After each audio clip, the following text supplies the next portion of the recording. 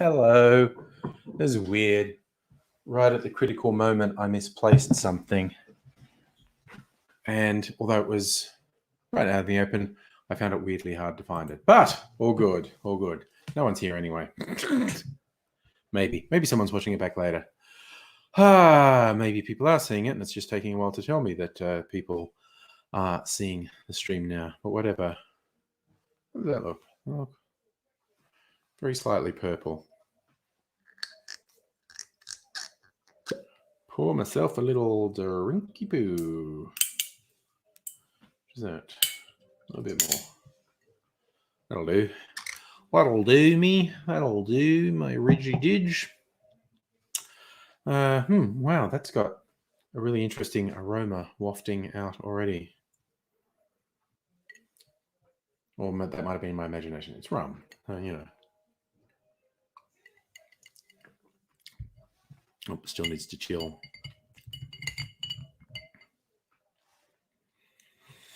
Interesting flavor. But anyway. Fox, Fate, good evening. Justin, hello. Fun and exciting Saturday night. And hello, Celtic King. All getting together for Saturday night hangs. Me just looking super casual. Clearly, I'm going to be making more video for the YouTubes. So, we do this. Sorry, I've got to remember the name of this thing I was going to make. Angel's Face. Yeah, I'm gonna make that one tonight for Gin Week. No, day. Next Saturday is Gin Day. So making a gin cocktail that sounds really good that I've never seen before. What the fuck? This website has a really shitty search engine. But that's okay. Oh, what's that? That's interesting. I want to see this thing about a new bar. Oldies in Brooklyn. It's a bar that matters.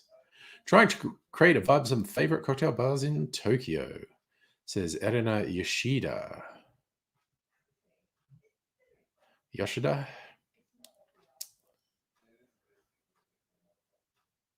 Oh, there you go.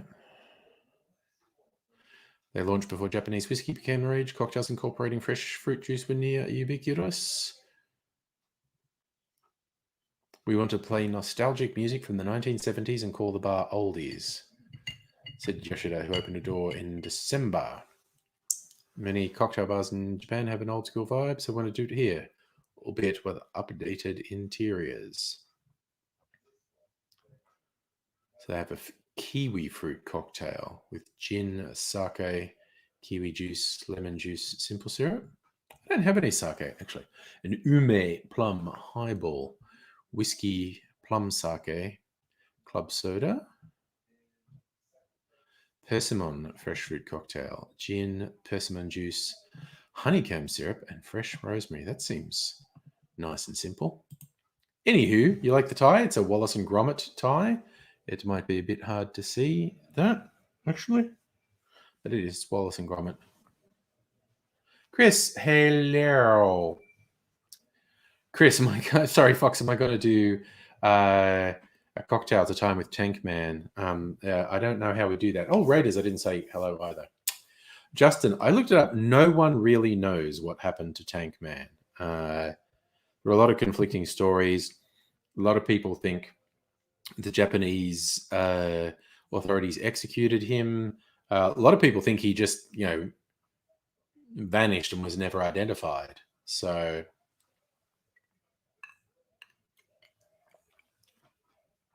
Oh, that's better now. It's cooled down. This is mostly rum because it was basically a daiquiri. There's rum, a little bit of sugar, and a little bit of lime juice. And in proportion wise, there's more rum in here than there would normally be in a daiquiri, because why not? Yeah, Chris, maybe Tank Man was killed, but no one actually knows. Because the video, the famous video of him standing in front of tanks, he wasn't arrested then. So it'd be a question of, could anyone identify him and track him down, which is questionable. Who knows? Yeah, but in my reading, there's no sort of verifiable answer to the question, what happened to Tank Man? I might top this off with this little bit of soda, actually, which I normally wouldn't do. But it's a Saturday night and there are no rules. No rules at all. Just a teeny bit of lemon and basil soda from Cappy. This stuff's really yummy. There's no added sugar or even artificial sweetener. There's 1 calorie per bottle. And there's just this real, so it's like soda water with these really light flavors, lemon and basil in this case. They make very good sodas. They make straight up sort of, sodas with sugar, but this one. Justin, you think well, if I was Tank Man still living in China, I would not want the Chinese Communist, actually, even if I was outside of China, I wouldn't want the Chinese Communist Party to know who I was.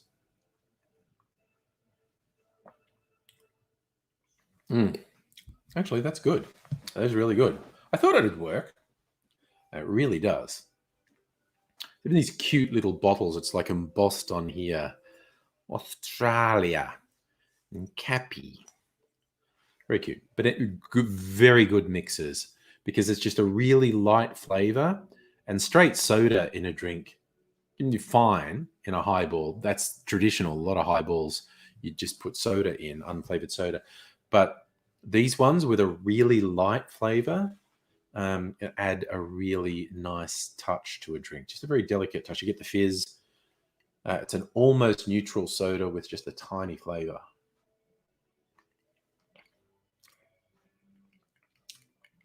And that might have even improved this. It certainly hasn't made it worse. Might have improved it. That's what I like, to explore the world and what happens. So Fox asking you, should there be a cocktail? What happens if I put in tank cocktail? There are cocktails with tank in the name. Love Tank Drank. Well, that's a fun name. A Sherman Tank. A Shark Tank. Love Tank.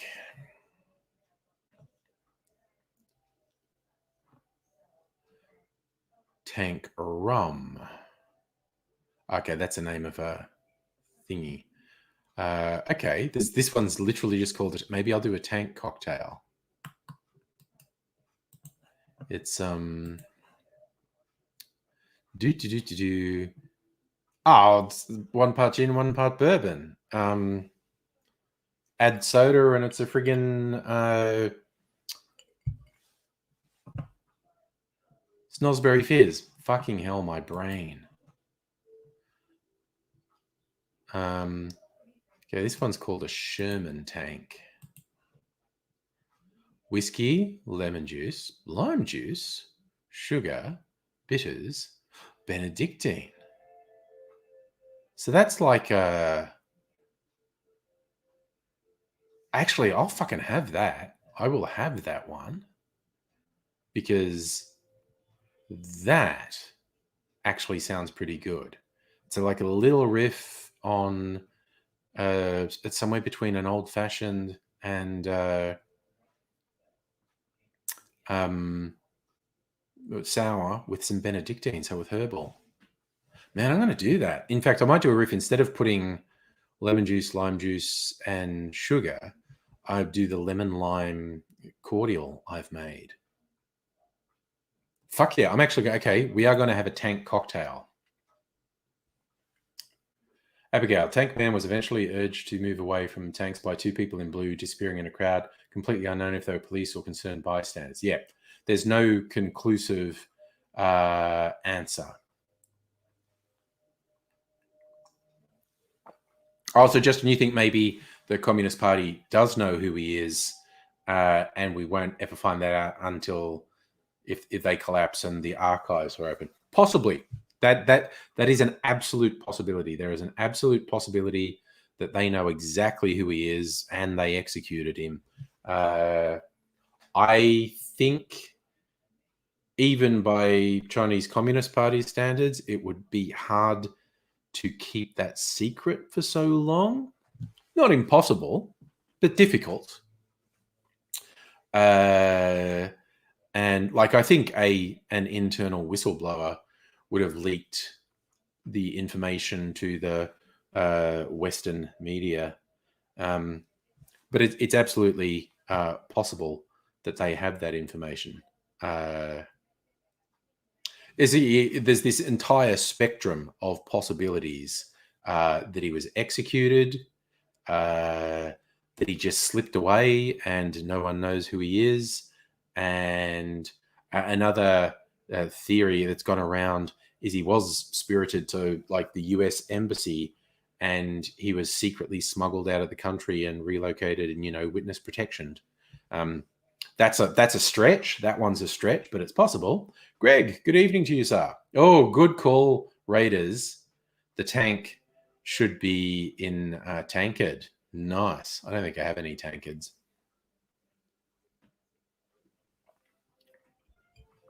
But that is a nice touch.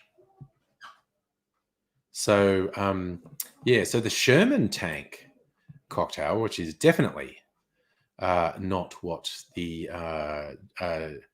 Chinese military were driving. I don't know what they call their tanks, actually.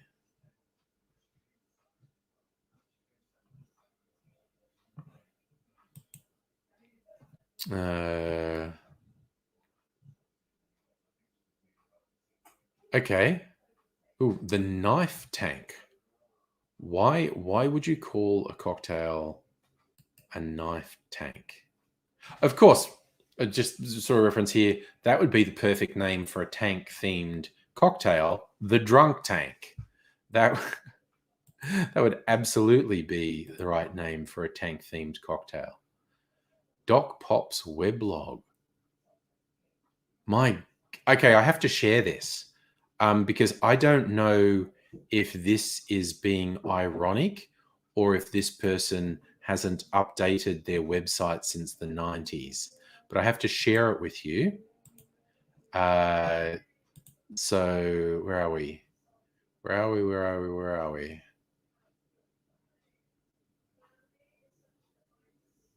Oh, this one. Damn. Trying to work it. Look at this. The animated GIF on that page. Like I said, I don't know if this guy's being ironic or if this website has literally not been updated since the 90s.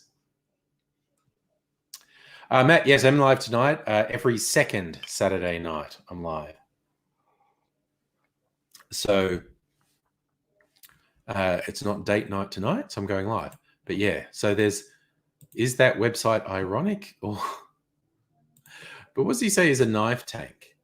Whiskey, Amaro, Fernet Branca, mint leaves. And yeah, that sounds interesting. That absolutely sounds interesting. A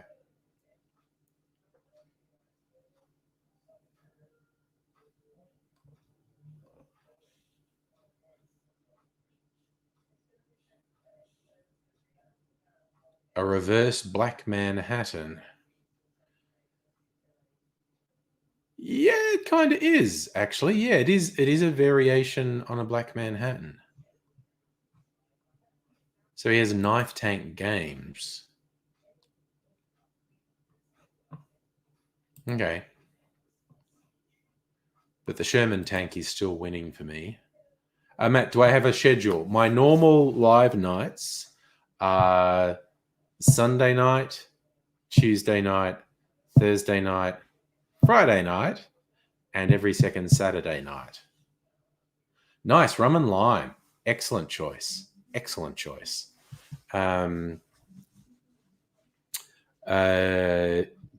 Yes. And that's my schedule unless something comes up. Basically, if I'm doing something else on a Friday night or any other night, then obviously I won't go live. But particularly during lockdown, we do it. So yes, current schedule is Sunday, Tuesday, Thursday, Friday, and every second Saturday. Guess who doesn't go out much, even when he's not locked down? And every second Saturday, because every second Saturday I do go out. But yeah, that's about the size of it. So of the various tank named cocktails, okay, yeah, this is a cocktail called a drunk tank, and that link is dead.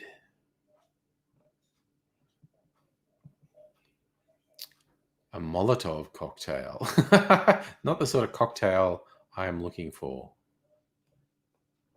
But I think the Sherman tank is a winner, actually. I really want to...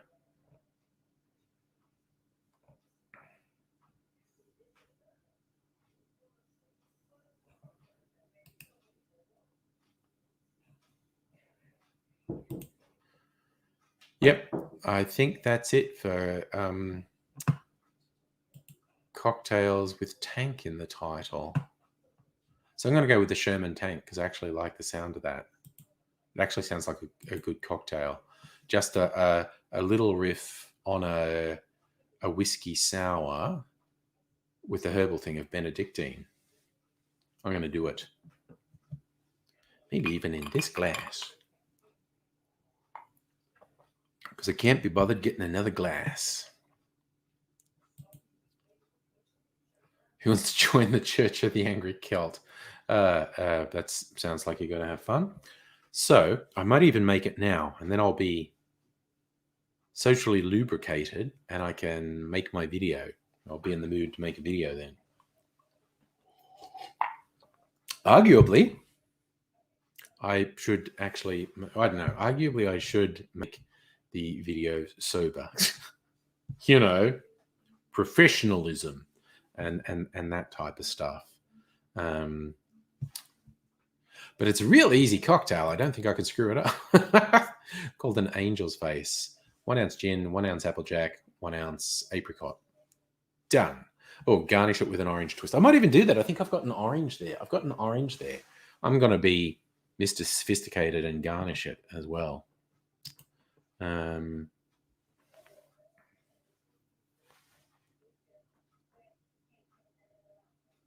Yes, I'm going to do that.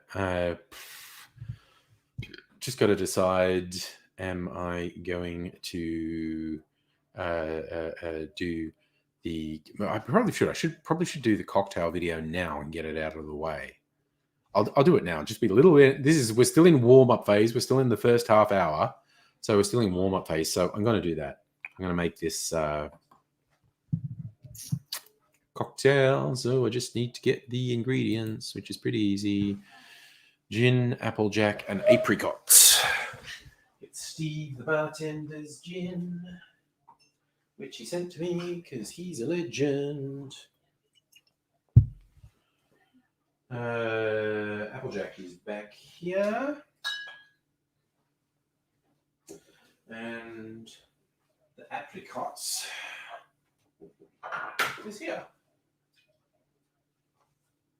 So where's this from? Czech? No, Croatia. Weirdly, I've ended up with 3 liqueurs from this maker. Maraška, a Croatian distiller. 2 different cherry ones and this apricot one, because they were just in Dan Murphy's. What is on that plate? Oh, okay. That just looks so weird. Coming with a little plate with a pile of pasta on it. Derry's dirty little secret. Hello. Also, what specifically is dairy's dirty little secret? Is it the thing about the cows having to be pregnant all the time, which I divulged the other night? I only learned relatively recently. Because dairy's going to have a bunch of dirty little secrets. Basically, factory farming is going to have bloody... factory farm generally has a lot of horrible secrets. You should say salutations in the spirit of last night's stream. See, this thing, it was a Friday night. I don't always remember what goes down on a Friday night, so I'm not 100% getting the reference there, to be completely honest. It's not that the Friday night streams aren't memorable, because I think I actually really enjoyed last night. Anyone who was here last night, I just want to thank you, because I thought last night was a really enjoyable stream.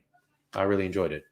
I enjoyed most of them. I wouldn't do so many of them if I didn't enjoy them. But I thought last night's I thought was like particularly enjoyable.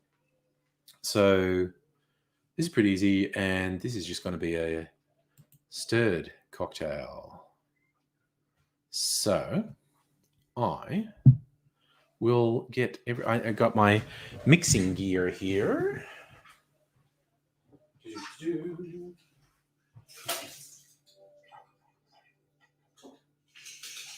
Okay.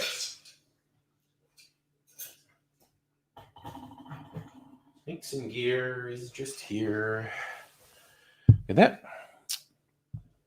All right. Still channeling Matthew McConaughey. Derry, you were thinking Charlotte's Web. We were talking about our arachnid friends. Yes. Okay, I've never read Charlotte's Web or watched the animated movie. Yeah. Okay, we all agree. Last night was good. Yeah, Abigail, I thought the stream was pleasant. I thought it was positive. I thought we had a good time. It's fucking great. It was a good stream. I loved it. Again, like I say, I like most of the streams, or I wouldn't keep doing them. Right. So, I think as a warm-up, I will switch some lights on over here and make this video. Oh, I got to get my audio recorder. I didn't bring it.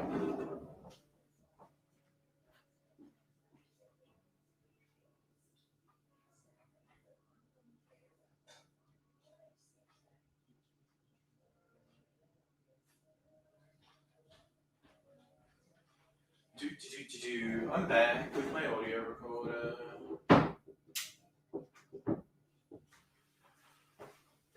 Hug the Sun. Has anyone watched Hug the Sun on YouTube?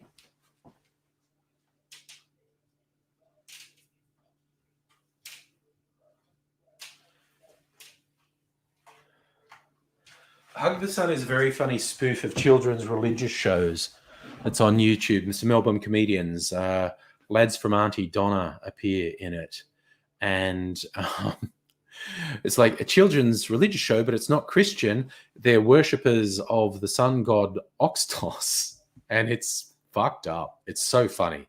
It's really fucked up in the best possible way, essentially.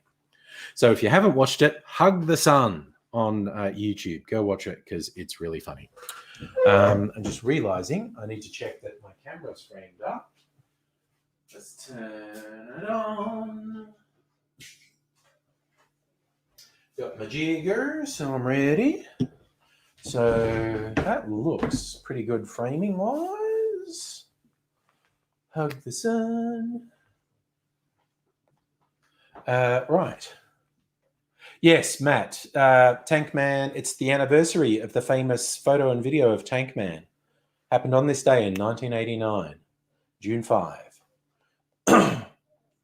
All right. So that's ready. Mate. I know. I'll take that up on camera. Okay. Ready for that. Stop saying there's no card.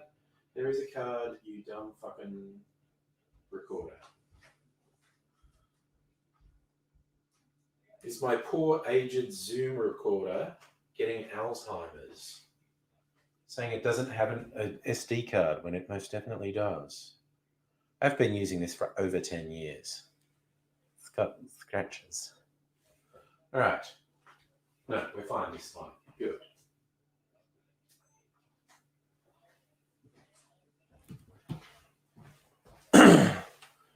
I also want to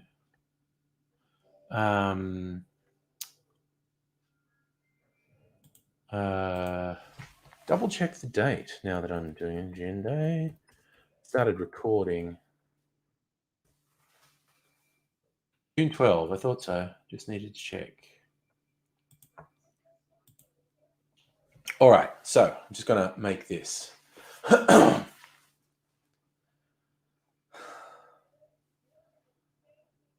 G'day, cocktail lovers. I hope you've been keeping well. Hope you're ready for another cocktail. This is going to be a gin cocktail to mark World Gin Day on June 12. And by great fortuitous timing, I've recently got from Steve the bartender, the Steve the bartender gin. Him and his mates, three bartenders, got together, made their own gins under the name Threefold. And he actually sent me a bottle because he's a legend. And I think if you're watching me, you know who Steve the bartender is. I find it really hard to believe you wouldn't. But if you don't, he's without doubt by a long way the biggest cocktail channel in Australia for YouTube. And he's top bloke. Sent me some gin. So just in time for World Gin Day. And so I looked through the gin cocktails. There's really well-known ones. And this one just looked really good. You know, sometimes the photography of the thing gets you. This is a really simple 3-ingredient cocktail. And I think you could do some substitutions if you don't have the exact things that's in it.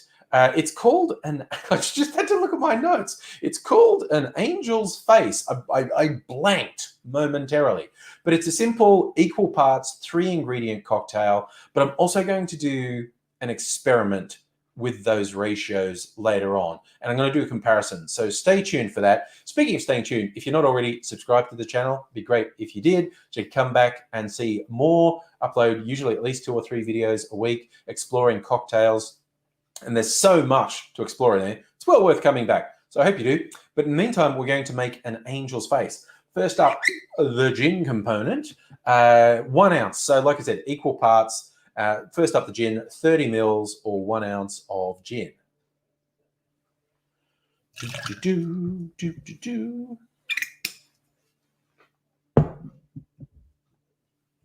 How tall am I? Commanding presence. I like it.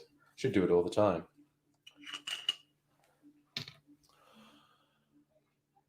The recipe also calls for 1 ounce of Applejack or apple brandy. The most famous Applejack, I think, in America is the Laird's one. Now, some people might go, oh, that's not the bottled in bond. To the best of my knowledge, you can't get that in Australia. Everyone says, oh, that's the better one. It's higher proof as well. This is the only one I've been able to find in Australia, but I do like it. It's quite good. So we're now going to add 30 mils or 1 ounce of Applejack.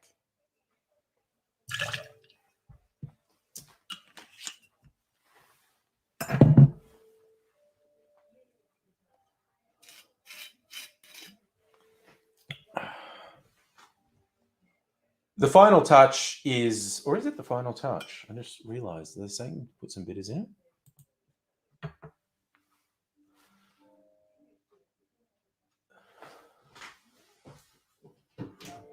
Would you mind turning it down a teeny bit?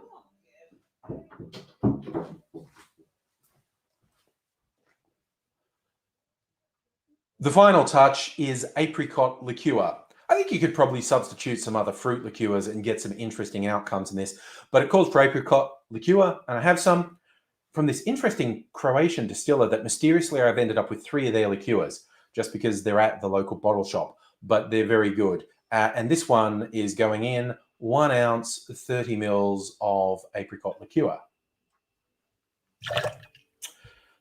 Now I want to put some ice in my mixing glass. I never put the ice cracking bits in my videos because I'm so fucking bad at it. I had a spoon here. Oh, yeah. I'm really bad at it, so I do it off camera. Come on. So all the cool kids make it look real easy. And that was actually better than 90% of my efforts. So maybe I should have de-edited. I'm going to put some little ice in here too.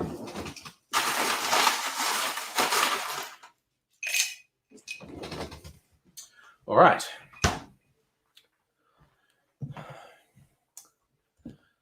This is a stirred cocktail, so we add ice to our mixing glass.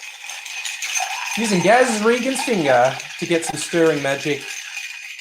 I don't think you have to stir this long because there's no high booze content in here.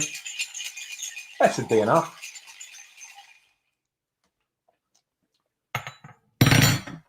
Oh, nice glass. I need a nice glass.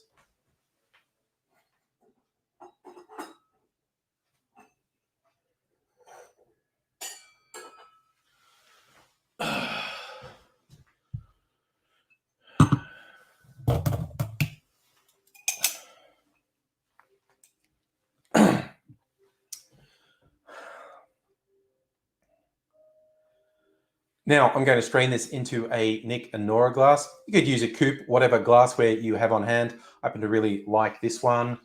So just strain that in. If you're worried about ice shards, you might want to fine strain it. But I love that color. That looks really good. But what does it taste like?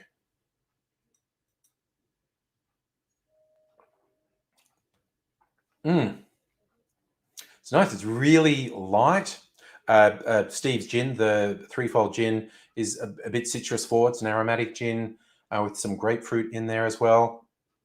The Applejack, of course, has that sort of apple cider flavor in there. And the fruit, none of them are dominating. They actually work quite well together. But now for my experiment, 'cause this is an equal parts cocktail. And of course, there are a lot of classic equal parts cocktails. And yeah, as I said, smarter people than me swear by equal parts. But I often like to experiment. See, can you change this up so one element of the drink is the hero rather than everything being equal parts? Sometimes you get great results. Sometimes you find out why they made it with equal parts because it was really balanced. But I want to try an experiment now. I'm going to make the threefold gin the hero. I'm going to go up it from 1 ounce to 1.5 ounces, and I'm going to scale back the other two to balance out, make them both 3/4 of an ounce. So it's going to be the same volume overall, but twice as much gin as the other components. And then I'm going to taste test a comparison.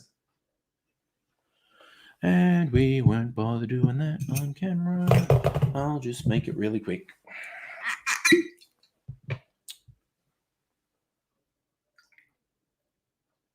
Gin. Applejack. Why I often sing when I'm doing things. Because I'm a terrible singer. Applejack. Und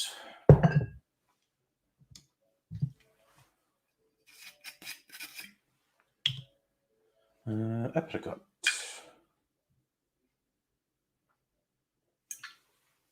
Right.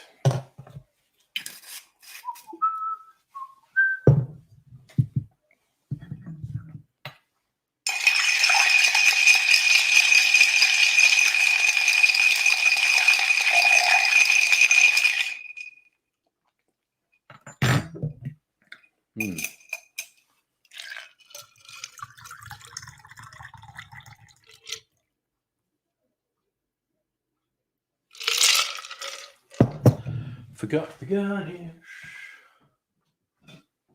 Get the garnish.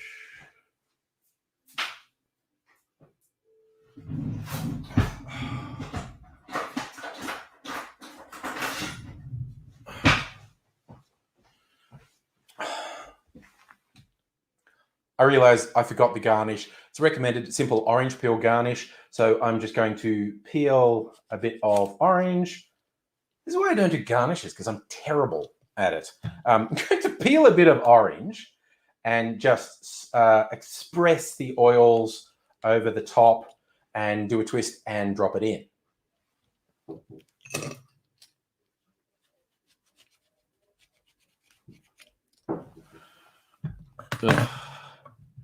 Rex the runt, Rex the runt. So I don't know why I've got the Rex the Runt theme in my head. It's an old Aardman animation. Little bit of orange on the cocktail. Hopefully it's not too much. That in there. Through the magic of editing, I have both drinks now. This is the one with the extra gin in it. So I'm going to have a taste of it.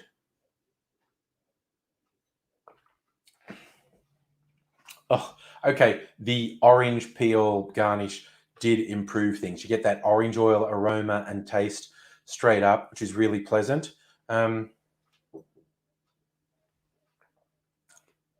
you might be shocked to learn this, but this version, the gin is more forward. So this actually holds true to my theory that you often get a good result in an equal parts cocktail by changing it up and making one component the hero. Look, I think the results are going to vary from drink to drink and depending on what ingredients you have. But yeah, I just thought I'd throw that out as an experiment. Next time you're making a cocktail and it's an equal parts one, and again, these modern classics and the older classics that are equal parts, they're still around for a reason because they're good, but it's a fun little experiment to make one of the components the hero. To me, the gin was the obvious one in here because I'm making it for World Gin Day.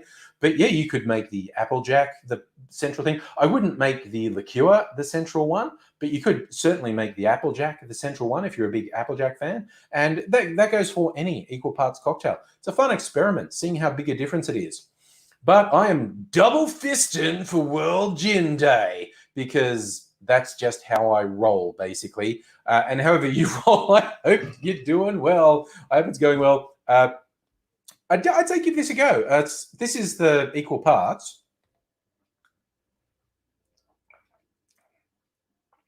Which is really nice. And this would be, okay, if someone is going like, I don't really like gin cocktail, this would ease them in because the balance, the equal parts of the three things, the gin's not dominating, but it's there. But if you're a gin fan, I definitely recommend doing it with gin as the hero. And the fact that the threefold, besides the usual gin aromatics, also has that grapefruit in it, is going quite well, I think, with the apricot and the apple cider flavors. This is a win. So thanks once more to Steve for sending me that threefold. It was absolutely awesome. And it is a really nice gin. And he's got a couple other ones I'm going to have to get a hold of and try. But for now, I've got 2 cocktails I'm going to finish. So I'm going to be happy for a while. I hope you're happy too, wherever you are. Take care of yourself. Take care of the people around you. Until I see you again. And I'll probably be back on my double fisting bullshit again. Cheers.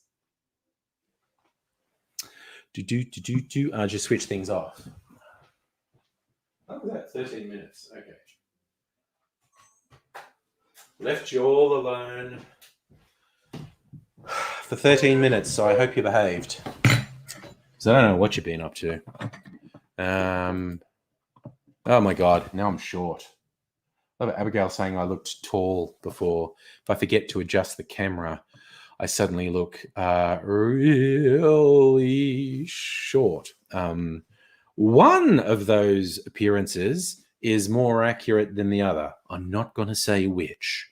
I'll leave it to your imagination. There's strips cut out of my orange. Dirty secret, yes. Oh yeah, see, that's the thing. You're saying dairy, dirty little secrets. You know what a grieving cow sounds like when it's calling for a stolen calf. That was the thing, and I feel slightly embarrassed at my ignorance on that. But it was relatively recently, like sometime in the last couple of years, that I learned. And because once you learn it, it's super fucking obvious. Like, when do human females lactate? When they've given birth. And I just thought, no, cows just give milk all that. No, they have to have given birth. Oh, Matt, okay. The Law of the Silver Finger. Annette gave me this. This is a Christmas present. Now, this is a cast of Gary Regan's finger. Gary Regan was a very famous bartender from the 90s on, I think. He is dead now, so I've got a dead man's finger. There was a very popular story that working in his bar one night, everyone's going mad for the Negronis, and Negronis are stir drink, and you can build a Negroni in a glass, right? So he's building Negronis in glass. There's a whole bunch being ordered, and the folklore, as he was rushing so much to fill all these orders, he stirred the drinks with his fingers, which is kind of crass. Like, no, if a bartender stirs a drink with their finger, maybe leave that bar. So it went down in folklore that he stirred the drinks with his finger, and it became such a thing. This is an officially licensed thing that's been around for a while. He let them do a cast of his finger and put it on a stirring stick for cocktails. So Gaz Regan stirred cocktails with his finger, and you too can stir your cocktails with Gaz Regan's finger. I think it's hilarious. And although I don't think Nettie's in the chat yet, but thanks once more to Nettie for the Christmas present, Gaz Regan's finger. It's also functionally, I'm super fucking bad stirring in a glass with a bar spoon. I kind of fuck it up. There's a technique that I don't have that I should learn, but this is way easier to stir with. So besides the fact I find it hilarious, it's really good functionally as well. Yes, Terry. Particularly Negronis are a very boozy drink. If you're worried about contamination from the bartender's finger, the alcohol's probably going to kill it. So I know, actually, Matt, it is a little unsettling, me sticking it in my mouth, isn't it? Like stirring it and then, which is another thing you want to avoid a bar. If the bartender stirs the cocktail and then like puts the spoon in their mouth, maybe avoid that bar. Joking on Ashes, hello. I feel like we haven't seen you for a while. I hope you've been okay. Yes, Abigail, the possibility of people using this as a sex toy is a little unsettling. Okay,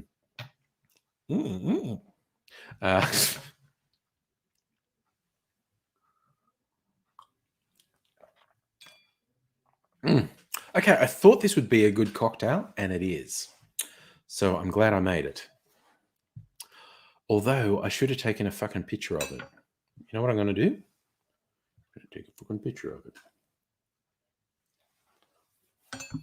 And because I like gin, I am just going to put a little bit more gin in there.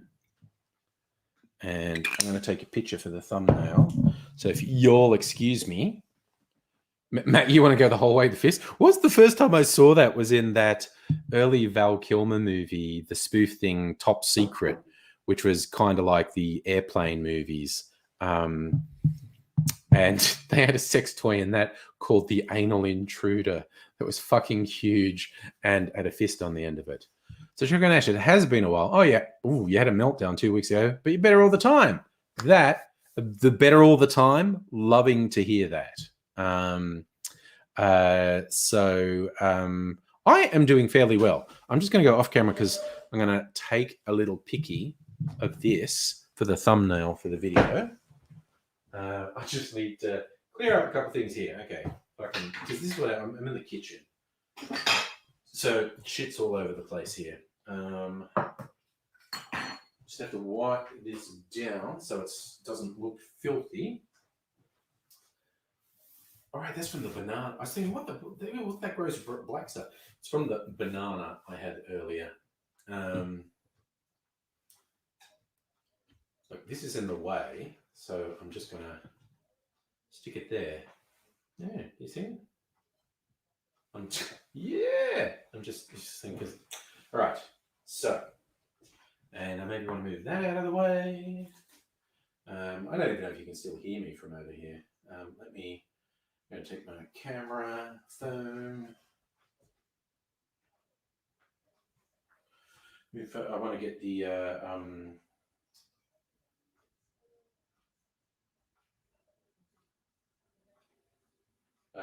That's it.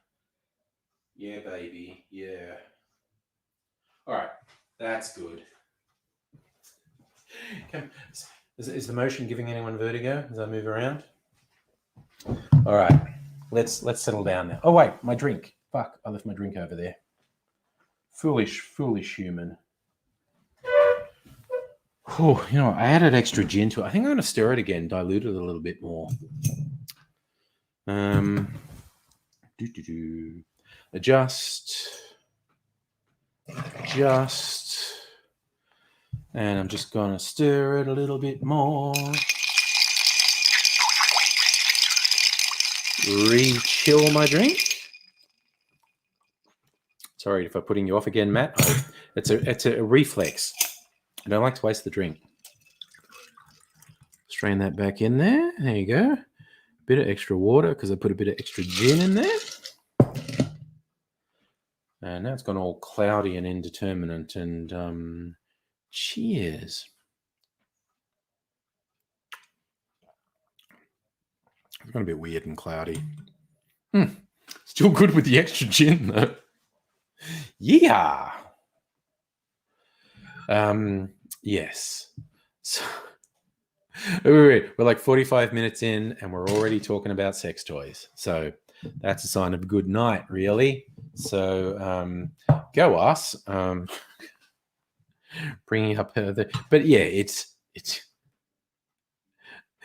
you can't really avoid the innuendo of having a finger on a stick. Lee, bonjour. And just I'm resisting the urge to stick it up my nose as well. Clean out my ear with it. Because I might be making more drinks, so I don't want to do anything gross with my stirring finger. In fact, I'm gonna do that Sherman Tank cocktail because it actually sounds pretty good. All right, so I feel like job done. Shot the videos for the next week. Just got to edit them now. I have edited and in fact uploaded the first one thanks to YouTube's magical scheduling feature. It's not going live till Monday. Like it's not going live for 48 hours. But it's sitting there ready to go. That's the Purple Rain one. Because it's Prince's birthday on Monday. So did Purple Rain Daiquiri. Leah's out there in Melbourne. Man, I don't know. See, I know some people are finding it hard and it's manifesting differently for different people. I'm fine. But I'm in a really good home situation. The people who find it the most difficult, I think, you broadly classify it into three groups. People who are completely alone, like live on their own, that would fucking suck. People with kids under 5, I think, are finding it particularly difficult. And school-age kids is hard, but people with kids under 5, I think, are finding it particularly difficult. And people with an unsafe or toxic domestic situation, being unable to escape from it, is very bad. Outside of those, there's a whole bunch of people who are also having a hard time with it. And why not? It's weird and fucked up, this situation we find ourselves in. She was exposed to the internet kink at Pride Discourse for the first time. Ugh, it was awful. Yeah. Oh, you live alone. Well, you can hang out with us, Choking on Ashes. Yeah. For those who aren't aware of what Choking on Ashes is talking about, a couple of high-profile people whose motivations I severely doubt. In fact, I think their motivations are really toxic. Have said, "Oh, there shouldn't be kink at pride parades because family. We want to get families to accept, the queer lifestyle, and kink's too confronting." To which the overwhelming majority of intelligent people have said, "Get fucked." But yeah, I'll be completely honest. The two highest profile people I've seen saying this online who claim to be progressive, I I severely, I literally just think their objections are homophobic. It's as simple as that.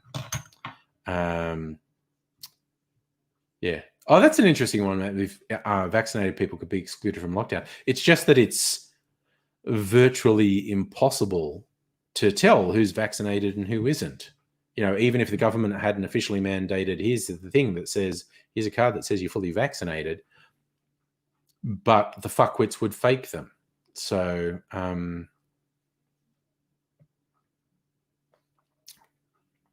but I think, Matt, see what's going to happen certainly in Australia if we can move to a much bigger section of the population being fully vaccinated. The state governments will hopefully not feel like they have to react on quite such an extreme scale when outbreaks happen, because like, well, okay, 75% of the population is vaccinated. We'll just tell vulnerable people to stay inside, and we'll try and get a handle on this. We'll do the contact tracing on the people who are testing positive, and we'll try and get a handle on this. But we'll see what the next 6 months brings, basically. Okay, check on Ash. You agree? I think a lot of the no kink at Pride stuff is straight up homophobic, because it's not exclusively gay men who do the kink stuff at Pride. It is overwhelmingly gay men who do. It's not exclusive though, and if I am to understand it, there's a dude who's been very vocal on this no kink at Pride thing, who's, okay, maybe I should take him at his word. He's sort of saying I forget if he's saying, I think he's saying he's non-binary. And it's just like, yeah, I also think you're fucking homophobic, dude. And a woman who was notoriously favorable to right-wing fuckheads in the past. And I just think, particularly when I see those two faces attached to it, I'm just like, this just fucking sounds homophobic, basically. And it's also just stupid as fuck and ahistorical to go, no, you can't do kink at Pride. It's not, it's not a G-rated thing. Pride started as a fucking protest because queer criminalized, brutally criminalized. And so the Pride parades were a fucking protest. They were insurrection. And the idea of now these incredibly comfortable people saying Pride should be nicey, nicey, nice and suitable for little children. It's like, get fucked, okay? Just you saying that, all that says in the best possible way, the best possible light is you're just super fucking ignorant. But what I strongly suspect with a couple of these people who've been very high profile saying there should be no kink at Pride, they're just homophobic. They're claiming to be part of the queer community. And it's like, yeah, you say that, but you're super fucking homophobic as far as I can see. There you go. Cishet angry, laying down the law about Pride, okay? It's all, okay, I've now put too much orange zest in that. That's okay. Maybe I'll put a bit more water in. It's the first time that I had this big thing and I squirted some more citrus oil in. Now I think there's too many. Matt, do the vaccines cover the new variants? Yes. There is some concern that the vaccines aren't as effective against the new variants.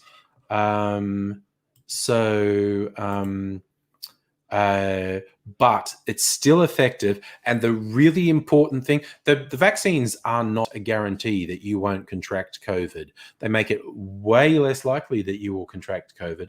But what the available evidence says is the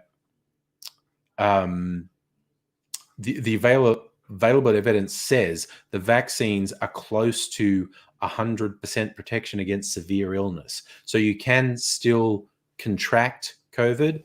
You can still get sick, but based on what we've seen, and there are millions of people vaccinated around the world, and we've seen the vaccines seem to be a very good guarantee against severe illness. Nothing's 100%, but the available evidence, and it's, when I say millions, it's tens of millions, hundreds of millions of people who've been vaccinated, and it appears to be close to 100% protection against severe illness, which is great fucking news. Because I remember, like, from right back in the early days, when you had these fuckwits going like, oh, it only affects 1% of people. Why are we even closing down? And that statistic was wrong anyway. But I always thought these fucking braying morons, when one of them contracted the virus, it would bring home very fucking quickly a 1% chance of dying is not a 0%. In fact, 1% chance is frighteningly high when you're getting hundreds of millions of people getting infected. A 1% chance of dying is a frighteningly high chance of dying. The first couple months of the pandemic, I was actually super fucking paranoid. I'm less so now, and also I've had my first vaccine, so I'm less like I think AstraZeneca, the first dose is only about 50-60% protection, so I'm less likely to even contract COVID if I'm exposed to it, but I'm much less likely to get seriously ill if I do contract it. So I'm not as paranoid as I. The first. And it kind of calmed down after a while. But the first couple of months of the pandemic, I was pretty goddamn paranoid. I'll be completely honest. It's like, man, this shit is fucked up. No one knows what's going to happen. I'm a bit freaked out. So I just saw what you posted, Choking on Ashes, when you first started going to Pride, protesting against Clause 28. Yes. Us Gen Xers remember... I think when was Clause 28 was the 80s. It was the late 80s. It was either the late 80s or early 90s. Thatcher's government in Britain put this law in, known as Clause 28, that said you couldn't promote homosexuality, which in practical terms was trying to make it illegal to even say, you know what, being gay is fine. Being queer is fine. Being non-binary is fine. We didn't have that language in the late 80s, early 90s, but it would just be like being queer is fine. That was like in the media, this law that Thatcher put in the media, you couldn't say favorable things about being gay. It was fucking ridiculous. And also, again, you know, Thatcher had that anti-Irish legislation. Thatcher was a fucking fascist. Thatcher had that anti-Irish legislation. You couldn't say anything in the media that was favorable to the concepts of Irish independence or whatnot. I remember a bunch of Pogue songs got banned because they, under this law Thatcher brought in about you can't say anything favorable about the IRA or whatever, because the Pogues had a few songs that were pretty fiercely independent. You know, they were you couldn't be played on the BBC, and it's like, fuck you, Thatcher. Choking on Ashes. Okay, you were Choking on Ashes. You were also paranoid at first too. Oh, you have lung scarring from pneumonia, and your daughter had it in March 2020. Yeah. Okay. So previously having had pneumonia, I absolutely understand. You had way more reason to be paranoid than me. I haven't even asked. Are you vaccinated? Have you had a first or second vaccine? The UK seems to be so far ahead of Australia with vaccines. We're having a bit of a surge at the moment because of this outbreak in Melbourne. You know, like tens of thousands of people are getting vaccinated every day because it was really, a couple of weeks ago, it was really shithouse. It was like 2% of the population was fully vaccinated. It was ridiculous. But now a decent chunk of people have had the first vaccine. Like, and by decent chunk, I mean millions, like 4, 5, 6 million. Oh, I remember that, Choking on Ashes, with Sinn Féin, who were a legitimate political party, but they were arguably the political wing of the IRA. And so whenever Gerry Adams made a statement, the BBC wasn't allowed to broadcast Gerry Adams' statement, but they could have an actor read the statement, which is fucking surreal. That is a real thing that actually happened. Thatcher said this elected member of the Irish Parliament could not be broadcast on the BBC, but the BBC were allowed to get an actor to read the lines that Gerry Adams was saying in what's the Irish Parliament called? It's got an interesting name. Can't remember. I'm on the internet. I can look it up. Let me go. Irish Parliament. The Irish Parliament called. Oh, God, okay, that is not what I... the Dale, that's what I was thinking of, the Dale. What's the Irish Parliament called? Dale, yeah. The Dale Iran. Yes, the Dale was what I was thinking. No, Choking on Ashes. I was talking about the Republic of Ireland as opposed to Northern Ireland. And Ireland should be united. That division of Northern Ireland and the fucking Republic of Ireland is fucking ridiculous. Fuck the Brits. Sorry, you're a Brit. I just realized what I was doing. I mean the colonizers, the actual political parties, not the individual people of Britain, because I've got way too many British friends to say things. And Mrs. Angry is British. Well, I think she's an Australian citizen now. I don't know. But I was going, am I with an Australian citizen or is she a foreigner? I think she's an Australian citizen, but she's born in England. So yes, when I say that, I don't actually mean the individual British people. I mean the power people. Oh, okay. Choking on Ashes, you're part Irish, part British. My heritage is Irish and Scottish. So my mum's side is mostly Irish and my dad's side is mostly Scottish. So there's a bunch of fucking criminals on my mum's side, is what I'm saying. Criminals who were transported to Australia. My dad's side, free settlers. My mum's side, Irish criminals. Or Irish people who were persecuted and transported. Although Mrs. Angry, she was doing that online ancestry.com thing and wanted to say, oh, no, persecute. Some of my ancestors were actually these three brothers who were highwaymen. So they were hardly persecuted. They were three brothers who were a criminal gang who were holding up stagecoaches. And they got transported. But after they served their time, they started up farms in Western New South Wales around where I grew up. And they became fine, upstanding members of the community, which is fucking hilarious. Abigail, the division of Ireland should be up to the Irish. Yes, there are. And that's the... sorry, Abigail's saying there are Irish people on both sides of the argument for reunification. Yes. Classic British style, divide and conquer. Make Protestants the only ones who are allowed to have power and take everything away from Catholics.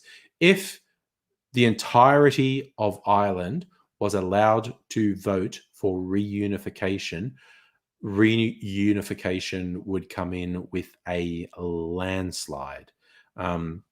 You would get the Protestant minority in the north vote against it, but when you take into account, the Republic of Ireland and the Catholics in the north all voting, if the Irish people were allowed to determine their own future, there would be an overwhelming vote for reunification. Like it would pass, I think, with something like 70-80% majority. But the British won't allow that. The fucking Brexit is going to make all sorts of complications happen. And I don't think they've been sorted out yet. Whenever I think, okay, I love to lighten the two things to me that lighten the conflicts in Ireland. The fact that a 100-year civil war can be referred to as the Troubles is the most Irish thing ever. I fucking love the Irish and I love my Irish heritage. So the fact that a 100-year civil war can be referred to as the Troubles, I fucking love. That is so Irish. The other thing that lightens it a bit, I remember, I think it was the Irish Rovers. They had a song called "The Orange and the Green," and I've always found that song hilarious. I'll find the lyrics. The orange, the orange are the Protestants, and the green are the Catholics. The Orange and the Green by the Irish Rovers. Um, okay, so I get the lyrics. And it's just like, oh, it is the biggest mix up that you have ever seen. Me father, he was orange, and me mother, she was green. My father was an Ulster man, proud Protestant was he. My mother was a Catholic girl, from County Cork was she. They were married in two churches, lived happily enough, until the day that I was born, and things got rather tough. Baptized by Father Riley, I was rushed away by car, to be made a little orange man, my father's shining star. I was christened David Anthony, but still in spite of that, to my father I was William, my mother called me Pat. With mother every Sunday to mass I'd proudly stroll. Then after that the Orange Lodge would try to save my soul. For both sides tried to claim me, but I was smart because I'd play the flute or play the harp, depending where I was. One day me ma's relations came round to visit me, just as me father's kinfolk were sitting down to tea. We tried to smooth things over, but they all began to fight, and me, being strictly neutral, I bashed everyone in sight. My parents never could agree about my type of school. My learning was all done at home, that's why I'm such a fool. They've both passed on, God rest them, but left me caught between the awful colour problem of the Irish and the Green. One of my favourite lyrics of all time is me being strictly neutral, I bashed everyone in sight. That is fucking hilarious. That is fucking hilarious and so Irish. Oh, nice. So, Derry, fifth generation Australian on your mum's side, not a drop of convict or free settler blood. What could you possibly be if you're not convict or free settler? Indigenous, I guess. I have no idea of your heritage, but if you're white, you're either a convict or a free settler. Joking on Ashes, you're not wrong that Scotland may leave the so-called United Kingdom and then Wales. I was also thinking about favorite lyrics. I don't know what everyone's favorite lyrics are, but today that classic Carly Simon song, You're So Vain, got stuck in my head. And definitely another of my all-time favorite song lyrics is You're So Vain, you probably think this song is about you. That's fucking awesome. That is such a good lyric. Like the whole song, it's probably about Warren Beatty. Officially, it's never been declared who it's about, but it's almost definitely about Warren Beatty. And it's just about this super vain guy, and people do pay attention to him. He's super vain, and then you get that line, "You're so vain, you probably think this song is about you," which I think is one of the greatest fucking lyrics ever written. All right, sorry, Jerry, you're saying the free settler didn't arrive on wooden boats. Okay. How did they get here? How did your ancestors get here? Or are you so fifth generation? Okay, yeah, okay, fifth generation. So that's late 19th, early 20th century. Your ancestors got here. See, my Irish side got here a long fucking time ago. And I have seen the family tree for my surname, my father's side. And I forget when the free settler got here, James Flett. I knew that would be a good cocktail. When I stumbled across it, I knew it would be a good cocktail, and it fucking was. So the next one, the Sherman tank. What are we? Okay, we're going for an hour. and I'm still conscious, so it's not too bad. I get so many ads for the wacky shirts now. And because I have so many of them. So yeah, during this week I'll be fashion parading more of my shirts. Like I found like it's gotten to the stage where the advertising on Facebook is so focused. I got one site advertising to me that just has like 20 different cocktail themed Hawaiian style shirts. And I'm quite keen on some of them, but they're like $50 or something. And so I don't want to do that.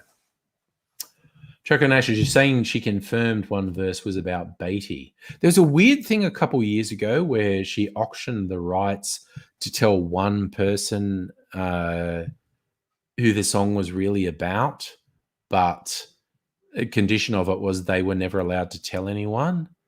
I think that was a thing. That might be something someone made up as well. But yeah. Yeah, Choconash, if she confirmed one verse is about Beatty, most people think it's about Beatty. Choconash, Jacobite rebel in your family. Nice. Sentenced to death. And there was a letter from him in your aunt's things. That's fucking wicked. That is great. I fucking love that. That is really good. Trying to think. Oh, Warren Beatty makes me think of another story. I don't know if anyone remembers the most interesting man in the world. A series of ads for a beer called Dos Equis. As you know, this older guy with this beard, silver hair, like he's the epitome of a silver fox. He looks super fucking classy and whatnot. And in the ads, they call him the most interesting man in the world. I don't know. Those ads were from about 5 years ago, 10 years ago. Time means nothing. I forget when those ads were running. Sometime in the past, the ads for Dos Equis beer with the most interesting man in the world. Now, that guy never got to be famous, but he was living in LA and he wanted to be an actor and whatnot. I read an article that was an interview with him a few years back, and it was hilarious. And I brought him up because of Beatty, because he's about the same age as Beatty. And yes, he's got this mad silver fox thing going on now, but he was a very sexy younger man as well. But he was not particularly famous. But he found out what Warren Beatty did when he was out somewhere. Yeah, because women would, in the 60s and 70s, women would just fucking throw themselves at Warren Beatty. And he would never leave a venue with them because of the paparazzi. But he'd say to them, like, if some woman's throwing themselves at him, he would say, look, I can't leave with you because of the paparazzi and whatnot, but come to this hotel. It was whatever hotel in LA, meet me in the lobby at, 10, 10:30, 11, whenever. He'd basically say, I can't leave with you, but meet me at this hotel. And this dude, in his younger days, the dude who ended up being the most interesting man in the world, when he was younger, he found out Beatty was telling women to go to this hotel. So he used to go to the lobby of this hotel. And I think there was a bar in the lobby of this hotel. And then when young, gorgeous women would come in looking like they're looking for someone, he would walk up to them and say, oh, did you come here to meet Warren? And if they said yes, he's going, oh, I'm so sad. He couldn't make it. He's so sorry. He couldn't make it. And he'd basically try and steal these women who'd showed up to the bar, because he was really good looking and suave. And he would try and steal these women who'd come there to meet Warren Beatty, which is like, damn, dude, damn. Abigail, you're half Scottish. Can't listen to The Dark Island without having to wipe away a tear. Yeah, I get what you're saying. Dairy is saying, interestingly, great-great-grandfather, his brother, worked ships from mainland China to Hong Kong, then from Hong Kong to Australia. That's interesting. Because you also get the west coast of Australia, you get people who do that. Okay, I'm going the most interesting man in the world. I'll find a picture of it. The most interesting man in the world. That auto, please. So, portrayed by Jonathan. Oh, he's dead. I didn't know he was dead. Oh, no, wait. No, that was when he did it in the ads from 2006 to 2016. So I was right. It was 5. I thought that meant he was dead. Sorry, he's not there. So, Jonathan Goldsmith, I'll show you the images, and you might recognize them when I show them to you. Okay, share screen, Chrome tab, most interesting man in the world. Okay. So if I show you that, you might recognize that. Like he's like the personification of the silver fox, this guy. Oh my God, there's a picture of him with Obama. My God. Look at this. It's a picture of him with Obama. Fucking hell. So yeah, he's like the fucking epitome of the silver fox. Let me see if I can find out something about him. What happened to the most interesting man in the world? Okay, so his name is Jonathan Goldsmith. Let's look him up. Okay, he's 82. He's pretty fucking smooth though. So he's basically the same age as Warren Beatty. So he's Jonathan Goldsmith. What do we know about him? His career. He's made 350 television appearances. He was in, wow, Perry Mason in 1964.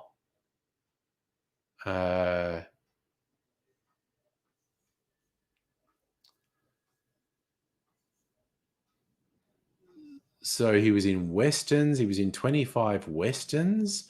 Oh, including in the John Wayne film, The Shootist. 1960. He was the villain, shot between the eyes by John Wayne. Wow.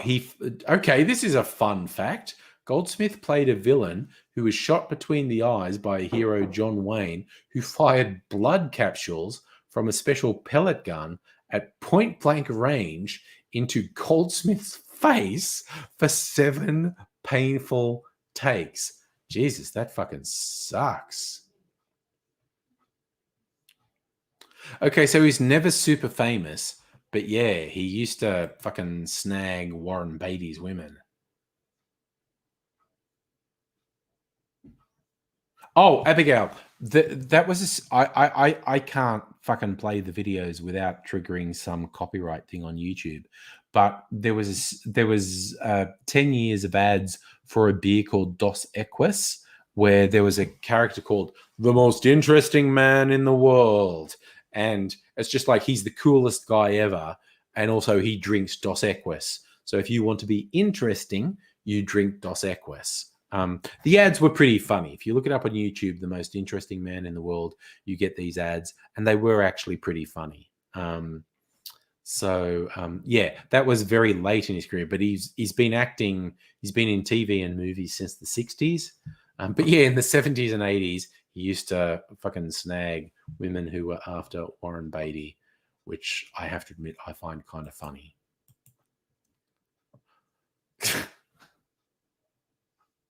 He is joking, and actually, he's very handsome. Like he's like the epitome of the silver fox, as far as I'm concerned. It's like he's like 30 years older than me. He's a boomer. He's a previous generation to me. But yeah.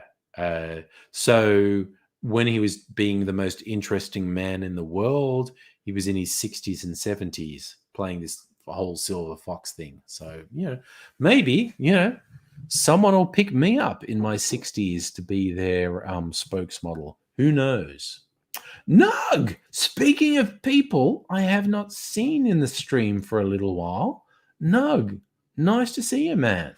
I feel like I haven't seen you in the stream for a long time. There's always an asterisk and a disclaimer when I say that. It's because also my brain no work good, and you might have been here and I might have forgotten. But I feel like I haven't seen you for a while. I'm just going to clear the decks a bit so I don't break any glasses, because breaking a glasses on a live stream, that would be embarrassing. And I might make this Sherman drink cocktail. Which at 9:20. Okay, I feel like if I make this cocktail, I will be seriously drunk. But I'll take that on the chin. We'll see how it goes. All right, I'm just going to put these out of the way so I don't break them. Whoa. Okay. So, hello. What are you after? You can come in, of course. I'm doing these streams from the kitchen. People always come in here. No, you just turned 25 yesterday as a president. Your allergies are acting up. That kind of sucks, my man. That kind of sucks. But A, happy birthday. B, you are much younger than I thought you were. I didn't know you were only 25. So happy birthday, my man. Happy birthday. I hope things are going well. So I'm going to make a Sherman tank. I think I'll just do it in the rocks glass. What are we putting in? Whiskey. I'm going to use my cordial, bitters. I'm going to use some of my magic clear ice, which leads me to the question: does it fit in this small rocks glass, or am I going to have to get my double rocks glass, which I think is in the dishwasher? Right. Close the freezer. Get the ice. Nope, I need the double rocks glass, which is in the dishwasher. So Mrs. Angry is just getting some ice cream. Is it stuck? What's going on?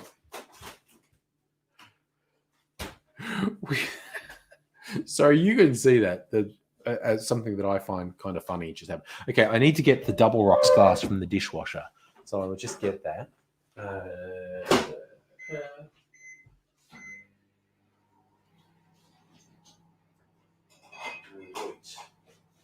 Both my double rocks glasses are in the dishwasher. But that's okay. All right, so Noog, there's something all streamers say about you. One streamer thought you were in your 30s. Yeah, for some reason I thought you were in your 30s. Absolutely. And yeah, allergies acting up. Shit birthday present, man. Shit birthday present. Oh yeah, I have to use a lemon that Mrs. Angry zested earlier when she made some super yummy soup for lunch. We're both doing like meal replacements and vegetarian things.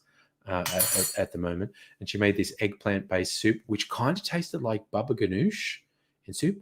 Where do we get that protein powder from? It's all gone now. Oh, you've got another one. See, I don't know. I don't know why I doubt things. Mrs. Angry's got shit under control, but yeah, I have to juice this because all the rind has been zested off, and it will go fucking weird. So I need. Except I can't juice this. If I try and juice, because I could juice this if I had my lever arm one, but I had this lever arm juicer, which is really good, and I put it in the dishwasher, and it's not stainless steel. It was a friggin' alloy, and it went black, and it's fucked. And I've ordered another one. Mrs. Angry, again, saves my life, says you put it in the freezer. That will work. The replacement, because I did order one online, the replacement should arrive in the next week.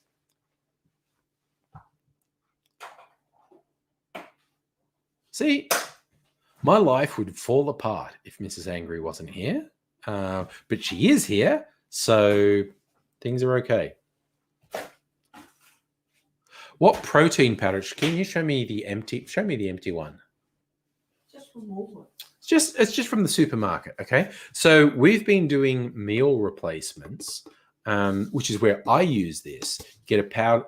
The meal replacements come in three forms. There's the bars, which I find hilarious because one of them is chocolate, which just tastes like chocolate fudge, but it's really low calorie, so it's a waste. So I eat chocolate for breakfast, which I personally find hilarious. That I'm sitting here eating something that tastes like chocolate fudge for breakfast, and I'm being healthy because it's the very low calorie diet. So there's the bars, and there's a whole bunch of flavors in the bars. There is the smoothies, and there's a whole bunch of you get this powdered stuff that you make a smoothie out of, and there's soups as well.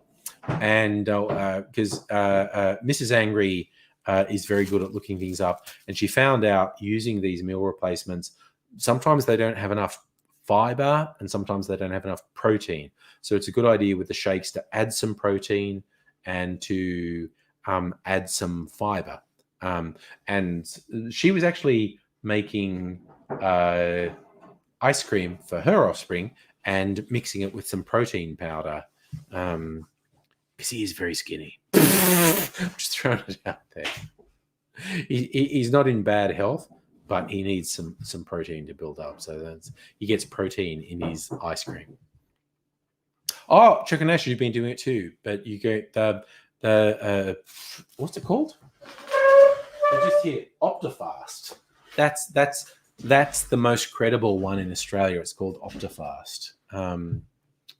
Yes. Oh, Choco Nash the beanie. Yes, I got a full refund. Okay, this is a fun one. For anyone who doesn't know, Choco Nash is referring to, I ordered an ice making machine from a Chinese website. It was supposed to produce this clear ice, and said, "Oh, we're sending something to you," and a fucking beanie arrived. Okay, so I paid for an ice making machine that seemed ridiculously cheap, and it was a scam. It was a fucking scam, and they sent me a beanie, and so I said, "Fuck you guys," and they're like, "Oh, we'll give you a 25% discount," and I was like, "Fuck you guys, I want a 100% refund." And they went, "Oh, we'll give you a 50% refund." And I'm like, "Fuck you guys," and because I bought it through PayPal, I just went and PayPal and said, "No, these guys are fucking scammers." And it took a little while. It took weeks, but I sent the beanie back, and I eventually, Matt, was the beanie nice? I think I've got a picture. I've got a picture of me wearing the beanie with a really pissed off expression on my face.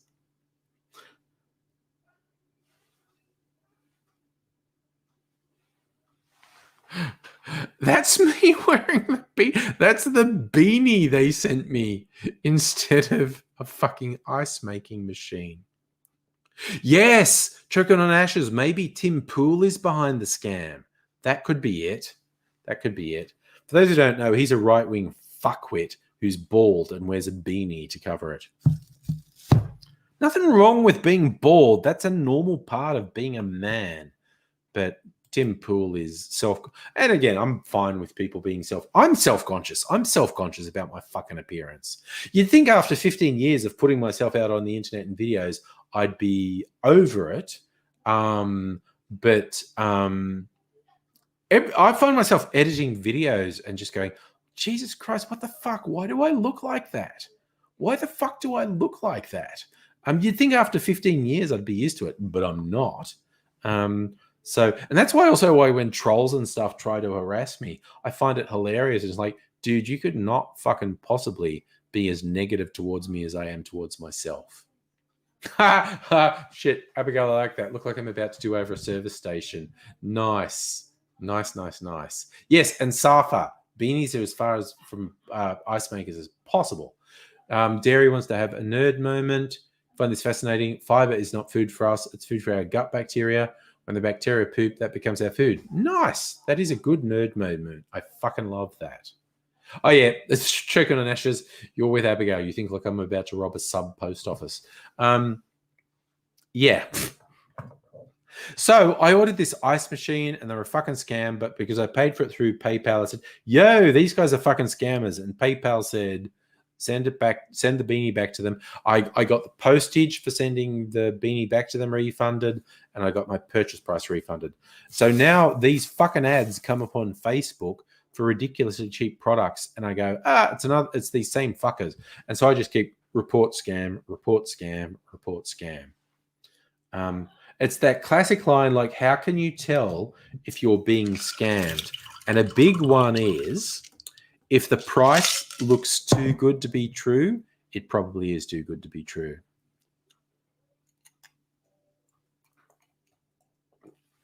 That's water. I'm drinking a little bit of water. I'm going to do this Sherman tank cocktail. If I really like this, I'll probably make it for my channel. This ice is that'll be fine. It'll be fine. So, oh god, I didn't put this other stuff. I need to put this back. Okay. Applejack, Applejack. I'll explain the word Applejack to you in a bit.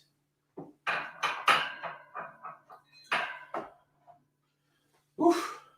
Okay, now I've got a whole bunch of whiskies. I just have to decide which whiskey to use. Put this gin back. We've got a bunch of gins too. Cultures, single malts, Lark,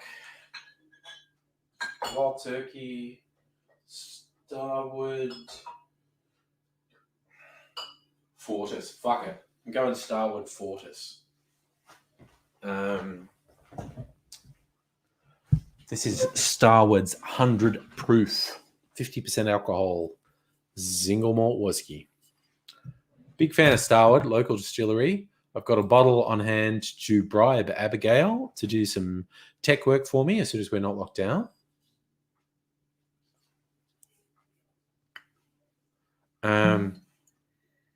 Fuck, this Fortis is fucking great. So, okay, this recipe for a Sherman tank. 2 ounces of whiskey. I say blended. Fuck it, man. I'm going single malt. Fuck you. Fuck you. Okay. Lemon, lime, and sugar. I am going to do my clarified lemon lime cordial. Sugar syrup. I'll do about 3/4 of an ounce of this. That's about enough. Put that in. That's some lemon, some lime. I think possibly some grapefruit too. I don't remember what I put in there. Sugar syrup. Benedictine. That's what I got to do. Where's my Benedictine? It's in here. I'm going to have to get more Benedictine soon. I made, before the stream even, I made Mrs. Angry, my new favorite cocktail, the Woodford and Ford, that has this in it, and she likes it as well. So I'm going to have to get some more Benedictine because this is there's a few drinks worth in here, but it's running out. So 1/2 ounce of Benedictine, bam, and bitters. I got a new bottle of Angostura bitters. I might just use Angostura bitters. Rex the road, Rex the road.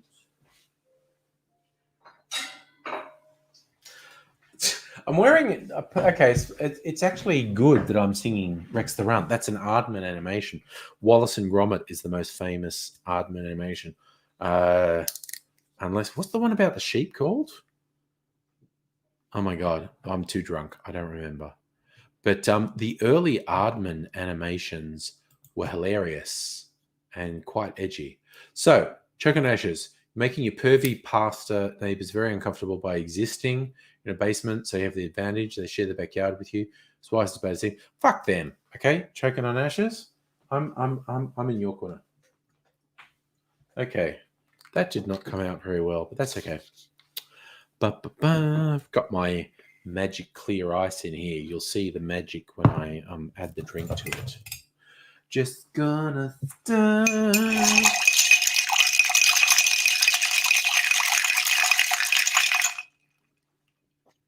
Sorry for freaking you out, Matt. Oh, fuck me. That sounds good. All right. Strain that into this. Oh, yeah. That looks fucking good. That looks fucking good. Look at that. My magic clear ice in there.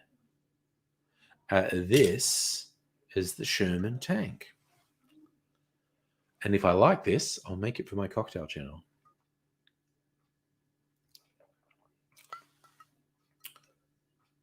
Fuck yeah, that's fucking great. That's like a little variation on a whiskey sour and doesn't have the egg white in it. Oh, that's really nice. That is really fucking nice.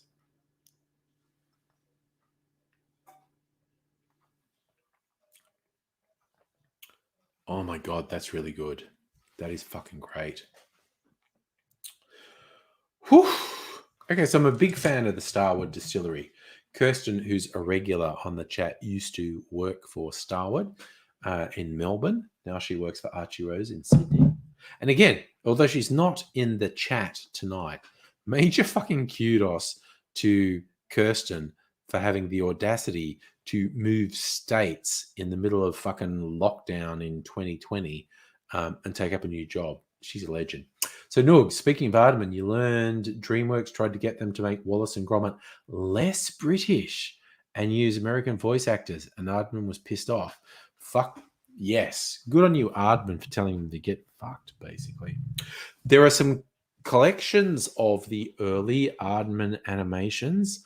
The early Aardman animations, and this is stuff from the 80s and 90s, I think, is fucking hilarious. And some of it is very adult-oriented.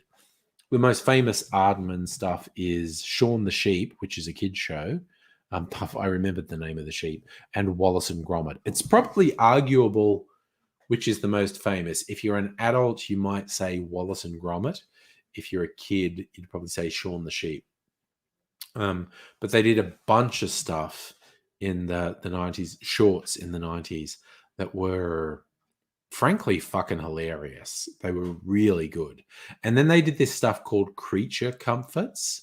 And I think you can find this on YouTube, and it's worth seeking out, because what's interesting is Chicken Ashes, yay, Bristol. Creature Comforts, the animation is a bunch of different zoo animals talking, but the audio is people who were just the great British public who were interviewed. And the fun thing is, in the early episodes of Creature Comforts, the interviews, 50% of the interviews were asking people, like just working class people, ordinary people, what do you think about zoos? How happy do you think animals are in the zoos? And the other 50% were interviews of people who lived in those fucking housing estate towers, and which is like a horrible, cramped zoo-like thing for humans. And they just mix them up. And in terms of the animation, it's always zoo animals talking. And so some of them are literally talking about living in a zoo, but half of them are people talking about how they feel living in those council housing towers.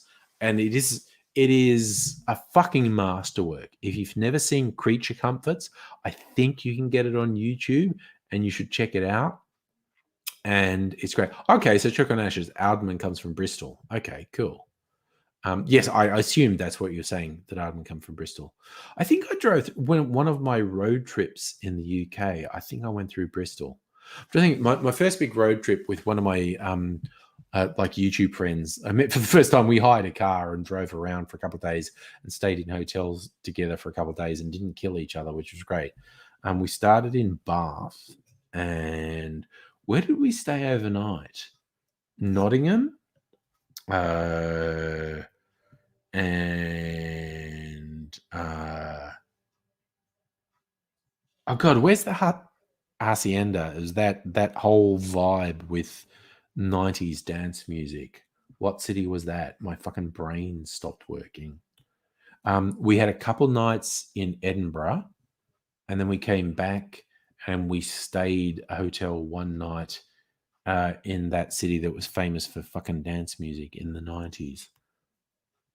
My fucking brain stopped working. And then we went back to London and fucking found a place in London to stay. And it was and the videos are on my YouTube channel. They're like from more than 10 years ago, but it was a fun road trip. Check on Ashley saying Bristol's like Melbourne in terms of culture. That sounds good. Noog, you checked. Creature Comforts is on YouTube. I thought it was. Manchester, thank you. Choking on Ashes. We did stay in Manchester one night. We're doing this road trip. So we went from Bath, and I think the first night we stayed in Nottingham, and then we continued on to Edinburgh and stayed 2 nights in Edinburgh, did a bit of exploring, went to Edinburgh Castle and all that shit. And then we headed back down towards London, but we stopped the night in Manchester, and then the next day we got to London. I had a couple nights in London, which is great. Then I got to hang out with Frankie the Skin, who sometimes comes into the streams. The time thing is different, but so I got to hang out with Frankie the Skin, which was fun. And I also got to hang out with my friend Mistress Cleo, who's a dominatrix, an Aussie who lives in London and makes her money by chaining up British dudes and whipping them and fucking them up the ass with strap-on dildos, which is just fucking hilarious. And she's a very nice person as well. We had a chicken dinner of all things, but fucking hilarious. Again, the internet is a magical thing that I can end up with a friend in London who's an Aussie in London who makes her living as a dominatrix, whipping English dudes and fucking them up the butt with a strap-on dildo. It's just like, yes, that is just fucking hilarious as far as I'm concerned. And she's a really nice person. And Frank's a really nice person. And yeah, so I haven't been to the UK for a couple of years. I haven't been to the I have not traveled much. I'm a country boy. I did not travel overseas I don't even remember the first time. I was sometime between 27 and 30. I've been to the US a couple of times. I've been to the Philippines. I've been to the UK a couple of times. And that's it. I'd love to do Europe. I'd love to do more of Asia. I'd love to do South America, even Africa for that matter. But I'm not very well traveled, quite honestly. Okay, check on Ashes. Bristol is close to Bath. Mrs. Angry's mum lived in a little Cotswolds village not far from Bath. And again, there's videos on my YouTube channel from like 10 years ago of me doing walking tours of this little village, Colin, and me making jokes about, because all those British shows about the Cotswolds, cops in the Cotswolds and murders, I was just going down the back lanes of this little village looking for murderers, because the BBC had told me little villages in the Cotswolds were full of murderers. And there even like there was literally some books, some murder mystery books that Mrs. Angry's mum had. One was called Murder in the Cotswolds, and something else in the Cotswolds. And I wanted to write one called What the Fuck is Happening in the Cotswolds? Because it's like, it's this fixation in British fiction that was strange and dark and mysterious things happening in these little villages. They look so squeaky clean and safe, but strange and awful, mysterious things are happening. So yeah, Chocolate and Ashes, I think I drove through Bristol. And when I say drove, I was a passenger. My mate Steve did the driving. And I remain indebted to Steve for doing this road trip with me. And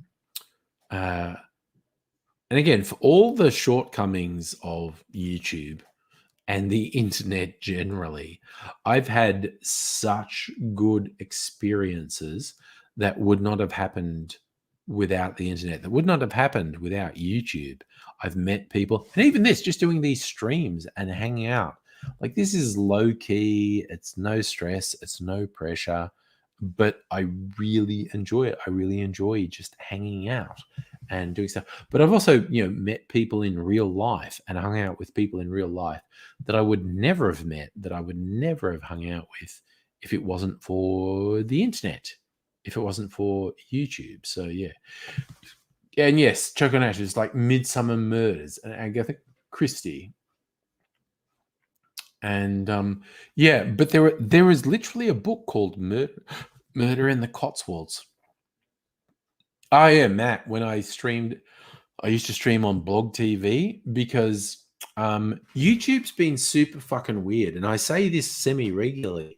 YouTube goes through phases where YouTube makes it super easy to do live streams, and then they make it super hard to do live streams, and they make it super easy to do and then they make it. So years ago, I was doing blog TV because YouTube was making it fucking impossible to do live streams. And then there was a period where they made it easy, and then made it hard, and then they made it hard, and I was like, what the fuck? And I searched for options to live stream, and StreamYard appeared. StreamYard is still an indie app. So I use StreamYard, and I can restream to YouTube, Facebook, and Twitch at the same time. YouTube's the only one I kind of care about. I tried to make a thing of Twitch for a while, but I think Twitch is actually kind of evil. Safa, is it a rite of passage for Aussies with UK heritage to go to the UK? I think it is. I think it is, man. I think it is. And yeah, Chris, internet friends fucking rock.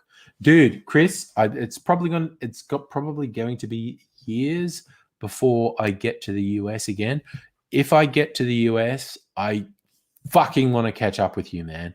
I'm not just saying that. I sincerely want to catch up with you and fucking hang out. I fucking want that. Also, because the area of the US where you live, I haven't been, and I'd love to sort of hang out with you and have you show me stuff I haven't seen. So, yeah.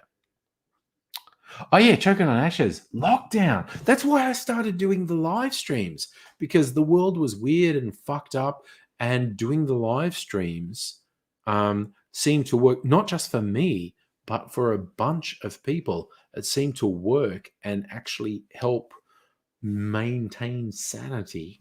And so that's why I've been doing the fucking live streams for the last 15 months. Because, and I mean, Christ, I mean, initially I was doing it 6 or 7 nights a week, and I cut back a little, so I'm doing it 4 or 5 nights a week now. But there was a period where I was doing it 6 or 7 nights a week, because it's like, man, the world is weird and fucked up, and we need to hang out and try and get some equilibrium and chill and whatnot. But fuck, man. Safa, you reckon you're going to catch up with Chris first? See, me and Safa got to catch up, which was nice. Oh, yeah, Matt, you've got to go full on Twitch if you want to find an audience. No, Twitch is fucking creepy. I find Twitch creepy because it gamifies the whole being online. And I thought, no, Twitch is trying to make me do like 40 hours a week on Twitch, and it's fucked. So I focus on YouTube. So Chris, yeah, catching up would be dope. Oh yeah, man, if you visit Australia, and this is a big thing. I hope over the last 15 years, because I've been on YouTube for about 15 years now, I've had people from overseas come to Australia and they say, can I catch up? And I'm like, yes, fucking come to Melbourne and I will show you out. We will hang. And that's people, and that's even people I wasn't particularly close with on YouTube. They say, oh, hey, I think I can come to Melbourne. Can we hang? And I'm like, fuck yeah, we can hang. So, yeah. But yes, if I come to your part of the world, Chris, mountains and shit, fuck yeah. Chicken Ashes, you spend a lot of time on Twitch, could become toxic. But look, hanging out on live streams and stuff, I think is great. Probably the only person I really follow on Twitch is Blind Boy. He does these, he's an Irish comedian, basically. He does this thing where because he's also a musician, he does this stuff where he'll play a video game and he'll make up songs about what's happening in the game, and it's very engaging. I'm a huge Blind Boy and Rubber Bandits fan, but yeah. Chris, you can't believe how long YouTube's been around. So it's coming up on 16 years, I think. And it's coming up on my 15th anniversary of being on YouTube. I think this month is my 15th anniversary on YouTube. Yeah. Zafa, you want to do snow? And we've got the high country in Victoria. I'm not big on snow. Snow is fun. I have done stuff in snow, but not for a long time. New South Wales has Kosciuszko and whatnot. Yeah, and Victoria has the high country. I'm not huge on snow. I will acknowledge snow's fun, but I'm not big on it. Oh shit, choking on ashes. If and when I go to the UK the next time, I would love to catch up with you. I would absolutely love to catch up with you. Because like I said, Mrs. Angry's family is all in the UK. So next time, and I have no, it'd probably be at least 2 years from now. I don't know. Whenever the next time we get to go to the UK is, I will absolutely fucking sound you out about catching up. Chris, yes, that is the interesting thing about mountains in Australia. The mountains in Australia are ancient. They are, and it's very interesting to compare the mountains in Australia to the mountains in New Zealand.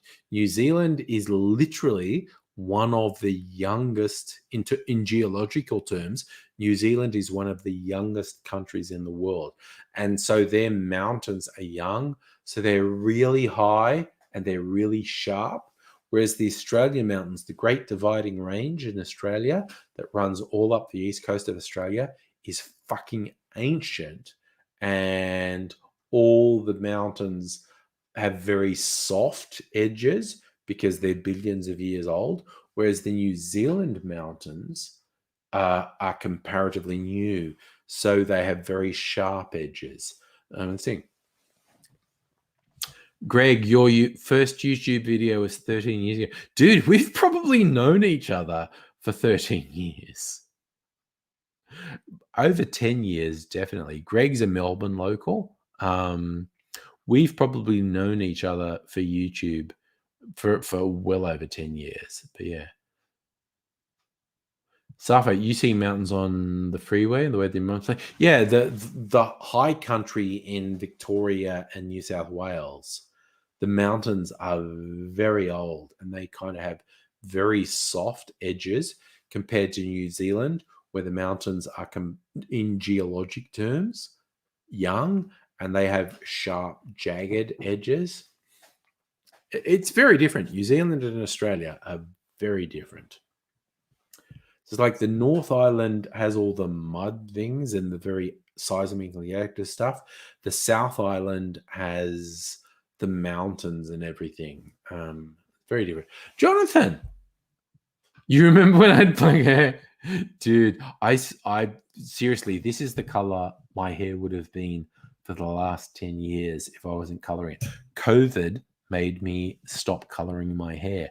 I haven't colored my hair in 15 months. So this is the actual real color of my hair. I was noticing this thing.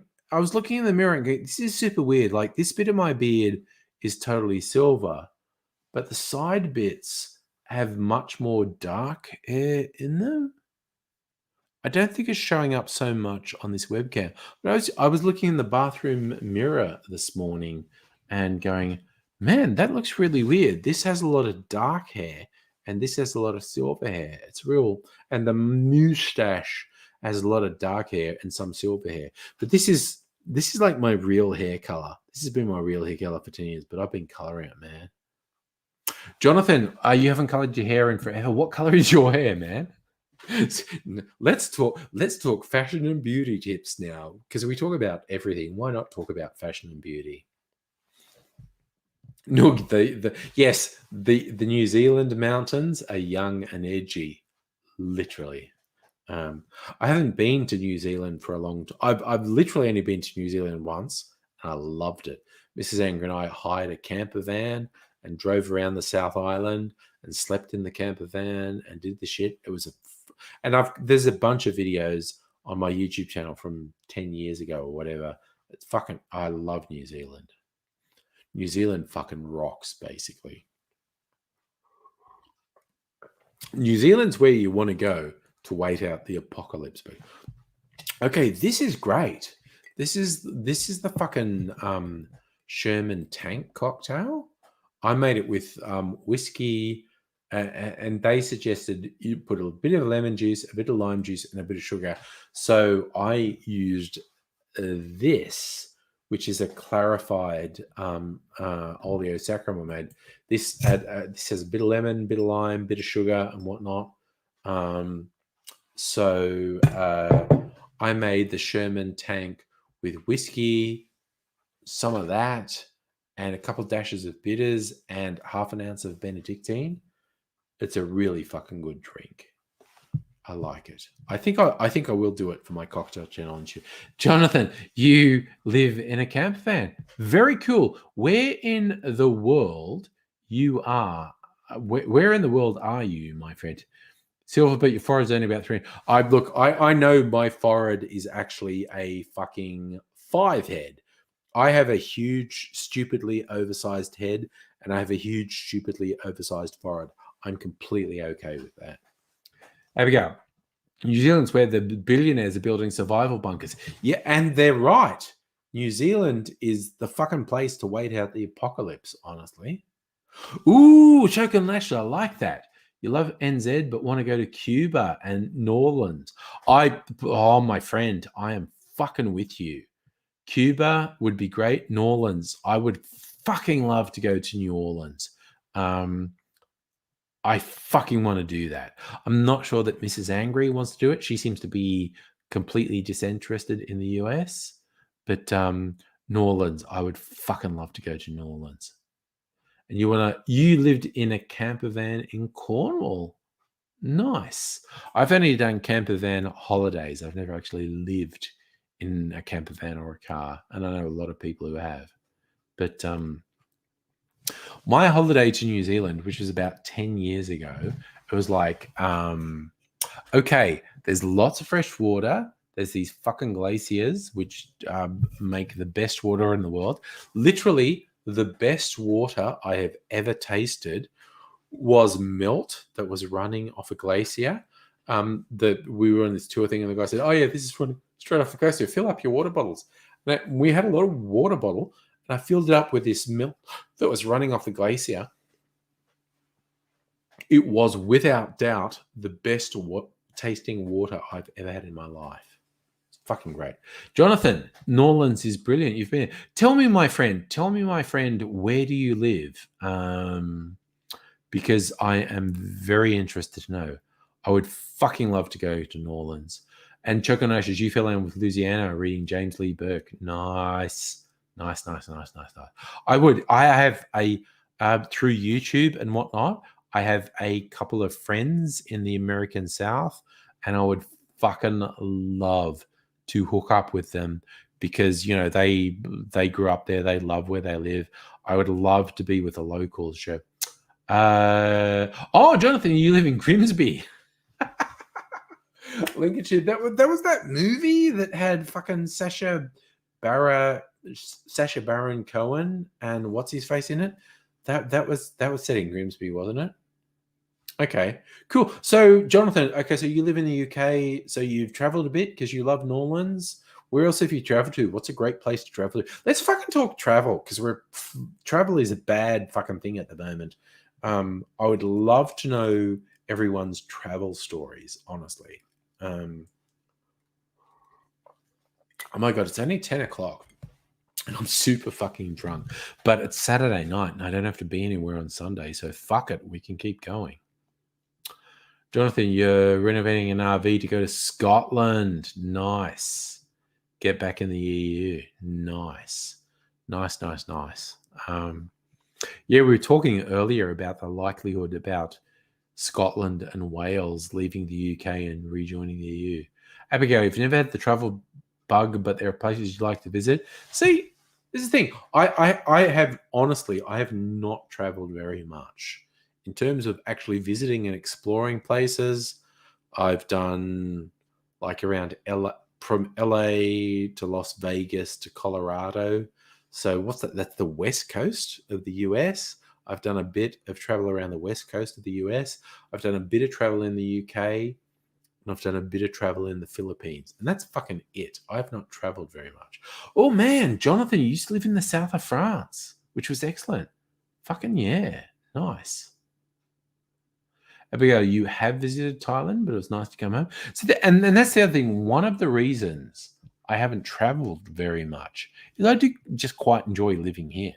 I'd like to travel to Australia more. I have actually been to every state in Australia. It took ages for me to finally visit every state in Australia. Because I'm like a country boy. And it took me ages, but I have visited every state in Australia now, which took me fucking ages. I think Western Australia was the last place I visited. I've been to Perth twice, been to Adelaide like 3 or 4 times, been to Tasmania once, I've been to Queensland a handful of times, I've been to Northern Territory once, been to Canberra a couple times. I grew up in New South Wales. I've lived in Victoria for 20 years, but yeah. Yeah, Chris, 2 hours flew by, man. I'm fine. We'll keep going. So, Jonathan, road from LA to Vegas is nice. There's a ghost town. I've flown between Las Vegas and California, and I've driven from LA to. I was a passenger. I didn't drive. I was a passenger. I've driven from LA to Vegas, and I took the bus from Vegas. I think we went to San Francisco. Man, because buses in the US are so cheap. Buses that leave Vegas are full of fucking desperate people. Very colorful. The people on a bus leaving Las Vegas, very colorful. I'm just going to say that. Jonathan, the only Aussie you knew was a Sydney sider. I grew up in country New South Wales. I lived in Sydney for 10 years, and I've lived in Melbourne for 20 years. So, yeah. Abigail, I've technically been to every capital city in Australia, but Adelaide was just a flight change. I've hung out in every capital city in Australia. I've hung out in Darwin. I've hung out in Perth. I've hung out in Adelaide. I've hung out in Brisbane. I've hung out in Sydney. Hung out in Melbourne. Hung out in Hobart. So I've properly stayed in every capital city. Noog, can Wales and Scotland take West Midlands with them? You don't want to stay with the Tories and the squid known as... Oh my God, doesn't Keith Starmer suck? The UK fucking Labour Party makes the Australian Labour Party look good. Fucking hell. Oh no, Jonathan, you went to Vegas and missed the Grand Canyon. I went to the Grand Canyon. The Grand Canyon is fucking incredible. Also, where did I visit? I visited the Grand Canyon and I visited Zion National Park. Yeah, they're both fucking amazing. Oh yes, Abigail, this is a fun one for people around the world. The deer in Fitzroy. Fitzroy is an inner, and I mean inner Melbourne suburb. And for whatever fucking reason, a deer was, when everyone was locked down, a deer was roaming the streets of Fitzroy and it got captured and euthanized. Sad ending to the story, but that is so fucking, because deer in Australia, that's just someone has them on a property and they're raising and breeding them for venison. Deer are not native to Australia, but yeah, so a deer has escaped from a rural property on the periphery of Melbourne and has somehow ended up in one of the inner city suburbs. And when everyone was locked down, this fucking deer was roaming the streets of Fitzroy. Very fucking weird. Very fucking weird. But it was captured and euthanized. So they shot it. Matt, why did they put it down? Because they didn't know where it came from, man. They didn't know where it came from. Choconash, you want to stay in England either. Wales needs to annex Bristol and the West Midlands. Yeah, I think the Tories are doing a bad job of convincing people that the United Kingdom should continue to exist. The Tories are making some real fucking big mistakes. Okay, I'm going to just keep this stream going for a while. But for... Oh, Abigail, you want fuck angry bunch. Okay, Abigail wants to explain something. Okay, I'm going to do the invite. Anyone who wants to explain anything, anyone who wants to join in, I'm going to put the link in. There's the fucking link. Abigail's got some wisdom to lay down, I'm fucking all through it. Ha! Greg, you thought the deer might have been from the children's farm in Abbotsford. It might have been. Fucking might have been. Who knows where the fuck it came from? John, oh, sorry, what did you say? You're in Yorkshire, which is not really a part of England. Nice.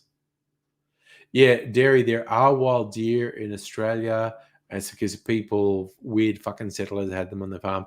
There's deer, there's foxes, there's all sorts of shit. I mean, I fucking stopped. I was doing a road trip at one point, and there was some ostriches in the back of a truck. But Abigail is going to lay some fucking truth on us now. You're muted. Hello. No, it's just my microphone wasn't deployed. Okay, so firstly, the deer. The deer was not from a lot of people thought it was from the Collingwood Children's Farm, but it wasn't. They don't keep deer there. Yes.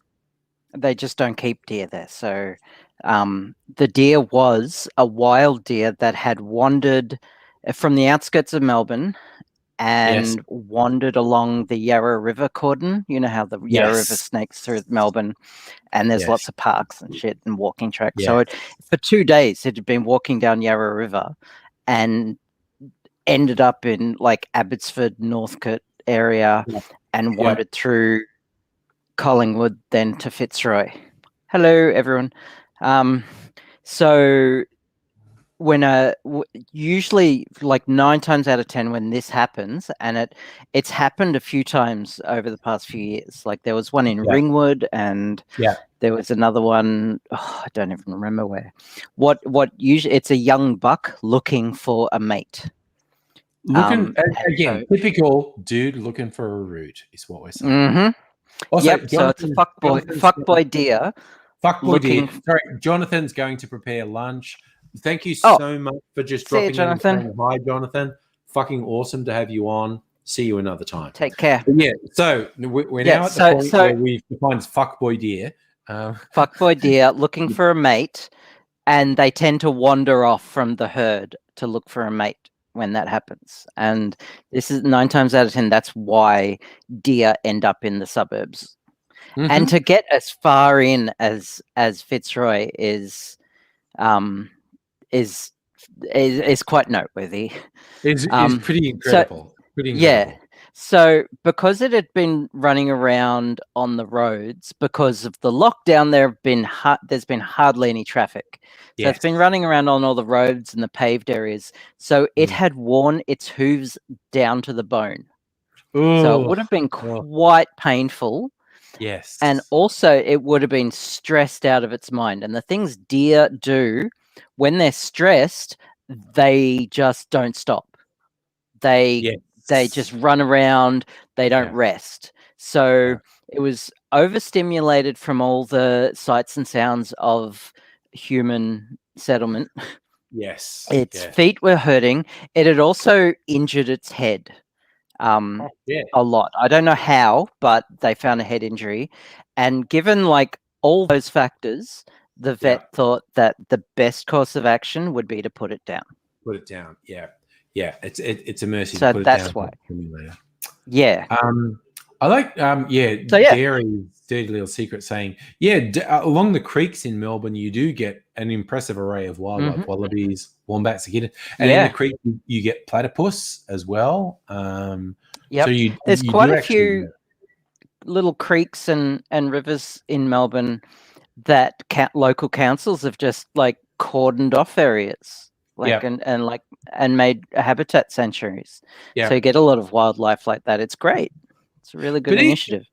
Even the fairy penguins, just called little penguins these days. The famous one is the Phillip Island at dusk. The penguins come home and thing in tourists do. There's the second most famous. There's some in Melbourne as well. Yes, St Kilda Beach is the second most famous one. But what a lot of people don't know, if you travel down the Yarra, there are a couple of islands where the penguins have colonies and will come in there. So it's weird. In the midst of urban areas, you have this wildlife. I remember a few years ago, it's like a North American friend on YouTube tried to make some joke about penguins in Australia because he had this mindset of penguins live in the Arctic. And Yep. yes, emperor penguins live in the Well, Arctic. they migrate. The fairy penguins of Victoria and Tasmania migrate back and forward from the Antarctic to warmer waters. Yeah. So Metal Maniac Matt, the deer was young. They do this when they're young. So, all right, so young horny deer. So it was only like 2 years old. Like it was a young buck. Fuck kind of boy like deer. kind of like Yes. humans. Young and Dangerous, dumb. teenage horny. Yeah. Young, dumb, and full of cum. full of deer cum. Full of deer And cum. suffer, yes, do not swim in the Yarra River. It's full of poop, pollution, and just crud. Even before it gets to Melbourne, it's full of poop and mud. Yeah. Because people out in the suburbs, it collects all the runoff from all the tributaries and all the wildlife. After a heavy rain, it's full of poop and bacteria. Yeah. There was a thing a few years ago because there's in the CBD of Melbourne, there's the CBD, and across the Yarra there are these boat clubs. I don't know what you call them. Yes, like yacht clubs. Yacht clubs. Yeah, they do this thing clubs. with the crew thing going down the Yarra, and there was a thing a couple of years ago where someone was doing a kayak thing and they capsized and they made the mistake of inhaling when their head was underwater, and it was all poop and stuff. I mean, their whole body went fuck that and closed up their throat, and they fucking died. The Yarra is so toxic. If you inhale the water, your whole body will go, oh fuck that, and you die. And that was the thing. We had a flood. Was it 10 years ago? It was a while ago. There was a flood. Yeah, it was a while ago. And the Yarra breached its banks. Almost 20 years ago now. I know, it was a long time ago. I was working. It was.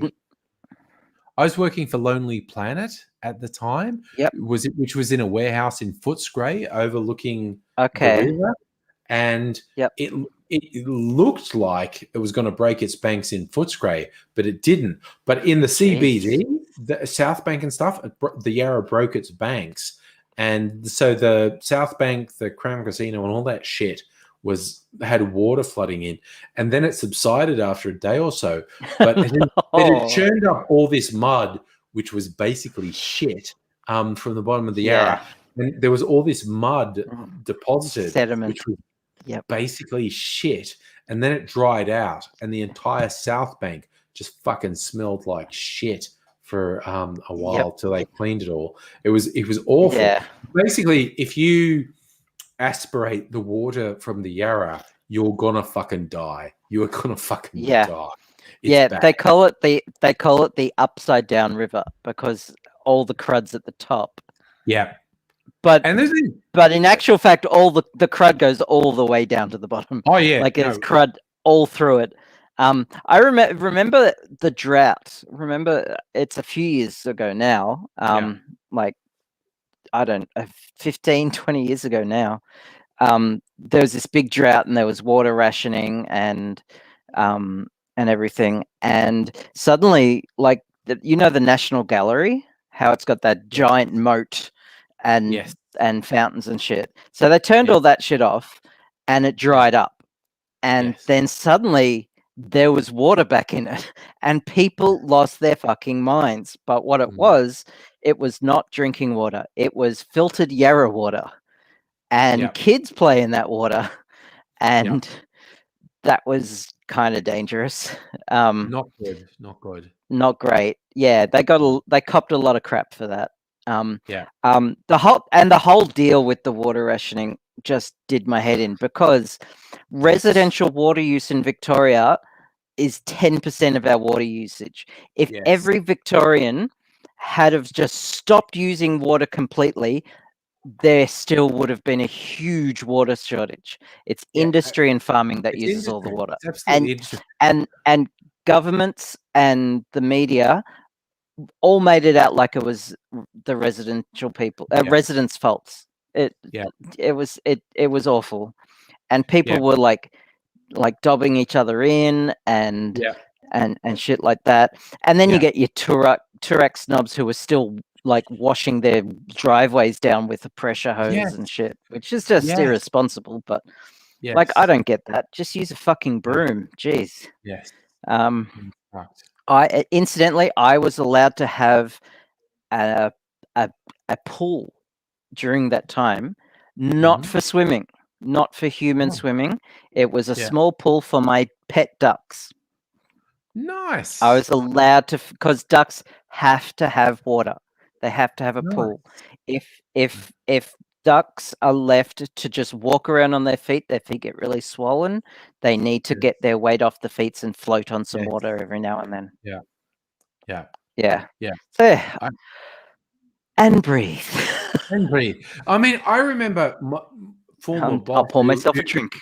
Yeah, do that. A former boss who lived in one of the perimeter suburbs and had a pool. He was like, because there was bushland around him. He's like, oh, if there was and my pool was registered with the local council. If there was a major bushfire, a helicopter might come over my pool the big and tanker. basically Yeah. scoop up the water from the pool and then go and dump that on the fire. And that was the thing, because you registered your pool with the local council, so the helicopters knew where they could just scoop up several thousand liters of water and go and dump it on the fire. And that was a real thing. Yeah. Yeah, my brother has a couple of dams on his property, and I'm pretty like, he's a volunteer firefighter as well. But yeah, they're big enough that like you could fill a couple of tankers with. Yeah, absolutely. And that's the thing. He said, like, when you live in these perimeter suburbs, particularly when they're surrounded by bushland, you have to get used to the idea a helicopter might fucking land in your backyard and take your pool water away. Take your pool away. Incidentally, my son went skinny dipping accidentally in one of those dams because he was in the dam and his shorts fell off. Oh no. And and he could not find them. And country, like, it's not it's a dam on a farm. It's just a big hole in the ground, really. Yeah. With an embankment on one side. Yes. So it's a pool of muddy water, basically. Oh yeah. And he had nothing to cover up with when he got out. It was quite hilarious. There's an urban legend about a scuba diver being found in the top of a tree, like a dead scuba diver being found. And what's that about? And the urban legend is, and this is particularly in the US, they have those firefighting planes that will scoop water from a lake. And the urban legend is one of them scooped up someone who was scuba diving and dropped them on a forest fire. And so there was this dead scuba diver at the top of a tree. Because it's not real. It's never actually happened, but yeah. Yeah, I'm sure. It's a funny story, though. Annette, he was actually looking for yabbies at one point. Yes. He was like checking the yabby traps that my brother had set up. So So checking on that for your edification, yabbies are freshwater crayfish. We have a native freshwater crayfish in Australia. For people who like eating crustaceans like that, they're apparently very tasty, and you can get them in certain rivers or dams. Farmers have dams on their properties to whatnot, and sometimes they do it deliberately and sometimes it's accidentally. You actually populate the dam with yabbies, freshwater crayfish. And this is the thing. We did this as a kid. We had friends who were farmers, because I lived in a country town and there were farms all around the town. And their dams had yabbies in them, freshwater crayfish. And how you catch them, when you think, you get a bit of meat. You don't use any sort of hook or whatever. You just tie a bit of meat to a string and you throw it out into the dam, and then you drag it really slowly across the floor of the dam. And because yabbies, freshwater crayfish, are meat eaters, they would grab it with their claws and stuff. And then you'd feel, oh, something's got it. and you'd pull it Yeah. really slowly, so they wouldn't let go. And you get a point where you can see it. It's just below the surface of the water. There's the yabby there. And then you get this net and you go, goosh, and squeeze it out of the water. I just fucking knocked something off behind me, but that's okay. But yeah, so then you have. I was terrified when we used to go yabby fishing, and you'd sweep one up out of the water, and then it's a live fucking freshwater crayfish with these big nippy claws is up on the mud, and you're meant to catch it and push it in a bucket, and I'm like, fuck no, that's scary. What the fuck? Careful, you almost broke a glass. That would be terribly embarrassing on a live stream. Yeah, so I knocked off the empty protein powder thing, and then my Hawthorne strainer was sitting on top of my glass, and I just fucking knocked it off. And it's like I am seriously risking doing the embarrassing thing of breaking a glass on a live stream. But yeah. Yes, and you can so you can build yabby traps by just basically getting like a round bit of whatever, like a stick or something, and some pantyhose, and putting some meat at the end, and they crawl in and they can't crawl out because they get stuck. Yeah, a slightly more sophisticated yabby trap is a basket type of affair that has this. It's essentially a sphincter design, and which means they can push their way in to get the meat, but then the sphincter sort of closes and they can't get out. There are a variety of ways to catch yabby, but I remember big are they? Look, yabbies vary from this big to fucking this big. I mean, I've seen some really big yabbies. Once, I mean, obviously, when they're immature, they're tiny, but edible yabbies vary from about this big to fucking this big. Fuck that. And they have claws. They have those big sort of Maine lobster claws on them. I remember. I'm going to look up what they look like, because despite knowing all this stuff about yabbies, I have no idea what they look like. No, we had a thing, like, I've got some old home movies when we were at a friend's place. There's a farm where we all decided to jump into the dam, and we were having a mud fight. Like we were jumping, and we would just scoop up this sludgy mud and throw it at each other, and it was heaps of fun. We were throwing mud at each other, and I went down and scooped up a thing of mud, and I put the thing, and there were these really sharp things digging into my head, which was the yabby's legs, and I'm scooped up this thing of mud, and there's a fucking decent sized yabby in my hand. Because they I just threw it at someone. they dig into the mud. So I've got pictures of yabbies here. If anyone is interested. Yes, I'm interested. Share some yabby pictures. Share screen. I also, probably with my old mementos or something, I have a comic that someone where I grew up did in the 80s called Yabby Man, where it's this guy who's like Spider-Man, but he's a yabby. Okay, add to stream. Where are we? So these are yabbies. So these are like that. They're tiny yabbies. Yes. There's a big pile of yabbies, but like let's. Those are decent sized yabbies. Yeah. So basically, when they're basically edible, they're a cross between, like they got the crab pincers and and what do you call them?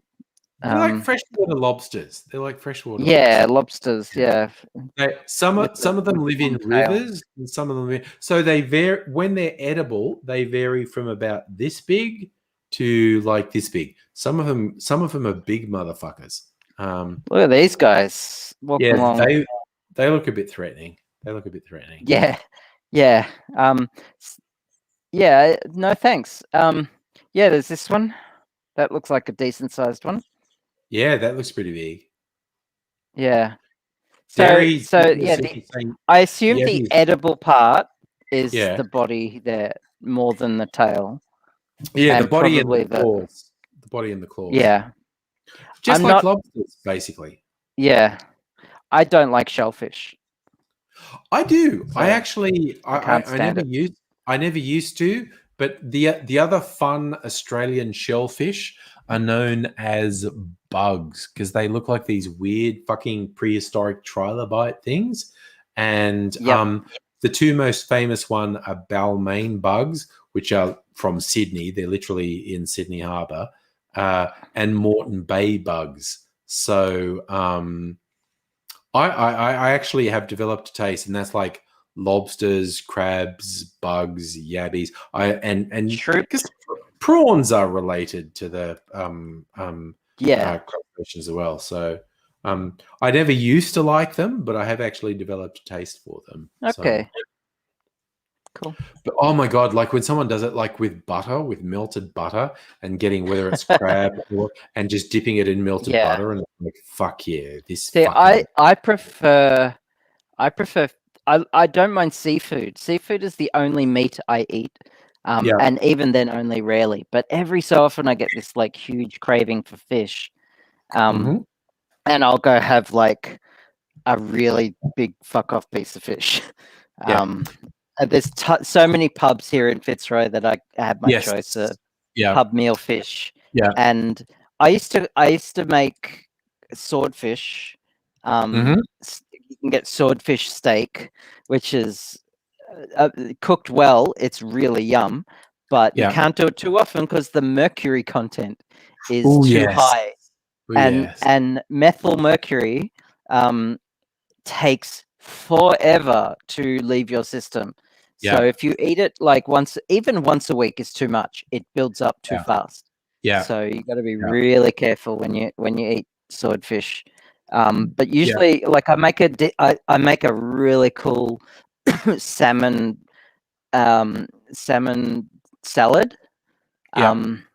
And I like cook the salmon myself. I don't Yeah. just get canned salmon. Yeah. And yeah, some of the native fish here, Yeah. I don't Yeah. mind, like butterfish Yeah. or Mrs. Angry flake is likes nice. barramundi. Mrs. Angry likes Barramundi, barramundi. yeah, Yeah. yeah. Have Apparently, you? carp. Yes. Carp. Carp here are a pest, and Yes. they swim around in filth here. Yes. But Yes. if you put them in your bathtub and change the water every day, filters out their system, and they're quite nice. Yeah. Yeah. No. Believe it or There's not. carp have always been popular in Asia. So Yes, Asia and Europe, they're considered like a delicacy. yeah. Yeah. Are you at all into like octopus or squid or calamari? No. I No. am, The- and I the thing never about would have believed it. thing about octopus and squid is that they are smart, and Yeah, they are. I refuse to eat anything that recognizes its own face. Yes, yeah, that's fair. Yeah, Um, yeah. I will admit to eating both octopus and squid and calamari and finding them yummy. But yeah, there's no doubt that Fair enough. octopus, particularly, are quite intelligent. Yes. Chuck And and Ashes. sneaky bastards too, on Oh purpose. yeah, no fucking Yeah. read some stories about what octopuses get up to. It's Yeah, they mind-blowing. get up to all kinds of mischief, and Yeah. they cover their tracks too. Yeah, Like it's insane. yeah. Yeah. Yeah. Now, octopuses can escape through tiny cracks or crevices because they don't have any Basically, bones. yeah, anything the same size or larger than they've got. The only hard part of their body is their little beak. The beak. Anything bigger than that, any opening bigger than that, they can just straight through. Yeah.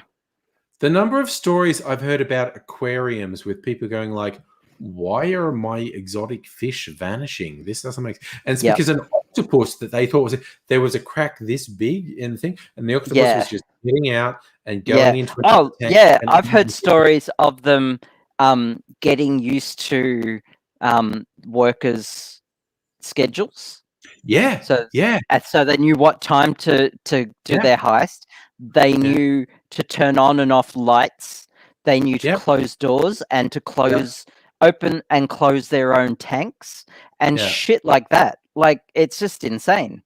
Yeah, I heard one story about an aquarium attendee. They're like sitting at work and like something hits them in the back of their head and they go, what the? And it was an off prawn. And they go, what's that about? And there was an octopus over in the corner because they fed the octopus a bunch of prawns and one of them was off. And the octopus got out of its tank and took the off prawn with it and threw it at its attendant's head and said, fuck you, man. Why did you give me this? And the person was going, Yeah. I'm sorry? What? Jesus. Okay. Yep. I heard this story of these people were walking along a beach and they saw like a little octopus, but it was stranded and it was gonna die. It was stuck. So they freed it and let it go. And this octopus came back about 10 minutes later with a gift and then followed them around because it was now their friend. Yeah. No, octopuses are freakishly intelligent. And that camouflage shit they do. If you ever want your mind absolutely fucking blown, find videos on YouTube of octopus and cuttlefish camouflaging themselves. It defies belief. They can make instantly change their coloration to look like a rock. Yeah. Well, it defies belief. And because they're so pliable, they can just like turn themselves into a rock, basically. Yeah. So I'm making room for my cat to come and sit up with me. Been doing some D&D stuff today, and I'm writing my own homebrew adventure. Oh, nice. Choco and Ash is talking about crows being intelligent. Yes, the entire genus crows, of the Corvidae, crows, magpies, ravens, that whole swath of birds are freakishly intelligent. Oh, a lady of expletives. I feel like I haven't seen you for ages. Hello. Oh, kitty. Kitty. Oh no, she's jumping over No, there. she's made a space. I've made a space for her. No, she's happy. And I think my cats join us for a little bit. I think my cats are probably just making love to an air vent at the moment because we have indoor heating vents and my cats love winter. They just get on the air vents. Cat butthole. Yeah, there we go. Oh, okay. Again, weird trivia. I still have managed to not watch the Cats movie, which was apparently a fucking disaster. But apparently, one of the cuts of it, they gave the cats that butthole cut. Yes. And so you get these petitions online, release the butthole cut, you fucking cowards. You cowards. Yeah. So the idea of these incredibly well-known human actors as cats with buttholes, is so funny. It's so funny. Yeah. Jesus. Luke, hello, nice man. Looking butthole you have, Bella. Yeah. Choking on ashes, your cats enjoy the sun. Even though we're moving into winter, we're still getting sunshine here in Melbourne. And my cats, when it's sunny outside, they'll just go out in the garden and go, fuck yeah, lying in the sunshine. This is cool. And then the sun goes away and they come inside and they basically hug the heating vents in the floor going, fuck yeah, warmth. Yeah. And then we sit down on the lounge, me and Mrs. Angry, and Mimsy will just come in and sit between us going, yeah, steal your body warmth. That's what I want. Yeah. Oh, Bella. Oh, Nettie, you going to draw your face on? Okay, I'm just going to throw I'm going to throw the link in again. Nettie's talking about putting her face on and joining us. Okay, Bella, I'm done now. Okay, that's enough cat time. That's the limit of attention I need from a cat. Yeah. Oh, because Mrs. Angry's gone to bed, so Mimsy has probably gone to sit next. And I'll go into bed, however fucking long in the future it is when I go to bed, and I'll go. And my bit of the bed will have Mimsy sitting right in the middle of it. I'm going like, no. But I've got to put on my fucking CPAP headgear as well, and she's got used to that because like I put on the headgear and there's this hose trailing away to the machine that's on the bedside table. Like And so you're the engineer from Alien, yes, the and navigator. Yes. Mimsy's got to find a bit. Oh, where can I comfortably sit down that this stupid fucking hose isn't in the way now? And she normally finds a spot. But I've definitely learned because I was kind of paranoid about when it's more comfortable to sleep on my side when I've got this stupid headgear on. And I feel like I can feel all the air leaking out and it's not working. And Doesn't so that like help with that kind of problem anyway? Sleeping on your side. oh, absolutely. No, the recommendation from my sleep study was don't sleep on your back because you stop breathing when you sleep on your back.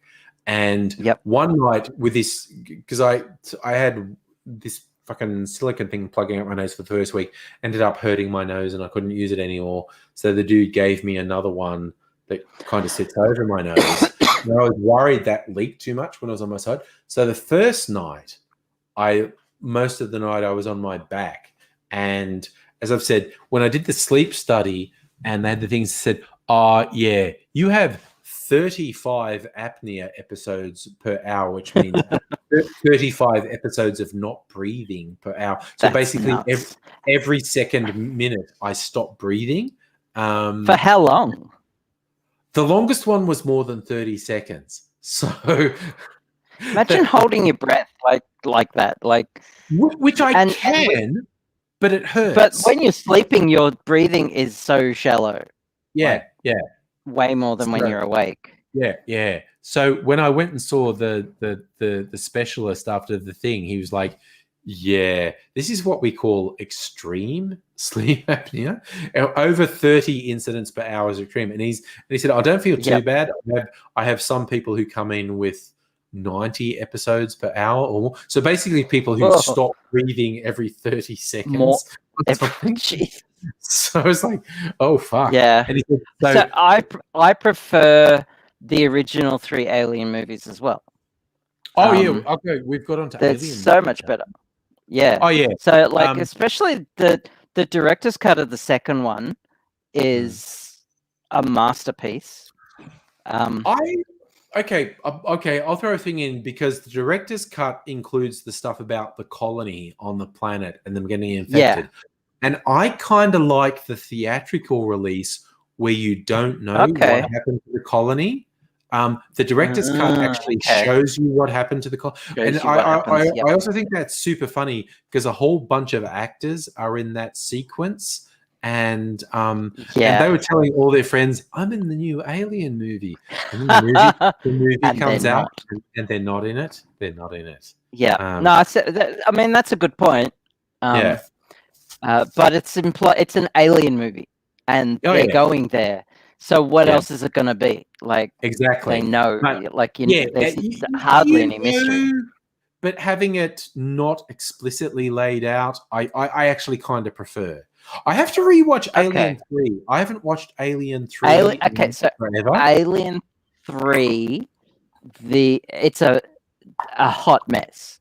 It is. It's David set on the penal colony. Yeah, it's David Fincher's first feature. Yeah. The director's cut of that, the extended director's cut. Yeah. It's a similar story, but almost a different story. It's changed so much, and it's for the better. The pacing is right, and the plot hooks are everything just fits so much better in the director's cut of the third one. Yeah, I've got the box set of the first 4 movies, which has the director's cut. So I need to watch the director's cut of 3. And a lot of people rag on 4, which is Alien Resurrection. I liked 4. I love it. Really liked 4. Yeah, I love it. From the first time I watched it, loved it. Yeah. I thought it was amazing. That was made by those French filmmakers. It was actually there was actually 2 directors. It's these French filmmakers who do things. I really like Alien Resurrection. A lot of people rag on it, but I really like it. Same. I thought it was great. I liked the twist of Ripley's character. and Yeah. I liked Winona Ryder's character. Like I thought that was I a love really good her put. when she says, when she's like, when the Ripley, who's actually a genetic mutation, says like, why do you Yep. care so much? And she says, because I'm programmed to. And Ripley just laughs and says, you're programmed to be an asshole? You're the new asshole model everyone's talking about. And that's one of the funniest things I've ever seen. And because Ripley's saying, when I Yeah. say you care, I'm not saying that as a good thing. I'm saying you're fucking annoying. And she says, I'm Yeah. programmed to be this way. And she goes, you're programmed to be an asshole. You're the new asshole model everyone's talking about. And it's like, that is one of the funniest things I've ever seen in a movie. Yeah. And funny story, you know how she throws the basketball over the back of her head. Yes. That was her. That she Yes. did that, and Yes. everyone lost their shit. And you Yeah. see that reaction in the movie. Yeah. Like, what are the odds? Because for those who've never seen it, spoiler for a 20-year-old movie, there's this one scene where Ripley's character, who's actually a genetic mutation, half human, half alien, and so she has these amazing powers, and she does this thing where she's talking to people and they're playing basketball in an indoor court, and without looking from quite a distance, she throws the basketball back over her head from the and it goes other into side of the basketball court. Yeah, and it's meant to go in the net. Swoosh. And the intention it was nothing but net. Yeah, the intention was they were going to do it in post-production. She was just to throw it over her head, and in post-production they doctor it so it went in the net. And they did this fucking take on set. Ripley, without looking, throws the basketball behind her head, and it goes in, nothing but net. And everyone's like, "Oh shit! Oh shit!" Yeah. And it's real. Yeah, it's so good. Real. It's fucking real. Yeah. It's like, Jesus. Yeah, and she would have just strutted out. I meant that. Yeah, I'm bad. I'm bad. Yeah. But she is exceptionally good in Alien Resurrection. I really enjoyed it. I think the story generally in Alien Resurrection is very good. I've got to rewatch 3 and the director's cut particularly.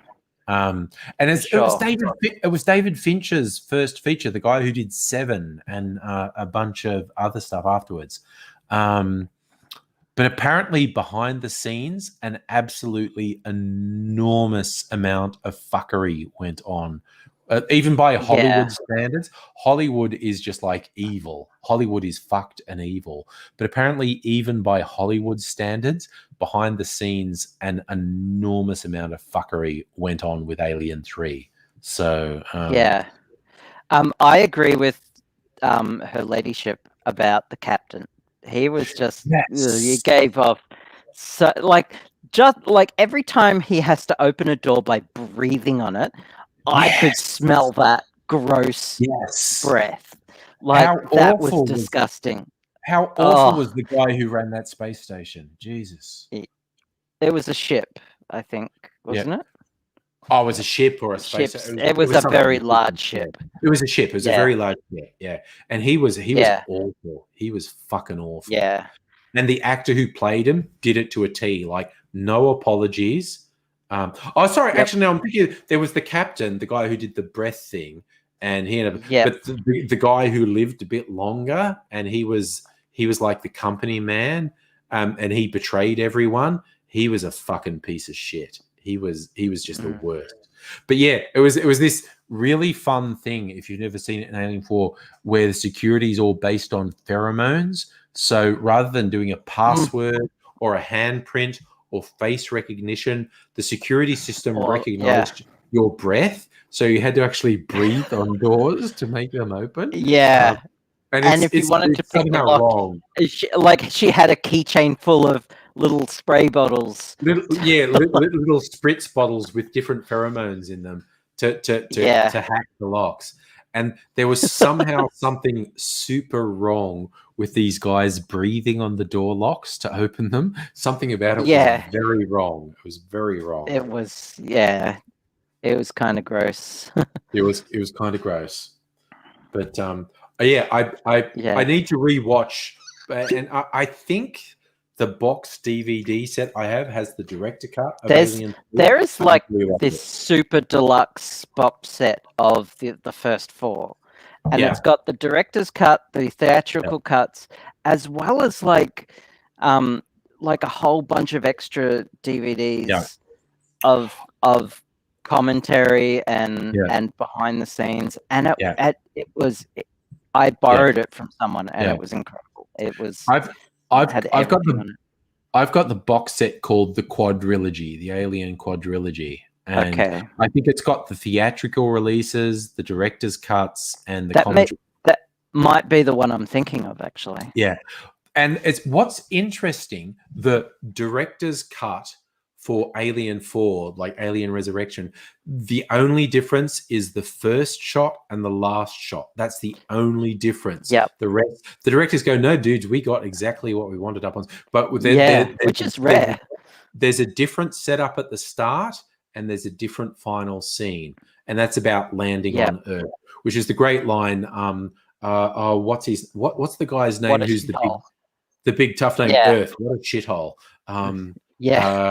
What's his name? And they land, and you get to say, I have no idea. I know who you're talking about. Sons of Anarchy and whatnot. And Hellboy and he was Hellboy. Yeah. You actually get to see Earth trashed at the end. Earth literally is a shithole. I mean, they say it trashed because they just crashed a spaceship on it, and it would have been the equivalent of a nuke going off. But the rest of Earth, Roy Perlman, that's him. Ron Perlman. Ron Perlman. Hello. Hello. I had a little trouble with Google Home going completely rogue. What's Google Home? Google Home is like it's like Alexa, but okay. And you have it in all your rooms. You have these little ones. Hang on, whoa, there it is. These little ones. Okay. Yes, she knows we're talking about her. Yeah. And she's always listening. She is. Yeah. I often quiz her on that, and she tells me she's always working. I refuse to use anything like that. That's I don't like those things. That's okay. I don't blame you. And if you come to my place, then I will turn off my Google Homes if it makes you uncomfortable, because I can understand that. When we're not locked down, we have to do a fucking city adventure one night, and if we get shit faced, we can just crash at your place. That's all right. You've got your choice. But you've been giving me a bit of shit about this stuff tonight. This might look like water, but it's actually mostly rum. So that's good. This is my usual old-fashioned Godfather. Oh yes, nice. Which I love. It's so good in winter. Oh, it's so yummy. I'm just having whiskey and Coke today. Yeah, the one I made a bit earlier, the tank, whatever the fuck it was called, the Sherman tank, which is whiskey, lemon juice, lime juice, sugar syrup, and a bit of Benedictine. That was great. That was really fucking good. So I really like Benedictine. Yeah, I think it really just lifts it to another level. Yeah. So it was basically a whiskey sour with a little bit of Benedictine, and it was fucking great. It was very good. So I thought I'd throw on a slightly more formal top. Were you wearing your Nike or something? It's not a Nike. Thank you. No. You said you're putting a formal top on. I thought maybe you're like me and just wearing like your pajamas all day. Well, true. I am just wearing black leggings under this, but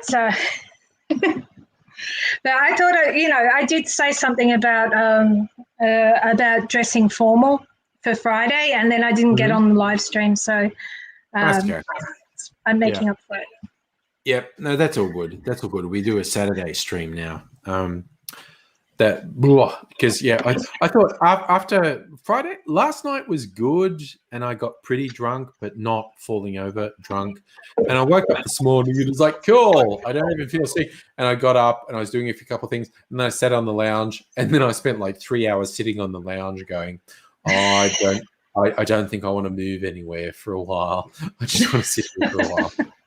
Well, that happens. And then I was fine. That's good. So how's AIDSy? Okay, so he's not great. He was describing himself as broken, even by his standards.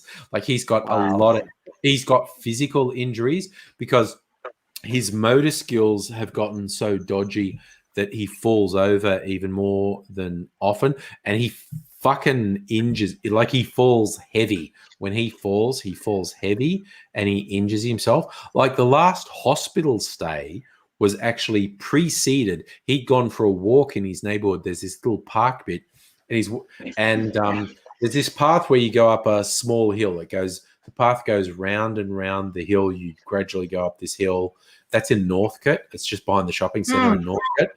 And apparently about halfway up, he's walking on and he fell, but he fell off the path and he kind of fell through the shrubbery into these rocks. So like people walking past couldn't see him. And apparently he fell and like hit his head and lost consciousness. And then it rained. Oh, no. So he's lying, getting fucking exposure from being rained on and then being cold. And then I've heard this. Yeah, this happened a couple of months ago. This happened a while ago. Yeah. But it's good to be reminded. So he was like lying there in the rain for an hour or more before anyone noticed him. And like, I don't know, someone saw his feet sticking up or something, and they looked over and this unconscious dude lying in the rocks, and they were like, "Are you okay?" And he kind of went, "What?" And then it was like ambulance time and hospital time, and apparently his GP is pissed off at the hospital because the hospital just wanted him to leave the hospital, and the GP's going like, his kneecap's broken. What the fuck? What are you doing? So I talked to him a couple of days ago, and he was saying he wants to join, but he doesn't want to be on the stream when he's really fucked because he doesn't want to upset anyone by being really fucked. So I'll probably call him again tomorrow and see how he's tracking, because I talked to him a couple of days ago. And tell him that we're all big people and we can. Oh yeah, no, and I always share the love. I always tell him how everyone's asking after him, which he loves. He really appreciates that everyone's thinking of him. But I'll probably talk to him tomorrow and see how he's going. The fact I thought we might have heard from him by now. The fact we haven't means he's kind of fucked. The fact we haven't heard from him, unusual. Kind of fucked. Yeah. So yeah. But I'll talk to him tomorrow, see what's happening, and because he definitely loses any consciousness of time and the passage of time. He's really not conscious of what time of day it is. He's not conscious of the fact, like when I say to him, I haven't heard from you from a week, and he goes, no, I talked to you yesterday. And I went, no, you talked to me a week ago.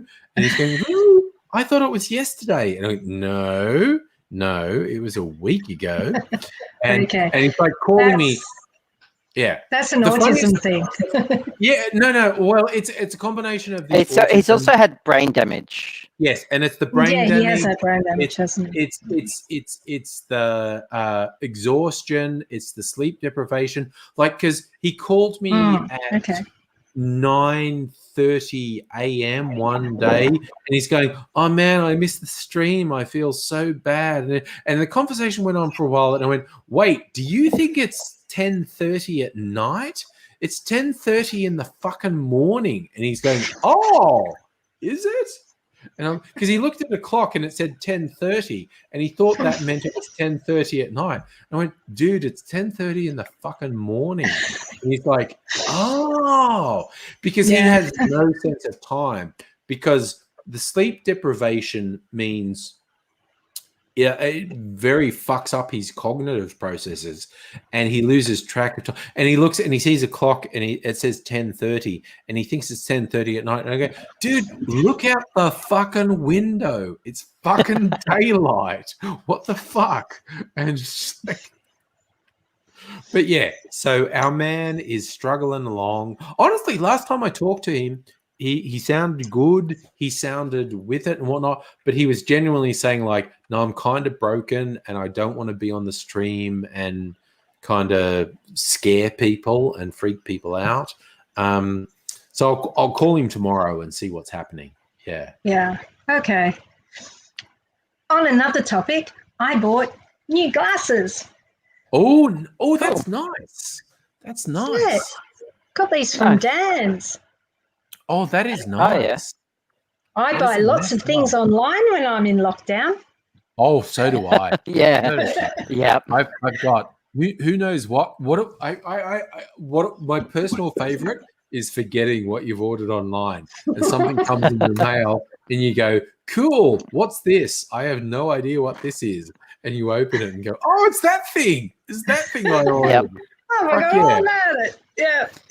I went through a stage of just buying like a whole bunch of inexpensive stuff off eBay that I needed, and just like you're playing package roulette. It's great. Yeah. So what have I got? What have I got coming? I've got a citrus juicer, which will probably arrive next week. Yeah. An And air every so often fryer. a Kickstarter will arrive that you backed that I backed yeah. like last year. And that- And Oh, wow. this thing. Kickstarter is the best because you back something and the delay between when you get it. Yep. And it's like also because I've got a couple of standing orders at a comic shop in the city, and during yeah. lockdown they would mail it to me. But I've said, oh, we're not locked down now, so just keep it in the shop and just tell me when there's something there, and I'll come and get it. But it's kind of like, Minotaur? oh, you get a notice from Is Australia it Post. Star City Comics? No, it's come on, I'm drunk. Don't ask me to remember. No I think detail. Star City Comics is my favorite place to go for comics. They're so friendly there, and Where Minotaur are is they? just like overload. They're on Queen Street, I think. Are they the ones that won the literally worldwide award for the best comic shop in the world? I think so. Yeah. No, And that's who I get stuff. And they've got two layers. They've got like the Yes, main layer, yes, and then which is- yeah. Yes, they moved. Yeah. They So- used to be one place, and they moved a couple of years ago, and they're like fucking Yep. yeah. That's Oh, probably okay. them. And I also, because they do a thing once a month, they're like, oh, if you have a standing order, you pick something up, you go into a lottery to get a $50 voucher. And I fucking Nice. won it one month. And I went, nice. you're the guy. And so I got the heart. I'll show it. Actually, I'll go. Yeah. It's just. I'll show it to you. It's fucking great. Sure. I'll get it. I just Oh my God, tried. I'm so drunk. Sorry. By the way, I just went running after my Sir Pounce so we could compare spots on our spotty compare cats. Sure. Because I swear Bella is like a little version of mine. Oh, she's Bella? so cute. Look at that she's so butthole. cute. Bell, Bell. Yay, buttholes. That's a very cute butthole. Okay. Oh, look at that. Hey. Oh my God, that cat is so cute. Okay. She's so gorgeous. Oh, look at that. What is that? This is what I got with my $50 voucher. This is Harleen. This is an origin story for Harley Quinn. The artist in Wiseout, his name is Stepjan Sejic. He's like Eastern European. I love this guy because he got famous on, he was just posting his fan art online.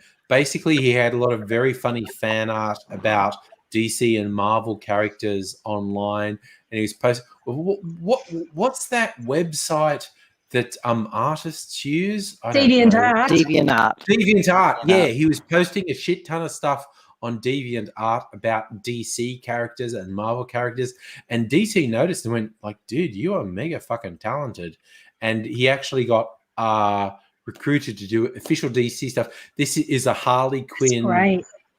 origin story called Harleen, and this dude, because I follow him on Twitter and stuff, he's famous for doing a BDSM web comic called Harley and Joker? No, Sunstone. Sorry. No, he did a BDSM web comic called Sunstone that was super popular, and he's released physical copies of it. But yeah, because he was doing a lot of comic book hero stuff as well on DeviantArt, and DC actually got him to do this official Harley Quinn origin story called Harleen. And he didn't cool. he didn't just do the art; he did the script as well. But he's a really fucking good artist. Oh, wow. And this cost That's good about stuff. this cost about $40, but it's because this comic shop gave me a $50 voucher, and I was like, yeah, $40 for that is also quite a bargain. Also, Yeah. I'm just going to show you. See the cover? It's got this plastic thing on it, and Dust cover. Yeah, it's got a dust cover. So it's got. Oh wow, that's what's under. She looks the dust like a girl cover. I used to know. Yeah, a goth exactly girl. right. And, Yeah. and when you A put the little dust too- cover over, it's Harley Quinn. So, nice. That's subtle. Yeah, I like it. But he has a very famous webcomic, a BDSM webcomic called Suns. Okay, that was the You keep dropping stuff. that was the empty protein powder packet that I was showing off earlier. But yeah, he has a really famous BDSM webcomic called Sunstone, which is very, very good. It's very good. And that's good to hear that, like, you know, just throwing your fan art up on the internet will get you somewhere. His wife is also an illustrator and a writer, so they both have some really successful stuff. So yeah, he was doing Sunstone was a very successful webcomic, and he posted a shit ton of particularly DC fan art, but also some Marvel stuff. But yeah, DC just went, dude, you are fucking awesome. What is this? And they've got him. So I think the next thing he's going to do for DC is Poison Ivy Harley Quinn love story. Cool. Yeah. Did you watch the animated series of Harley Quinn? I've seen bits of it. There's 2 seasons, and it's great. It's really good. I've seen bits of it. It seems very good. Yeah. Yeah, it's R-rated as well, and I didn't know that going in. I watched the first episode, and like the first hint of it being R-rated was a bunch of rich people on a yacht who just like raised their glasses and said, "Fuck the poor," and I'm like, yeah, what? And then like one of them just exploded, and then I'm like, oh, this is R-rated, isn't it? Yeah. I have to admit, I had a lot of trepidation about the Joker movie with Joaquin Phoenix. Yep. But I fucking love that movie. I really do. Not least because it's actually good. He's killing yuppies, and I was just like, when he's on the chat show, and he's Robert De Niro's the chat show host saying like, do you think it's funny that you killed these guys? And he just looks across and goes, yes, it is. And I'm tired of pretending it's not. It's just like, it's funny. The idea of a vigilante killing some yuppie shit stains is fucking hilarious. It's really fucking funny. It was like a lot of the pre-publicity for that movie made me really worry about it. It was like this sounds like it's an incel thing. Incel, yep. Yeah, it did. It was a bit of a worry. the writer-director did not do it any favors because this is the same dude who made the Hangover movies. Okay, so it's the director doesn't do the trailer. The directors don't do trailers. It's the studio that does the trailer, and often they fuck it up. Like they'll put all the jokes in the trailer for a comedy, or they'll like completely betray the plot, like the plot that you're supposed to discover and shit like that. It bugs me to no end.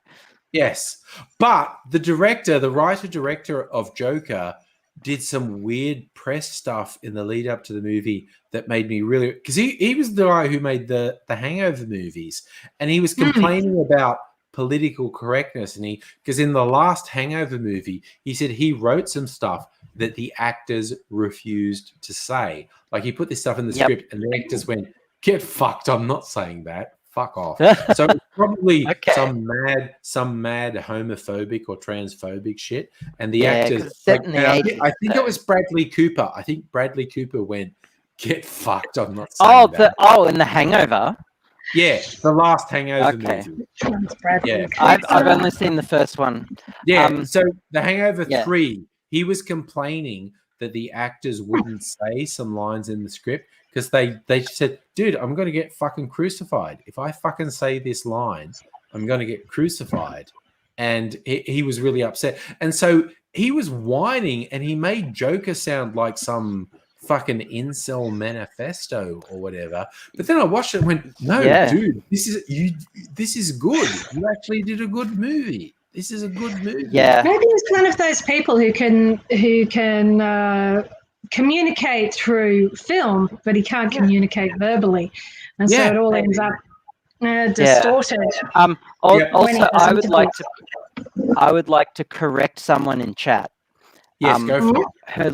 Her lady of expletives has all caps "eat the rich," and I take exception to that because if you eat the rich, you may get like brain prion kind of encephalitis. Yeah.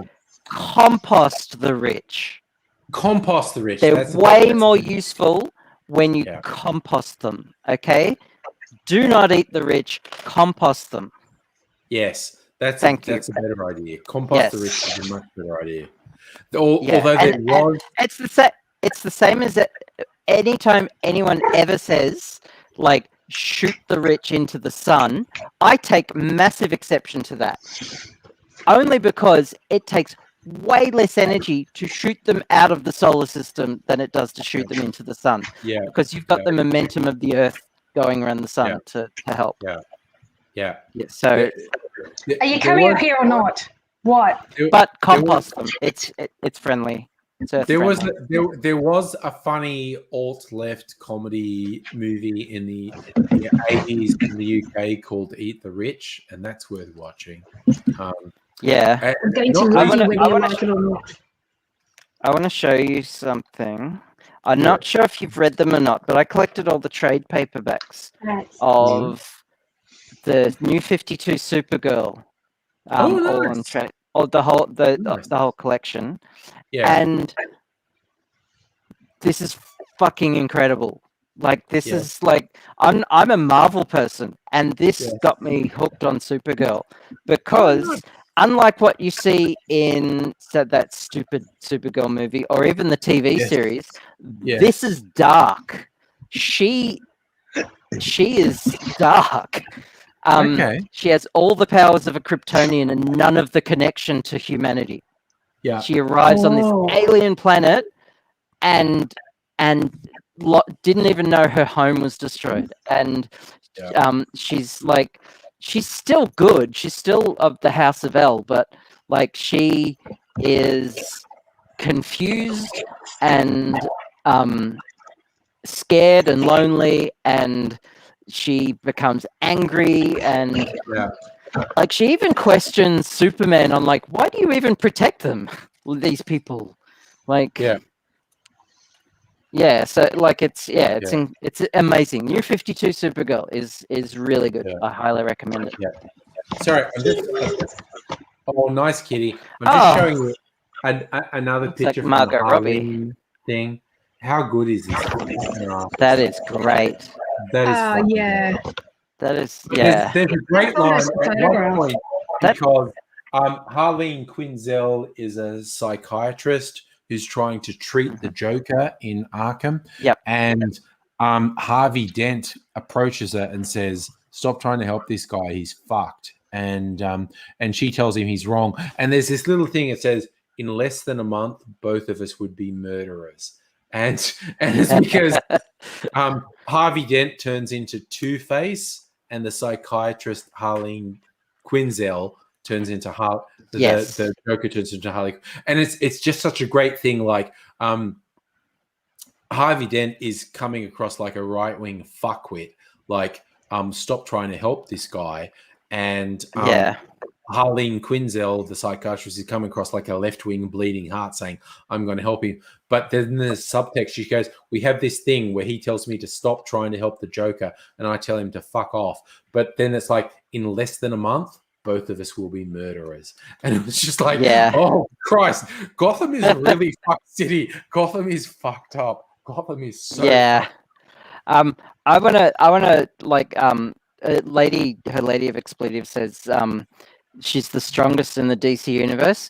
She and Kal-El are just as strong as each other. You know, like if they were back on Krypton, he'd be stronger because he's like built like a tank and she's 16.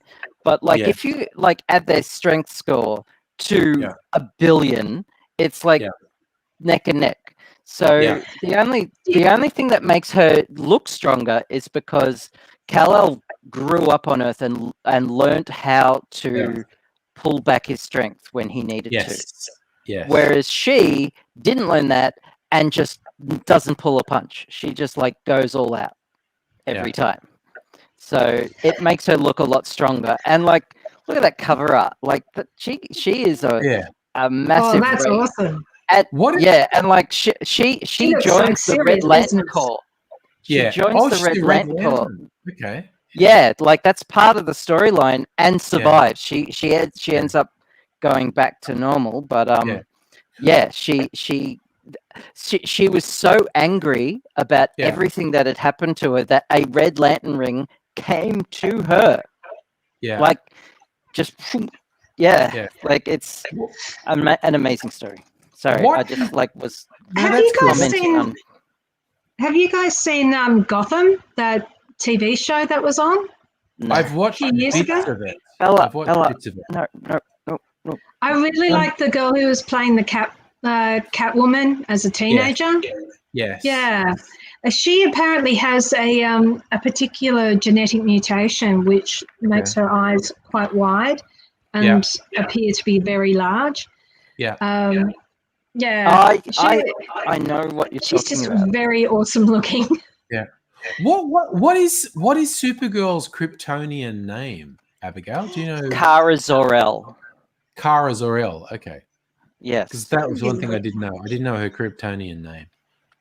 Kara Zor-El of the House. And I'm just kind of left field throwing this out. A lot of people will rag on the Zack Snyder Superman movies. I actually really like Man of Steel. I think. See you later, Choking on Ashes. Choking on Ashes, you ducking out. Got to head out. Thanks for hanging out. Have a good day. Yeah, I kind of enjoy. I really liked Man of Steel. I thought that was a great movie. Yeah. And the director's I liked it too. I thought it was really good. Yeah. Batman v Superman and Justice League are kind of ordinary, but Man of Steel I quite enjoy. That. Yeah, me too. Yeah. What's coming out with? Because I love comic book movies. What's coming out? The Black Widow movie's coming out soon. There is something. Thor: Love and Thunder. That's not coming out till next year, is it? There's some Immortals movie or something. I know I saw a trailer for it last week. TV show, I think. The Eternals. No, there's a movie, The Eternals. Oh, it's a movie. Okay. Yeah. That looks really interesting.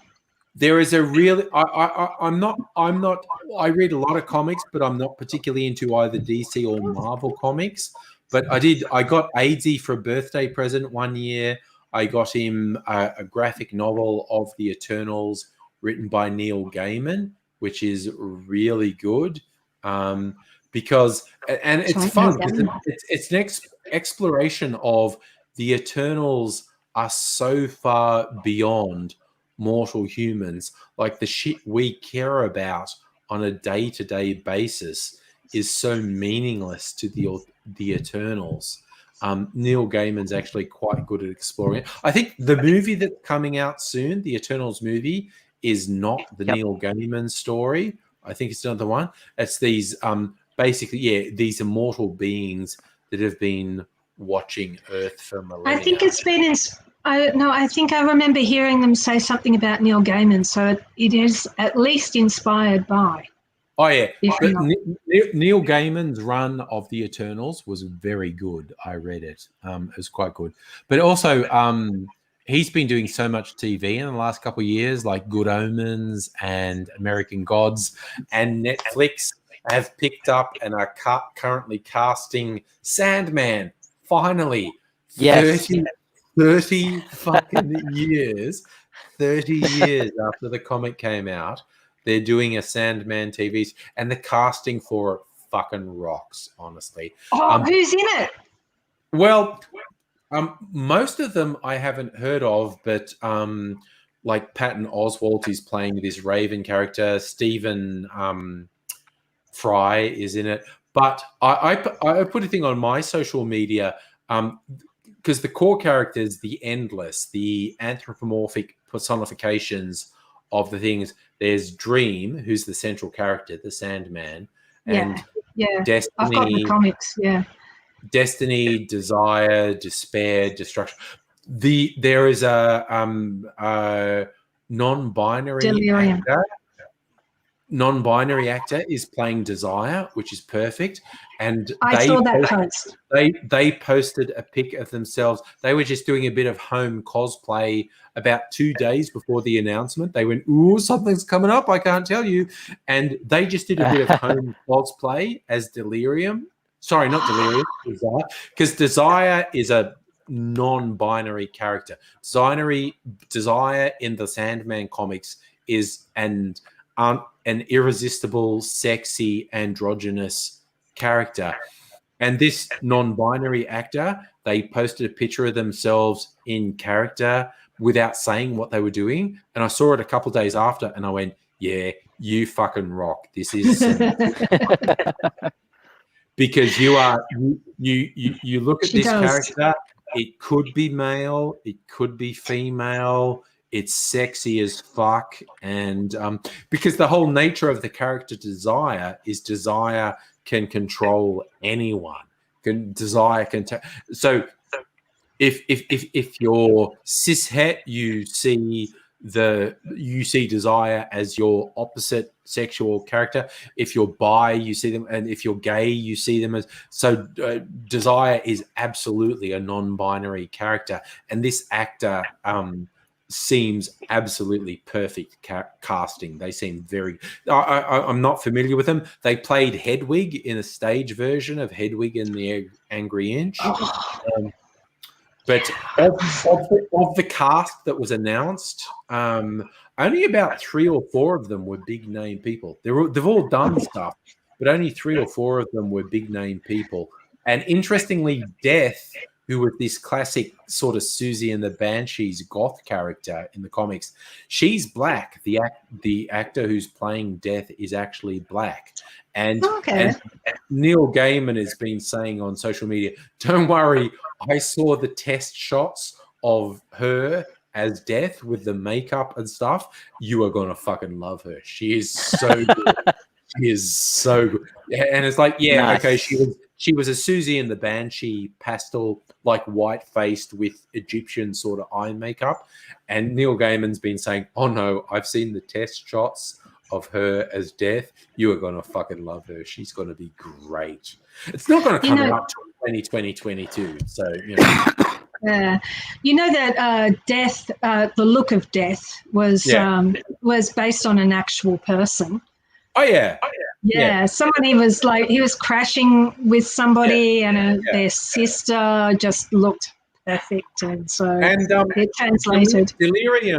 Delirium is Tori Amos, which I think is fucking hilarious. Now, didn't Delirium? Hang on, Delirium was one of the other characters that evolved into Delirium, and I thought it was Desire, but maybe I'm wrong. Was it Delight? No. She was Delight. The original Endless, the oldest is Destiny, because everything that existed has a destiny. The second oldest is Death, because everything that is born is destined to die. The third oldest is Dream, because when entities obtain sapient knowledge of themselves, they start to dream. And then there's Desire and Despair, and someone actually killed Despair, which was apparent, and he never explored that. He just referenced Despair being killed by someone, and Desire actually split into twins, Desire and Despair, which honestly, when I read that, I went, man, Neil Gaiman's had some bad romantic relationships, hasn't he? When he says Desire and Despair are twins, it's like, dude, you've had some bad times, haven't you? You've had some shit go wrong. And then the younger, and there was Destruction, who left the family, because anything that is created is destined to be destroyed as well. So Destruction is one of the oldest. And the youngest of the Endless was Delight, but as entropy increased, Delight became Delirium. So I'm quite keen to see who plays Delirium, because that is a very interesting character in the Sandman universe. I used to, like in the 90s, I was reading 2000 AD Judge Dredd comics, and which I loved. And a friend of mine said, "Oh, you like comics? You should read Sandman. That's a really good comic." And I went, "Oh, maybe." And I looked it up, and it was like written by a guy called Neil Gaiman, and I was like, "Okay." And then one day I was in a bookshop, and in their sale bin, they had a graphic novel, a collection of a story called Miracle Man, that was written by Neil Gaiman. And I went, oh, that's that dude that people told me to read. And it was really cheap because it was in like a sale bin. And I got it. And Miracle Man is a British superhero comic. And Neil Gaiman's run on it was the most, at that point, the most amazing thing I'd ever read in a comic. I was like, this is next level. What the fuck is this? And so as soon as I read that, I said, shit, I've got to read Sandman. So Sandman was still running at that point. So I started collecting the trade paperbacks, and they were all amazing. And by the time I got through all the trade paperbacks, the monthly comics were still coming out. It was up to the final storyline, which was called The Kindly Ones, which is tied into the Furies from ancient mythology. Yeah. The three women, Mother, Maiden, and Crone. So actually, Maiden, Mother, Crone. So it's the Virgin, it's the Mother, and it's the Old Woman. Maiden, Mother, Crone.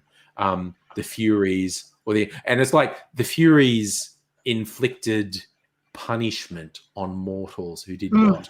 But there's another version where the Furies aren't bad, and they're called the Kindly Ones, and it's and they are basically shepherding humans to the afterlife. And men have said they're awful because they're women and they punish men for their transgressions.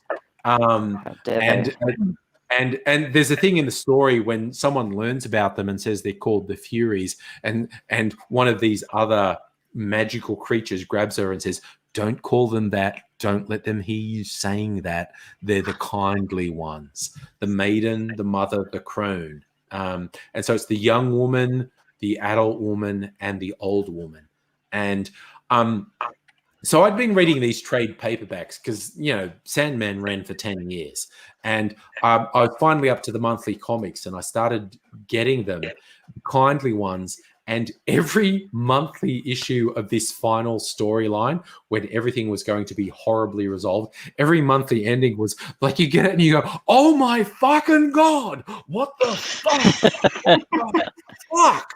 And you're just hanging out for the next month's comic because you got this ending of the previous one, and it would be some revelation, and you would just go, shit, what the fuck? What the? And then you have to wait for a whole month. You had to wait for a whole month, and they were my favorite one because one of the important characters in the kindly ones was Loki, because one of the things with the Sandman is every pantheon of gods was real. Basically, if people believed something, it was real. So every pantheon of gods, the Greek gods, the Roman gods, the Norse gods, the Christian gods, they were all real because people believed they were real. So Loki was a real character, and Loki the trickster was in it. And in one of the earlier trade paperbacks, Loki was in terrible trouble because you've read the Norse legends. There was one thing when Loki was punished for basically fucking everything up in Asgard, and he was chained at the core of the earth, and there was this snake that was on a stalactite above him, and it was dripping venom from its fangs, and every now and then the venom from the fangs would drip down onto Loki's face, and it was acidic, and it would go into his eyes, and his screams and his pain is what caused earthquakes on the surface of Earth. So, Norse legend, earthquakes were caused by Loki's pain at the core of the Earth. And Dream, the Sandman in the Sandman comics, actually freed Loki from this prison. And you kind of think that means, and he does it because he thinks, well, Loki might help me sometime in the future. And one of these month end things in the kindly ones that fucked me up, it was like some bad shit was happening. And you found out this character who was making bad shit happen was Loki. And he finished by fucking someone up. He killed them, basically. And he just said, the reason I am doing this fucked up shit is because I am in debt to Dream, Sandman of the Endless, and I do not want to be in anyone's debt, and I am going to fuck shit up. And it was just like, oh my God, Dream rescued him because he thought Loki will help me in the future. And Loki's just gone, I don't want to be in anyone's debt, and I'm just going to fuck shit up because I'm And it was just like, when I read that one, when this character revealed themselves to be Loki, and the whole reason they were fucking everything up is because someone helped them, and they went, I don't want anyone to help me. I don't want to be in anyone's debt. I'm going to ruin that person's life for helping me. And you're like, oh my God. Oh my God. I'm actually watching a Norwegian show about, it's called Ragnarok. Yes, that's on Netflix. Yes. Yep. Yeah. The second season, and the second season is so much bigger and better than the first season. Yeah. I just finished watching Lucifer on Netflix. I haven't watched Lucifer. all of Lucifer. I've watched like the first 2 seasons. That was inspired again by the Sandman. Lucifer in the Sandman comics. Dream ends up in hell, and he owes a debt to Lucifer, and he plays a game where he beats Lucifer. And so Lucifer has a grudge against him. But Lucifer's revenge is to leave hell and give Dream the key to hell. And it's just like, it's your fucking problem now, man. Fuck you. And then he opens a piano bar in Los Angeles. And so that's the inspiration. Okay. And it's modeled on David Bowie. Yeah, Lucifer? yeah, that's the inspiration for the TV series Lucifer, which I want to watch because I watched like the first 2 seasons, and there's It's like good. 5 seasons of it now. Yeah. Also, his sidekick Mazikeen, the demon who runs in the Sandman, and this is apparently from some classical literature. Mazikeen, she's like half her face is flayed off, so she's only got half a face, and that's revealed in a couple episodes of Lucifer. But in the Sandman comics, Mazikeen's just this demon with half her face ripped off, and she can only talk like this because she doesn't have lips on this side of her face. And when she's working in Lucifer's bar in Los Angeles, she's wearing this half-face mask like Phantom of the Opera, and it's covering up the face that half her face has actually been flayed off. And there's this absolutely magical thing when Dream's younger sister, Delirium, is trying to get help because she realizes Dream has got himself into this terrible situation where everything's going to be fucked. And she goes to see Lucifer to say, maybe you can help. And when she goes to the bar, Mazzikine's the door bitch. And but she's wearing this half-face mask and she's talking. And she's saying like she doesn't want to let Delirium in. And Delirium, whose whole thing is driving people insane, she just says to Mazzikine, if you don't let me in, I will drive you insane and make you think you're a demon lady with only half a face, and you will think like you've always been that all the time. And it's like, yeah, wow, that's meta. That's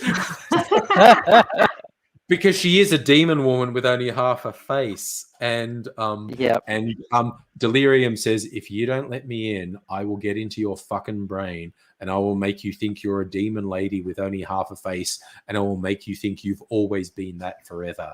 And Mazzikine laughs and just says, fine, go. And her line is, you deserve each other. And Delirium just goes, well, he must be very nice if he deserves me. And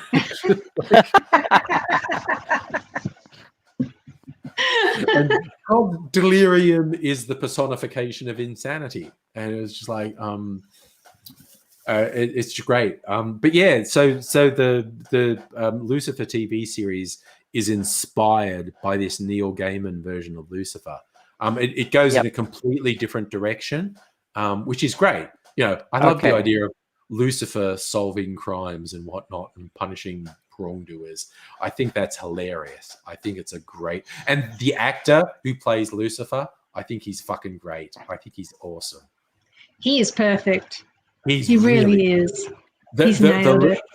The Lucifer in the Sandman comics is very different to the Lucifer in the TV show, but I think the dude in the TV show is great. I think he's fucking awesome. He's done a good interpretation. Yeah. My favorite Doctor Who episode is probably still the one that Neil Gaiman wrote, The Doctor's Wife. Which one? Oh, The Doctor's Wife. That is a really good episode. It's great, yeah. Yeah. He wrote The Doctor's Wife. It's like kissing, but there's a winner. Yes. Yeah. And the whole thing when the Doctor doesn't understand that this woman is the TARDIS personified, and she's going like, you know me, you call me sexy, and Matt Smith with that weird combined child and ageless adult thing he does, he's like super confused. He's so confused. And he's going, who do I call sexy? I don't understand. It's like, no, you call your TARDIS sexy. This is your TARDIS here. And Matt Smith was so good. And Amy Pond says that line when the Doctor explains to her, this is the TARDIS she turned into the woman. And Amy goes, how did that happen? Did you wish very hard? Yes. It was so good. It was so good. And what do I call you? Sexy. Sexy, yeah. And also all that frivolity and that lighthearted stuff. But there's one bit because he got those messages which were from Time Lords, and he thought there are other Time Lords, and it was that evil planet which had killed them all. The thing I loved about Matt Smith is he was simultaneously absolutely childlike, and then in these moments he was dark as fuck. And when he says to the planet, he goes, you gave me hope and you took it away. You don't want to know what's going to happen to you now. And I was just like, oh, Jesus, dude, what the fuck? What the fuck? Yes, yes. When he did that little monologue about when a when a man of peace goes to war or something Yes, like that. yes, Demons Run. That's- When it's like his three biggest moments. There was in The Doctor's Wife when he told that planet, "You gave me hope, and then you took it away, and you don't want to know what's going to happen now." In Demons Run, when he's talking to the woman with the eye patch, and she said, "You're a good man. That's why you have all those rules." And the Doctor says, "Good men don't need rules, and you do not want to know why I have so many rules." And it's just like, because I'm That's gonna right, yeah. fuck you up. And also because what he says to that general that's running things when he beats them and whatnot, and he says, Run away. "No, tell them to run away, because I want people to know you for the rest of your life as General Runaway. Because when people ask what happens when you try to get to me through the people I love, I want them to know what happens." And I'm sitting there watching this going, what the fuck? What the fuck? You're the fun, frivolous guy. What the fuck is going on here? And what was the other one he did? There were three. Oh, the space whale thing, the England in space thing, when it was like this colony and it existed because they were continuously torturing this benign creature, and he realized what was happening, and he said the only solution he could come up with was to basically lobotomize it so he couldn't feel pain anymore.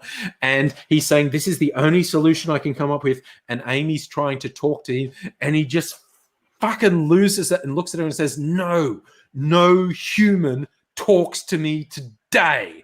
And it's just like, whoa, fucking hell, man. And it's just like when he's pushed to a position where he has to do something he doesn't want to do, he just talks to the person who's forced him into that position and is just like, "Fuck you, okay? Fuck you." And it's like watching it, because Matt Smith was 90% of the time, he was this funny, childlike, frivolous thing. Quirky, yeah. Every now and then he was forced into this awful dark position, and the darkness would come out, and I was like watching him going, dude, that is scary. How are you doing that? That is really fucked up. Scary, powerful man. Yeah. Yeah, I mean, he's not a man. He's a kind of a god. Yeah. He was super powerful when you think about it. Dave Tennant did in that one where he hid his identity, you know, where he put his actual mind in the stopwatch, and there were those creepy alien creatures that were controlling things. And when he finally found out who he was, and he said to them, "I didn't do this to protect myself. I did this to save you. And you fucked up, and now I'm back, and now you pay." And he inflicted that terrible punishment on all of them. And it was just this thing where he said, like, "Oh, you thought I was hiding? You thought I was protecting myself? No, I was actually protecting you. You are these awful, malevolent forces, and I didn't want to do the bad thing to you, but now you forced me, and now I'm doing the bad thing to you." And it was just like, oh, okay, that's fucked up. That is fucked up. Oh. So I love Doctor Who, is what I'm saying. I have to watch Doctor it Who again. is great. I've always Who. loved Doctor Who. Yeah, I grew up with classic Doctor Who, like Tom Baker was my Doctor Who. Tom Baker and Peter Davison, John Pertwee on repeat. Yeah, the one who used to be Tristan on All Creatures Great and Small. Yes, Peter Davison. He was actually quite a good Doctor. Yeah, but Tom Baker was like my Doctor from that period. But then the reboot, Christopher Eccleston. Eccleston, who just did it for the once, he was fucked. Because what I loved about when they reintroduced it, it was the classic thing in Classic Who. All the side characters die. Everyone dies in Doctor Who stories, but there was never any emotional weight to it. It never carried on. The Doctor never went. Right, I kind of feel bad because everyone I ever meet dies. He never felt it. But Chris Eccleston came in and he really carried the weight of it. And particularly that first one, the one with Rose, with the weird conspiracy theorist YouTube internet guy saying whenever the Doctor shows up, people die. and that was telegraphing. We are going to bring in the weight. When the Doctor appears, people fucking die. And and it's because something heavy's going to happen, and that guy eventually gets killed by the Autons. And Chris Eccleston was very good at carrying the weight, like that Dalek episode. He was. And that one Dalek, and he's screaming at it when the Dalek says, "I need orders," and the Doctor's screaming at it, "Then die, just die." And the Dalek pauses and just says in that sad voice, "You would make a good Dalek." And it was just like, oh fuck. Yeah. Oh, snap. I remember that. Yeah. And also because, and I kind of felt like they always tried to recreate that down the line, and they never quite got there. And also because later in that episode, Rose actually felt empathy for the Dalek and was trying to do it. And when the Doctor showed up and he had a weapon and he was going to destroy the Dalek, and Rose was standing between him and the Dalek, and the Doctor's going, "Get out of the way, like I've got to do this." And it's a killer, it's a monster. And Rose just said, "You're the one pointing a gun at me." And it was just like, oh, yeah, fuck. I remember that line. It's like the Doctor's. I have to go watch them all again. Yeah, the Doctor's been driven insane by the Time War. The Doctor sacrificed so much in the Time War, it basically fucking broke him. And that magical moment when, because the Dalek has picked up some DNA from Rose when she touched it, and it's realized that there's something wrong with it. And it did that thing where it opened its casing, and there's the Khaled mutant in there, and it's just looking at the light going like, it's dying, but it's like, this is worth it to actually just be in the real world and see the light. And it was like, I never thought I'd have empathy for a Dalek, but yeah. Jesus. I remember. No, but that was Christopher Eccleston got fucked over, and it was just not right. No, but that was his choice. Like he only signed on for one season because they didn't even know if it would succeed or not. And at the end of it, he actually didn't like a couple of the people who are running it. And at the end of it, they said, "Well, that worked. Let's sign you on for a couple of years." And he went, "Nah." He just went, "No." Nah. I heard the opposite. I heard that he got sacked because they wanted David Tennant. No. They wanted him. They wanted him, and he didn't want to work with them. He always intended to do only one season. He wanted to come in, reboot it, and then and then leave. And then he went on to play a villain in the G.I. Joe movie, and the Thor movie. Thor the Dark World. So but he has done some very good TV in the interim. He hasn't done any big movies in the interim, but he has done some very good TV in the interim. And Dave Tennant, I haven't seen him in anything since.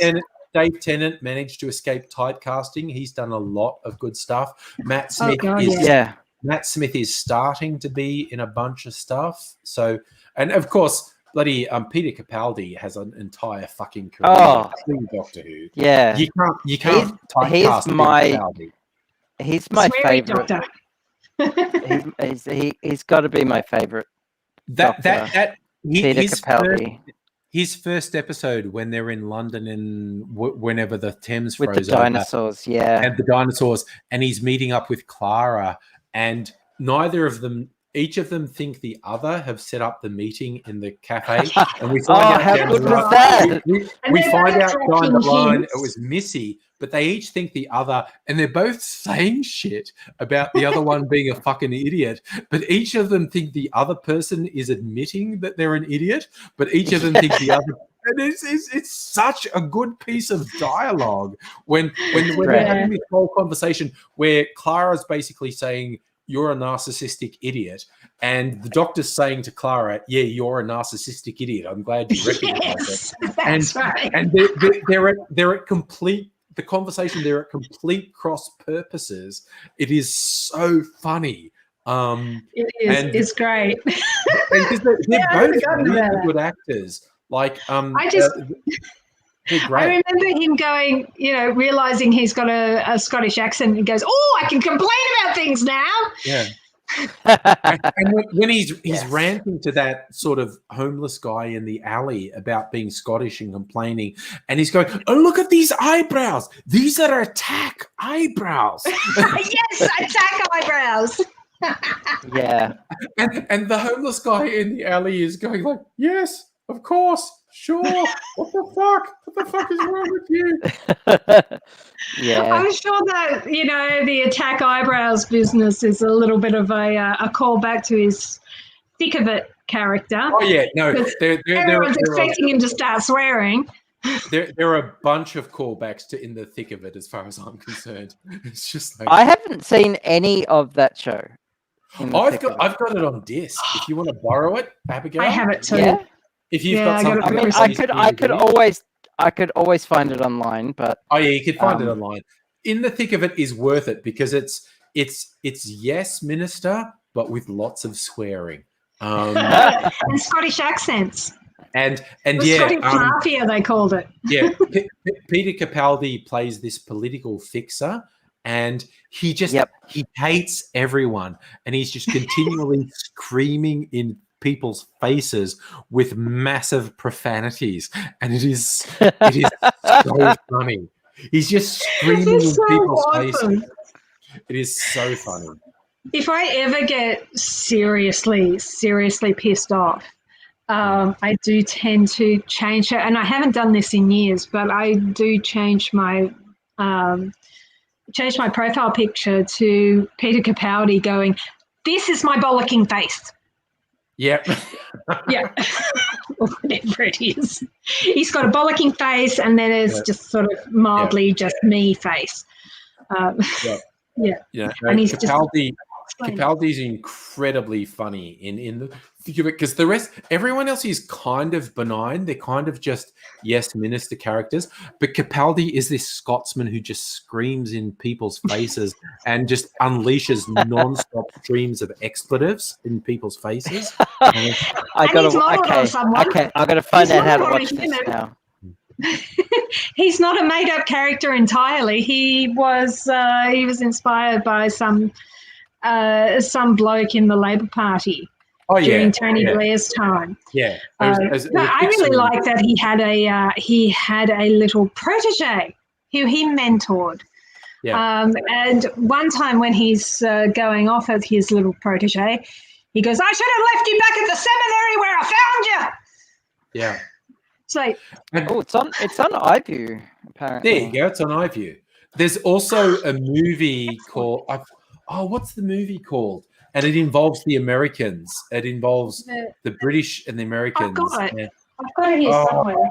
It's that guy, Iannucci, the guy who did In the Thick of It. Also, one of my favorite movies, The Death of Stalin. That is an incredible film. But there's basically a movie In the Loop. In the Sorry. Loop. That's it. In the Yes. I just heard so it's not currently available in iView, but they've got a page for it. So yeah. If you can't find a way to watch it, Nettie, I've literally got it on disc. I literally have it on disc too. I got it for Christmas. You meant Abigail. I know you've got it. Yeah. Abigail. Sorry. You do mix up our names sometimes, Andrew. I'm drinking. Starwood. Yeah, I'm drinking that too. Water. I've got where's my Oh, yeah. where did I put it? I've got twofold. Oh yes, we have a Starwood crew. As soon as we're not locked down. I bought this last week. Oh, it's half done in a week. I know. I don't drink that often. Happens. Like, That's what happens. It's this weekend that most of it was actually last night. I was. I've got a quarantine hotel across the road. Oh yeah, you. Oh wow! Sorry, I'm exactly going across the road. Yeah. Wow. Yeah, I can't go out. Okay. I want someone. I can't wait to visit your place and check it out. It will be fun. It will be fun. I'm sorry. I've had. Well, I've got 2 kids, and there's no one to share the responsibility with, and I also have a whole bunch of stuff in a complete mess. It is getting slowly organised, and I don't know. I had grand ideas about how nice it would look, and it's not coming together. And I do have. If you ever need someone, because I live pretty close to you, if you ever need someone to keep an eye on the kids, because they're like getting they're pretty big. They're pretty big now, so they don't need babysitting. They need a little bit of supervision, I assume. But I understand if Shaylee is a bit too young to be left on her own devices, and you need to go out and do stuff, let me know. Thank you. That's very sweet. I'm super close, and either I can go there or you can drop her off here. Whatever works for you. Yeah. Well, Shaylee likes to. She just sits in her room, which is enormously cluttered, which brings up the other subject of the bed. The bed, yes. But yeah, we get along. Shaylee and I got along when I met her, so that wouldn't be a problem at all. You could introduce her to try introducing her to Doctor Who again. I mean, we've tried it a few times, but she still isn't quite. She hadn't been quite past the hiding behind the couch part. Fair enough. Yeah. Well, I mean, there's always Star Trek. There's always Star Trek and Lord of the Rings. Lord of the Rings. I don't think you know what she's really into? Well, all 3 of us are really into this thing called Fantasy High by Dimension 20. Okay. And it's a whole bunch of D&D players. Nice. Yeah. Yeah. I did, what do you call it? Tagged you. Yeah, on something about it. But I love D&D. I've been playing it for 30 years, literally. But I just can't watch people play. Like all these live streams have sprung up. I just can't do it. I think that this might be a level up though, because this is actually professional actors and comedians from College Humor doing it. And I think it's a little bit more controlled in the storytelling. Yeah, Matt Mercer did a show called Critical Role that's kind of spawned so many. It got popular, and I couldn't watch that either. I just if you're playing D&D, I want to join in. I want to be part of it. That's the problem. And not just that, but because I don't mind, because I watch TV shows. I like storytelling, and D&D's collaborative storytelling, but it takes forever to do that if you're not in it, because you have to go through all these extra storytelling extra steps. Is edited. It's edited. It's got sound effects and music. Cool. And it's very smoothly edited. You wouldn't know. You would think that this is and the guy who is the dungeon master, Brennan something, he is just so talented that I'm starting to develop a crush. Nice. He's incredibly talented. Nice. I got a thing for talent and brains, What you got? Sapiosexual. Sapiosexual. Yeah. It's a bit hard to say after 3 cocktails. I'm just throwing this out as the temptation, because I found the cheap Nova, the 25% off Nova, and I bought 2 bottles. One's mine. One's the bribe for tech support from Abigail when we're allowed to move around again. So I want to do your tech support. Yeah. Okay, Nettie, and anyone who's watching, this single malt Star Wars single malt Nova is a very good whiskey, And it is still here because I was actually at the Coles supermarket today, and although it was an empty spot on the shelf of the Liquorland next to the supermarket, there was this thing that said, "Yeah, while stocks last, like $79, like so it's 25% off." So if you're lucky, your local Coles might have this Australian single malt for 25% off. My local Coles is full of COVID. Full of COVID. So I'm not going oh my God. Oh no. Across the road. Wear your hazmat suit. Wear your hazmat. So I'm just going to wear a dinosaur suit. I like that guy in Italy. I haven't done this for a while. I'm going to do a side by side. There was this guy, probably about this time last year. Oh no, it was before the whole world ended up in lockdown. This guy in Italy was caught going out to put stuff in the bin and then go down to the shops and stuff like that. And he was wearing the full dinosaur outfit that people have been doing pranks in and shit.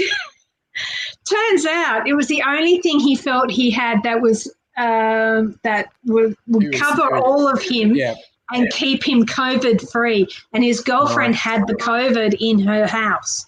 So it was the only thing he felt safe in.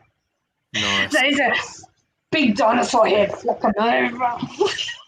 While the policemen come and talk to him on CCTV. What?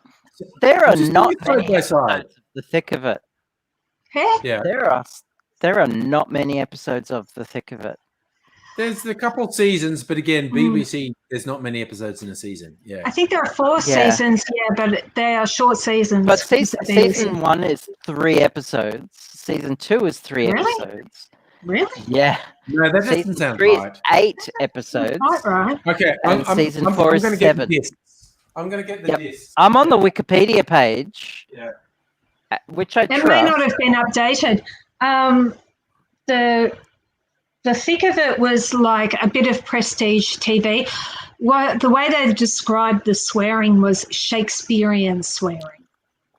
It was really, really well-crafted swearing. And because of Capaldi's talent, it flowed like it was spontaneous. Shakespearean. Yeah. So he was just amazing in that. But it should come with a health warning, because you'll end up family health warning, because you'll start swearing too much and start telling people. Yep.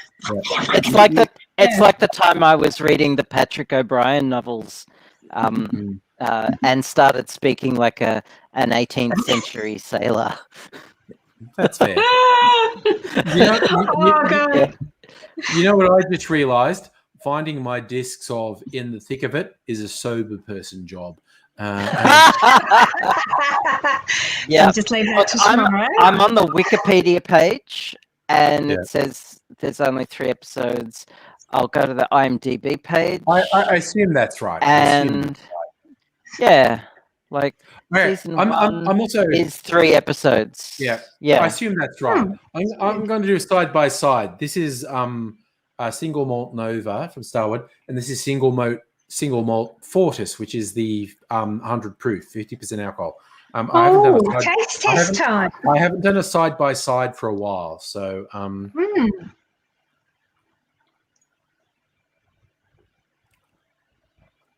it's just like Nova is so fucking, and it's got proper whiskey burn as it goes down, but it's so fucking smooth. It is so fucking smooth. It's amazing. Because if I drink a nasty spirit, I'll cough and shit like a really over. So the Fortis, which is the 100 proof.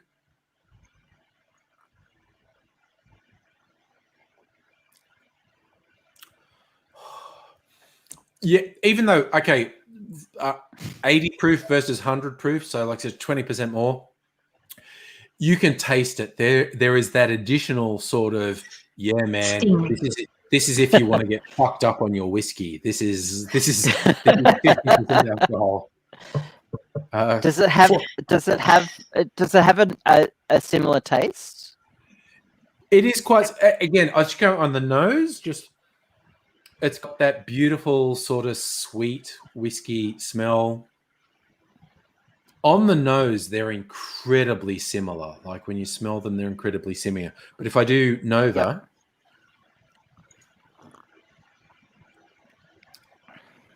it is an amazingly smooth whiskey. It's just fucking incredible. Yeah. Whereas the Fortis,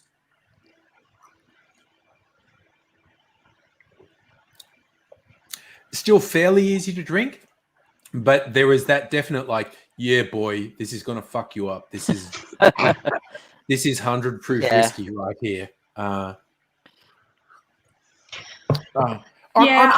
something I've realised. Very easy to drink. Yeah, there's something I've realised when buying, normal whiskey, as in not the old fashioned.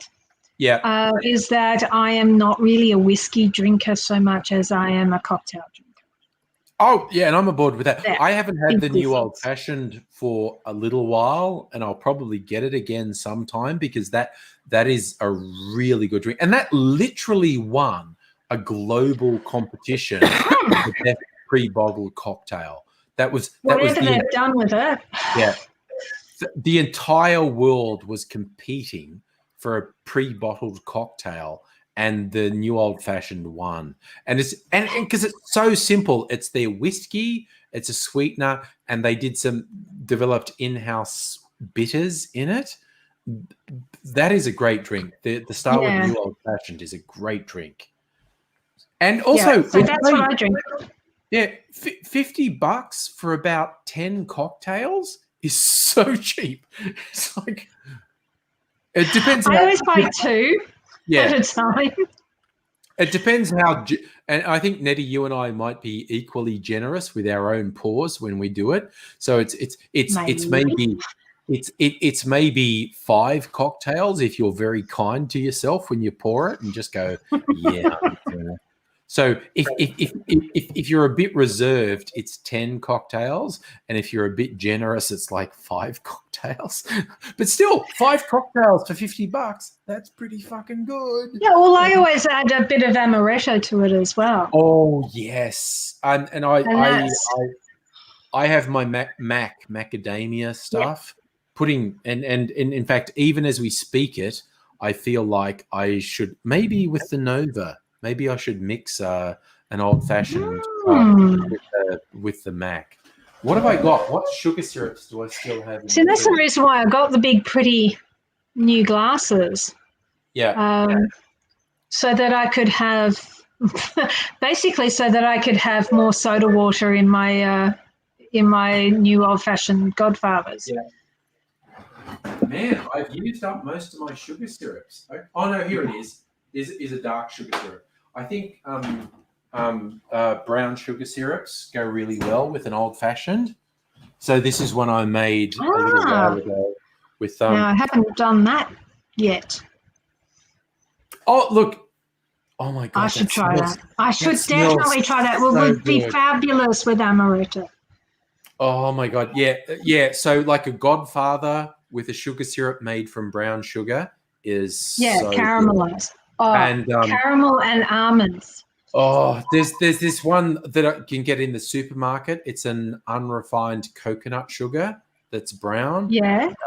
And that's what this is. This is a sugar syrup made with this. And I'm just smelling it, and it just smells fucking glorious. So does that smell a bit coconutty as well? It smells just a little bit. It's mostly sugar. So it's mostly like brown, but there's just this little bit of a coconut smell in it. So it's probably nice in a tiki drink. Oh, it's fucking wicked in tiki. With rum, this shit is fucking wicked. So I'm going to do it. I've still got my nice. That's enough ice. I'm just going to build it in the glass. So Nova. I think I'll make it with Nova. Where's my fucking jigger gone? It's over here. I found it. Okay. So I'm going to do 2 ounces of Nova, 60 mils of Nova. Splash that in. Where's my Mac? Where's my Mac? It's here. This shit right here. I do not. I used to get that all the time, but then I found amaretto, and I just I was taken away. I was seduced. Amaretto is cheaper, definitely. Yeah, that but too. I kind of love it. So I'm going to put like half an ounce of Mac. Oh no, I poured too much. It's okay. Oh no! What will you do? No, you'll have to balance it out with more whiskey. I was going to say I meant to do half an ounce, and it's too much. It's an ounce, and then I looked in the jigger. It's actually kind of closer to 1.5 ounces, but it's like. and now we'll put half an ounce of the brown sugar syrup in. Bam. And do the Gaz. I'll be dignified and not do my own finger. I'll do the Gaz Regan's finger netting. Gaz Regan's finger. I do my own finger all the time. I thought it was hilarious that Matt, who was in the chat earlier, Metal Maniac Matt, he's going, it traumatizes me when you suck the finger after. I mix the cocktail and then suck the finger. And Matt's going like, yeah, that kind of traumatizes me when you suck the finger. Oh my God, this is the best present I've ever bought anyone. No, it's so good. It is so good. So this is basically a Godfather with yes, Abigail, I know. and Mac and brown sugar syrup. So oh so my God. I do things like that all the time. It's just like I can stick 2 fingers in your ring. Did you catch that, Angry? Which do you know what we're giggling about? We're also giggling about that. No. Sorry. It's like if a troll wanted to, they think, I got you. Like, look, Angry's been going. Do I don't care. I don't care. Yep. I don't care. That is probably the best present I've ever given anyone. I've never seen any present get so much mileage. No, it's very good. Like on my cocktail channel on YouTube, I probably use it because I do 3 videos a week. I probably use it at least once in the 3 videos every week. And I'm just like, yeah, Gaz Regan's magic finger. And I can't resist when I mix something with it. Because it's always got a little bit of the drink. I'm like, taste it. And then I often do, hey, if your bartender does this, don't trust them. Because that's weird. If someone mixes your drink and then goes, that's a bit weird. That's a bit weird. So, Actually, no, that's probably the best present I've bought anyone, except for the purple and black flame jumper that I've bought for Shaylee, which she never takes off. Nice. Since Christmas. That's nice. Oh, but seriously, fucking Starward and yes, amaretto is great. Amaretto is fine. Amaretto is a great drink. But there are a whole fucking spectrum of nut liqueurs you can get. Amaretto is an almond liqueur, and there's actually a couple of other almond liqueurs. You get hazelnut liqueurs. I know from because I online hang out with other people who have cocktail channels on YouTube. YouTube bartenders. There is a macadamia liqueur. It's not the Australian one. There's an American macadamia liqueur that some of the Americans are picking up, and so on. Basically like whiskey and a nut liqueur and sugar syrup is just so fucking good. So fucking good. Yeah. At some point when we're traveling more, because Brookies is in Byron Bay and they do Mac, they do gins. They do the moonshine. I've got the Pacific moonshine. I still haven't had any of my Brookies sloe gin. So you actually have some?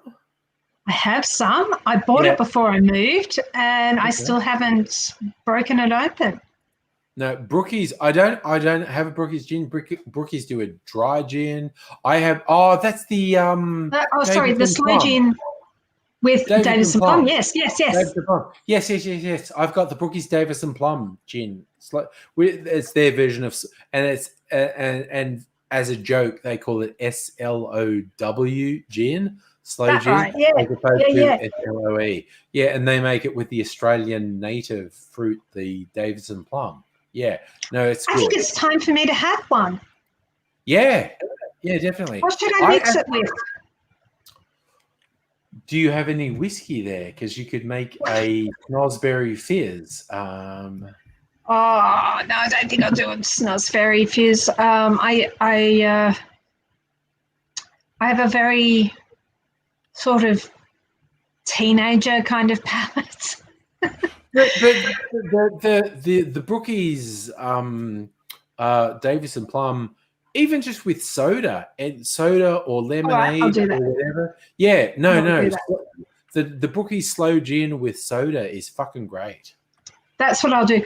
I'm going to go ahead, get it now. Do that. You can look at my cat. So yes, the official angry live stream drink is definitely the Snosberry Fizz, which is the slow gin of your choice, the whiskey of your choice, and soda of your choice. But it's equal parts gin liqueur. Slow gin is a gin liqueur.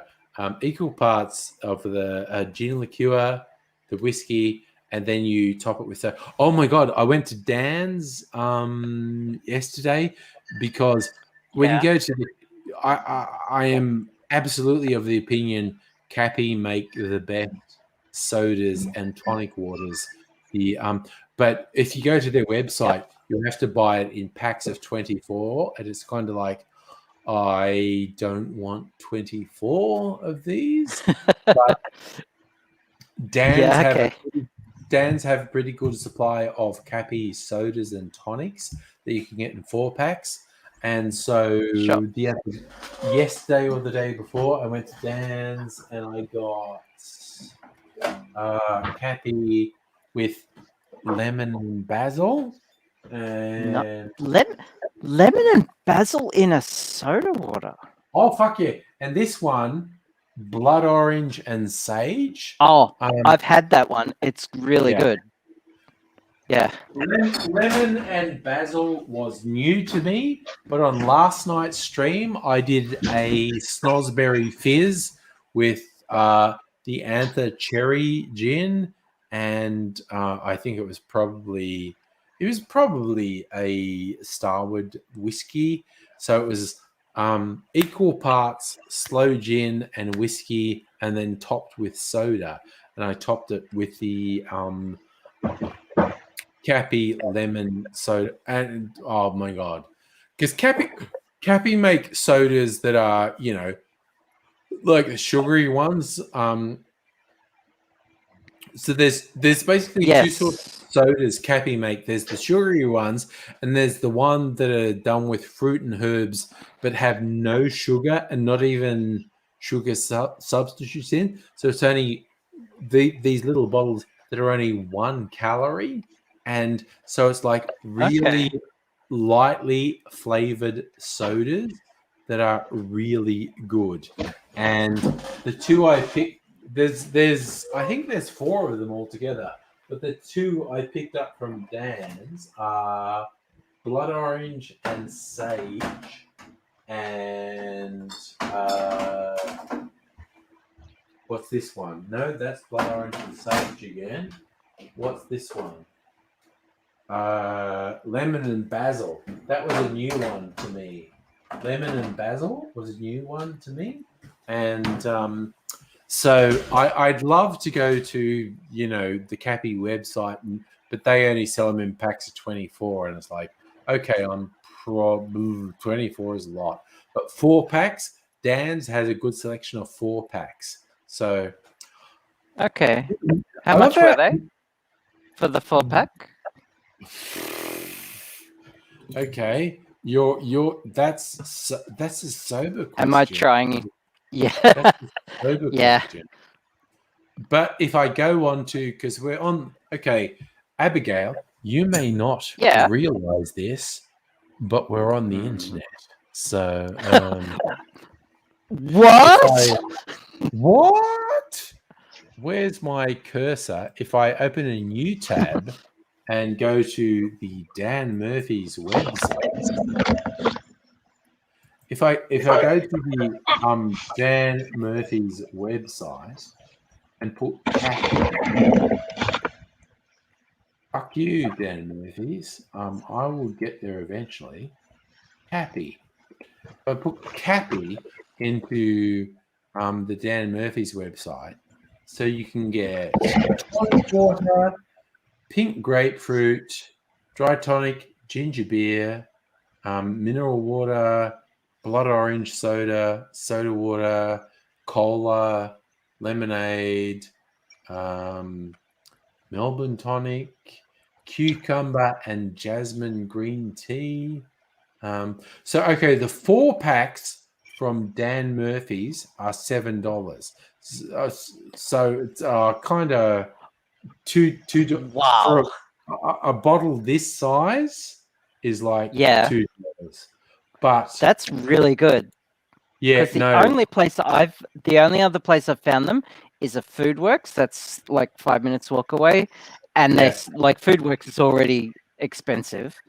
But are you talking about fancy tonic water? Fancy soda. Yes. I'm talking about Cappy soda. Oh, I haven't seen that before. So, when we all met up and we were in the Patient Wolf distillery, they had a whole bunch of Cappy stuff there. Either today or yesterday, I finished my Anther Cherry gin, which means, okay, empty bottle, I need a new slow gin. And I think, Nettie, you bought, when we went to the Patient Wolf distillery, you bought the Blackthorn gin there. Yes, very young. I was talking to Mrs. Angry and I said, yeah, okay, when we're not locked down anymore, we should go to the Patient Wolf distillery, which is, seriously, it's just fucking down the road from where I live. It's one tram ride away from me. So, it's just down the road. I think I could walk there from here. Fuck it. Yes, Nettie. Yeah. Okay, so seriously, in a couple of weeks when lockdown isn't a fucking thing, and it won't be my date night with Mrs. Angry, it'll be the other Saturday night. I think, Abigail, if you're up to it, Nettie, if you're up to it, we'll and me and Mr. Angry, we'll all meet at the Patient Wolf distillery. I'm going to get the Blackthorn gin, and because they have the Cappy sodas in 4-packs, and because Blake at the Patient Wolf distillery was such a cool dude and whatnot, I think we should all just meet up on a Saturday at the Patient Wolf distillery. Yeah, they have the most gorgeous tasting, unique cocktails. It was yes, they make good cocktails. They have a bottle of Blackthorn with my name on it there. Yeah, fuck yeah. Because I don't remember how long ago. It was at least 6 months ago. Mrs. Angry and I had a weekend away. There's a winery just past Geelong on the Bellarine Peninsula that has these great sort of units you can rent. And neither of us really drink wine. So but sort of up the road from it is a cider place, Flying Brick Cidery, which makes possibly my favorite cider. But we also stopped at the Anther Distillery in Geelong. And I got the cherry, the people, and this is all sort of what I love is you stop in these places and you say, my friend, oh my God, my brain just stopped. My brain stopped. Okay, who is our friend? Who is our friend? Who works for Art Heroes now? Kirsten. Oh my God! Oh boy!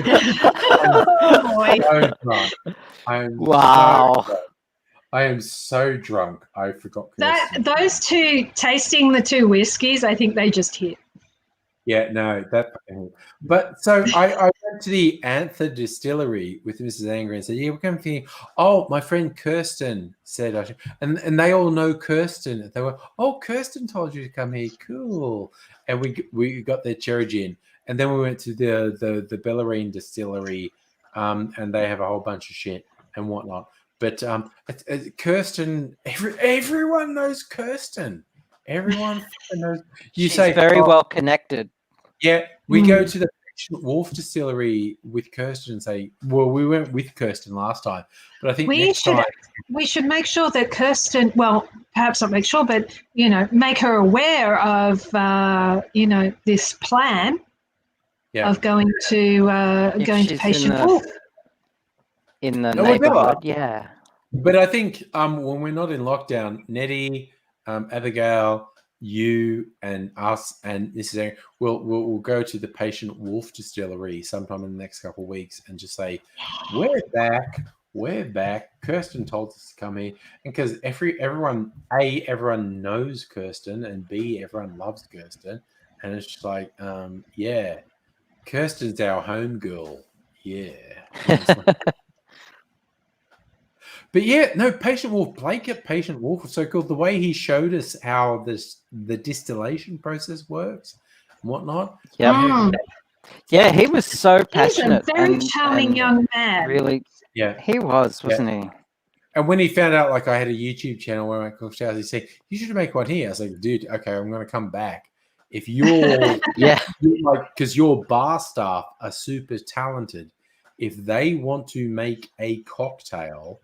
And for me to record it and put it on my YouTube channel, I will fucking do it because your people are super fucking talented. But why were they having to shake the thing so much? Shake the cocktail so hard? Yeah, no, that was the fun thing. We ordered that cocktail that required a lot of shaking. Yeah, some of us inadvertently ordered it after they'd already made a couple of them. Yeah, they were getting a bit tired.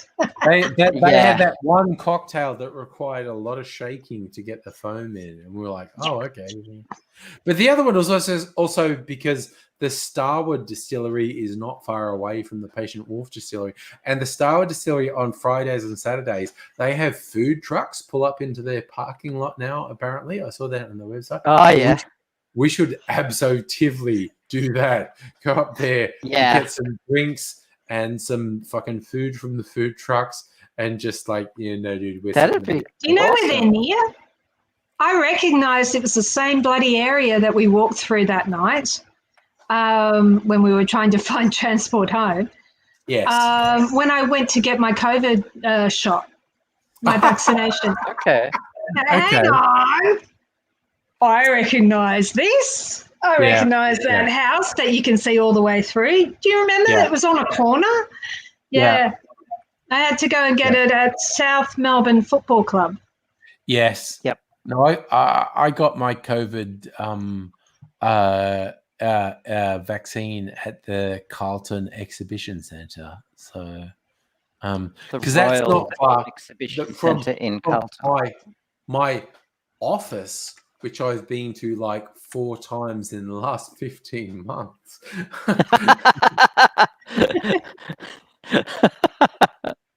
That's funny. It is fucking hilarious. And I love it. Like, I feel like if I had a time machine and I could go back to myself 1 month before COVID fucking hit full time and said, "Yeah, dude, you're going to spend a year and a half at home. And they're going to keep paying you. They're going to keep paying you." And I would like, no, they're not. They're not going to pay me. And it's like, oh, they did. But my whole team, this last year, my team, we were more productive working from home than we were in the office. And I was like, man, that is weird. Because you're not distracting each other at the time. Because frankly, you don't have to deal with the office bullshit as well. No office bullshit, no commuting, no, and it's just like, yeah, okay, I'm home. Oh, okay, you said I have to do the following things. In the next week, I have to do A, B, C. fuck yeah, I can do that. Bam, bam, bam, it's done. And Yep. everyone goes, yeah, you're a legend. You did the shit. I said, I want you to do this shit, and you did the shit. And it's just like, yep. Officers fucking suck balls, man, and not in a good way. Because I'm just okay. Not you, Nettie, not you, Abigail, but in the great big wide world, if there was People suck. certain people saying they would suck my balls, I'm going, yeah, that's cool, that's great. But also at the same time, when I say something sucks balls, I mean it's bad. Yes. Okay, so I am on a mailing list, and this dates all the way back to when mailing lists were a thing. Yeah. That specializes in software developers for a Doing particular software language called Delphi, which is based on Yep. Object Pascal. Yep. Yeah. And I saw a recent posting about a job that I am very tempted to take. It's part-time, and it's with like a 20-year-old version of Delphi version 5. Yeah. And which I stopped using Delphi when it was Delphi 7, and it's moved way on from there.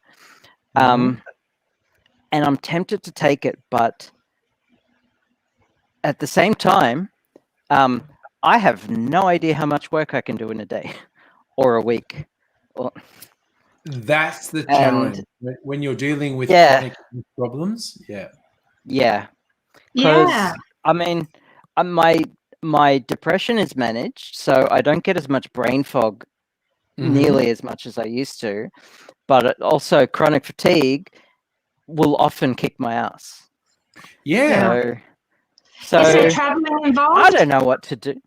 No, it's all online. In fact, so I have no idea where the business is, but their client that they need the work done for is in the US.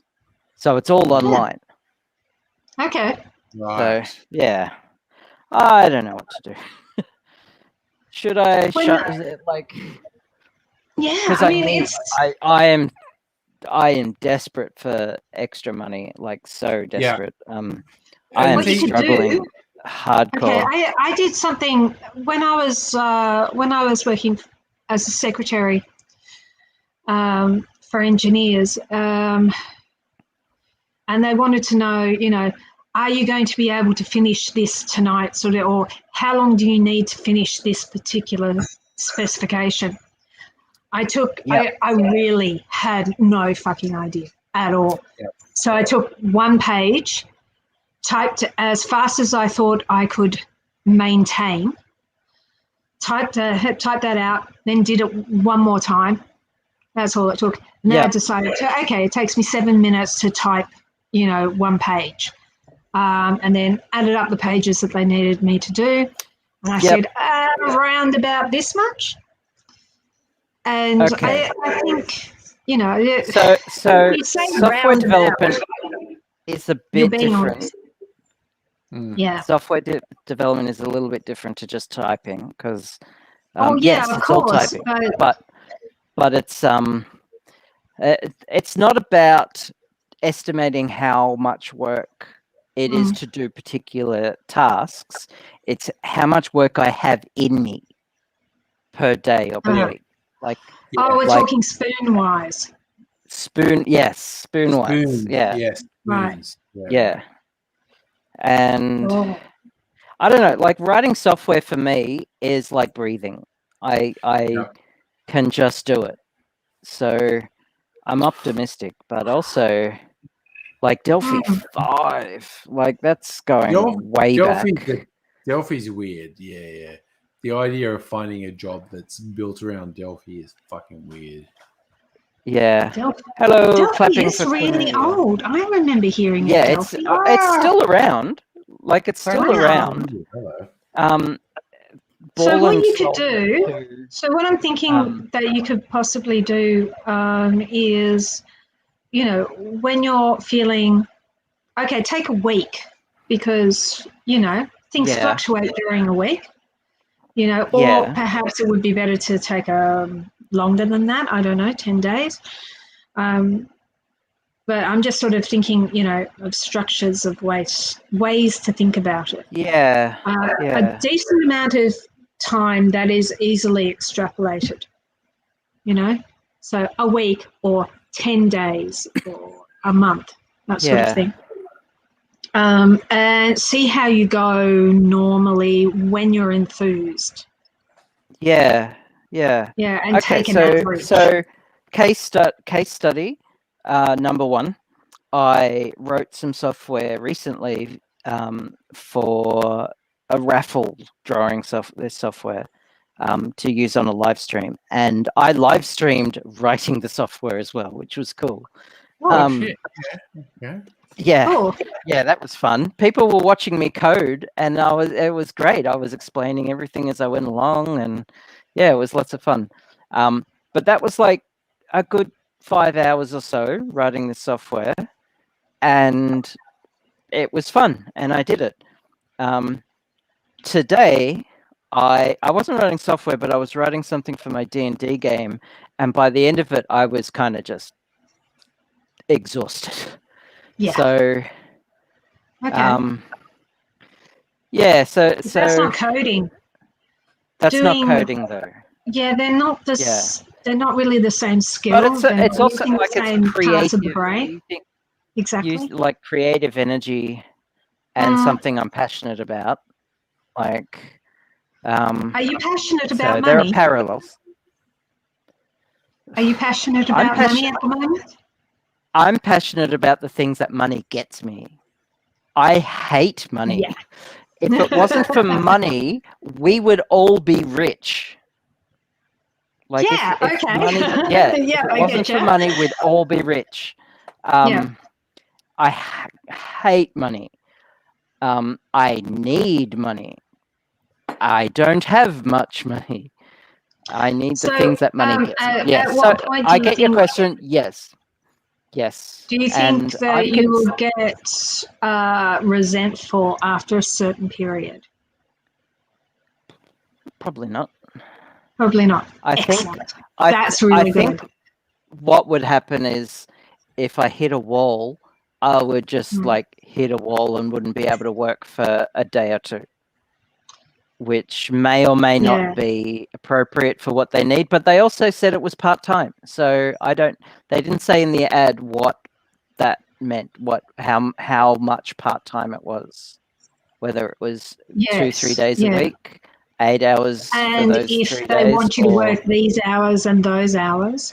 Well, because the client is in America, the only the only stipulation for when you work is morning meetings, because they have meetings our time early in the morning, and it'll be later in the day in the US. So that was the only time requirement.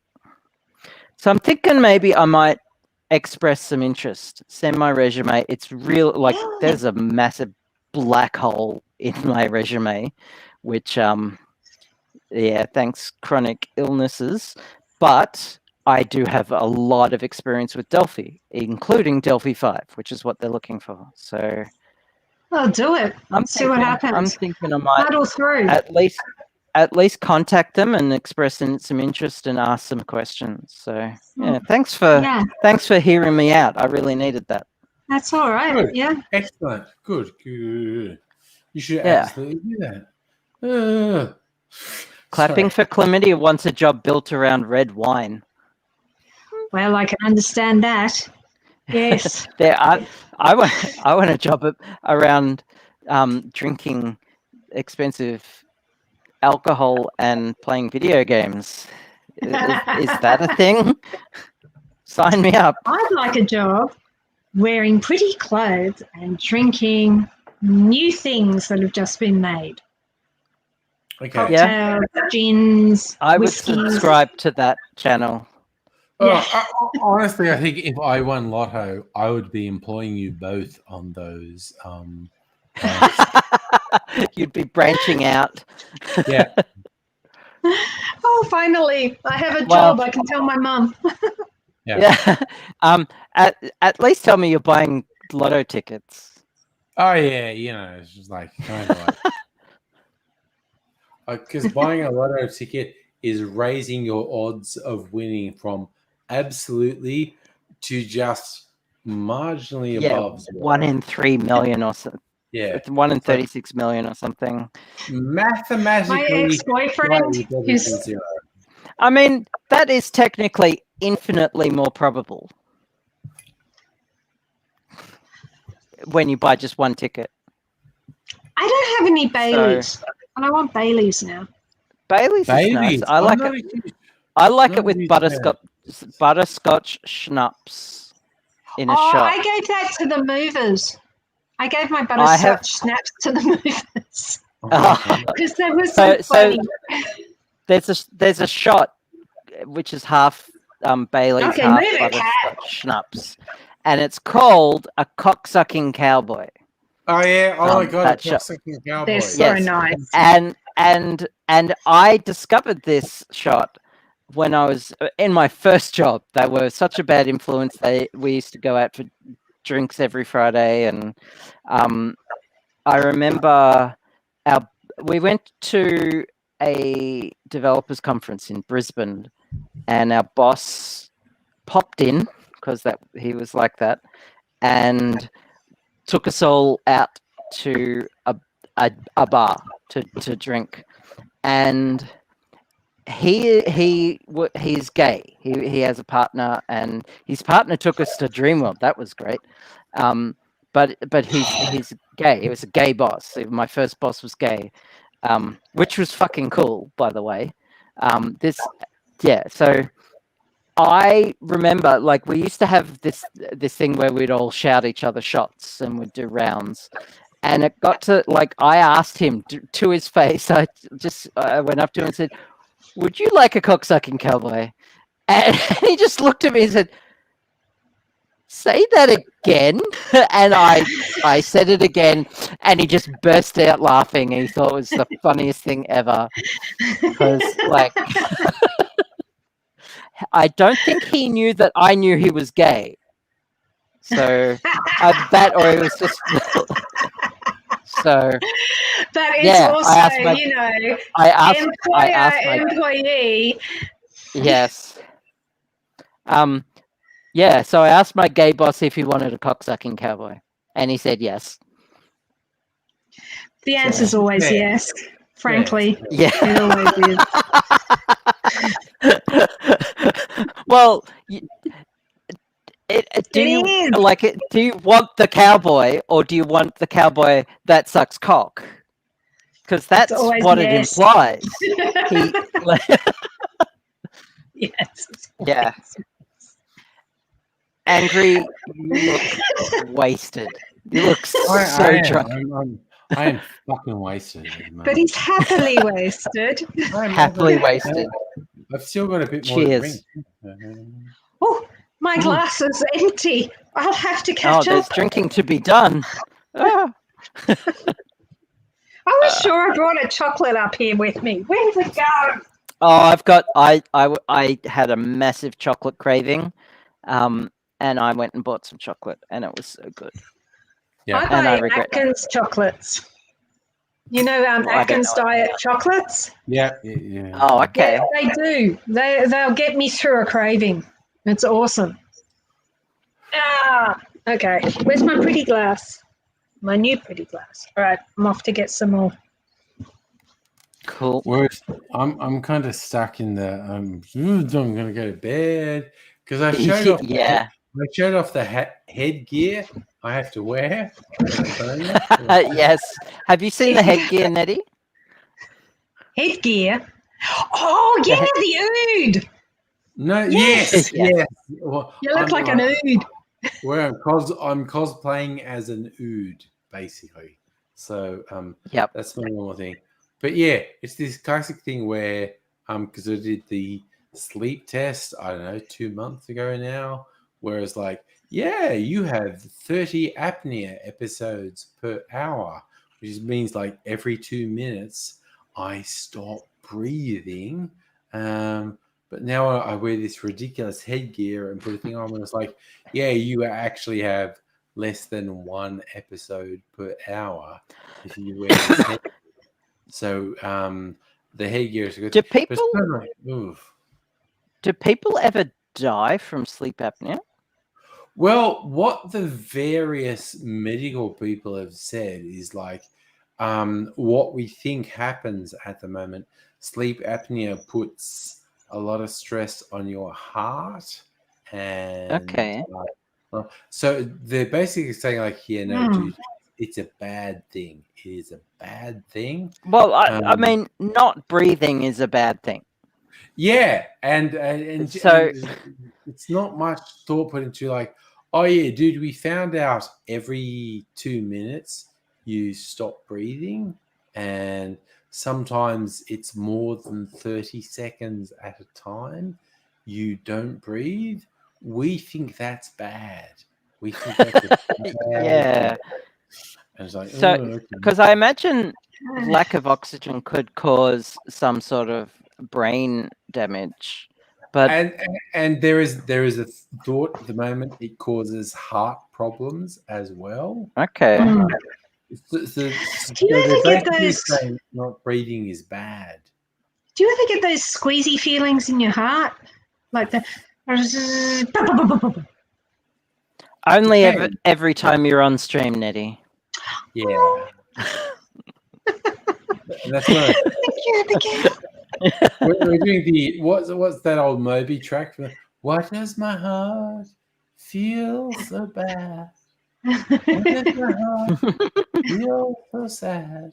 It's like, No, because I get the squeeze boo boo boo boo thing, and I've been getting it since I was doing the 2011, I think.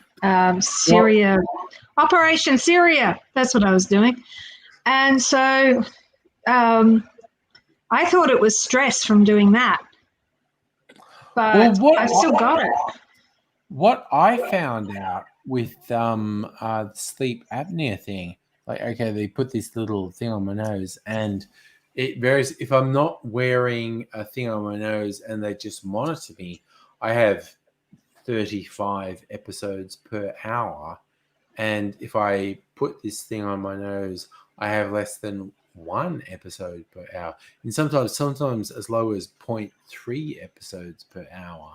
So it's really weird to wear all this fucking headgear and have this thing on my nose that has this, And but having 0.3 of an episode is pretty good. Oh Like- my god, it's weird. Like literally, the first night I used this CPAP machine, it went to under 5 episodes per hour. Yeah. So Okay, so I have a question. Like, if you're having down to 0.3 episodes per hour, what happens if, like, you have like 1.3 episode and then someone wakes you up? I don't know. You have like a third of an episode, and then causality breaks or something. Yeah, no, 0.3 episodes per hour means I know. every 3 it's hours an you're having average. 1 episode. I know. Yeah. I'm being silly. I get it. I get it. And how did you know to get this checked? Like, what were the symptoms of it? Because Mrs. Eric was saying, dude, you fucking snore too much and keep me awake all night. And okay. And it's literally like on my back, it's like, just you get to point, I'm just going to sleep, and just to the point you go to sleep, you're it's like, okay. Yep. Yeah, because you can see, like, I've got a really small area here, and I've been snoring since I was skinny. So, because of this. And sorry, weight is a big thing. Like, when I first went to the specialist and weighed me, I was like 125 kilograms, and I'm under 110 now. And nice. It's good. I kind of stalled for the last week or two. I was stuck around 109, but that I think can happen. that can actually happen. Like Yeah. your weight kind of settles a bit, Yeah. and then you got to push it a bit more. And unless you're That's like weird, full on starving yourself or working out hard, yeah, it kind of stabilizes at a point. it's meal replacement. So my first goal, the one I want to get to, is get back to about 90 kilograms, as opposed to in the peak of putting on COVID weight, I was like 125 kilograms. I'm only 5'8", so that is like massively fucking overweight. It's pretty big, yeah. It's pretty fucking big. So I'm under 110 now, but I want to get down to 90, and that's like yay. But the stretch goal is get to under 80. That's going to take another 6 months. So it's like, okay, cool. And yeah, it's kind of funny when you're doing the weight thing. You go, oh, it's sort of store for weight. Have I been eating a bunch of snacks? Honestly, yes. Yes, I have. So don't do that. Don't do that. King Island camembert. Oh my god, I haven't done cheese for ages, but I fucking love cheese. Yeah. Oh yeah, I've got that photo. Camembert and brie. Cheese labels on your head. Yeah, I have mild lactose intolerance, so those soft cheeses are dangerous for me. Oh. But if you put camembert or brie in front of me, mainly camembert, I can't resist. I have to eat some. And it's dangerous because then I taste it, confirm that it tastes amazing, and want to eat more. And it's so dangerous. And they only have like the really big like wheels, like about this big, at my local Woolies. So this is the problem. Fucking go hard. Go to Costco. Well, the Woolies and Coles wheels are this big. The Costco wheels are like fucking. Damn. They're so big. We should have a cheese party. Oh, it would be very. It would be very Nordic. A cheese and cocktail party. That would be so dangerous on so many levels. Like the cocktails, the weight, for it. the lactose, I resisted going out to buy lactase pills, like a friend recommended I do that. But if you do that, I will buy some, take one, and eat all the cheese. And I will bring cheesecake. I love cheese so much. It's pretty nice. Again, because I'm a Costco person, Costco has giant wheels of brie. They have the best cheddar I've ever tasted, and they have these flavored cheddars. There's like what they call a champagne cheddar that has has a literal champagne flavor in the cheddar. There's a truffle cheddar, which is possibly my favorite cheese I've ever had. This truffle cheddar.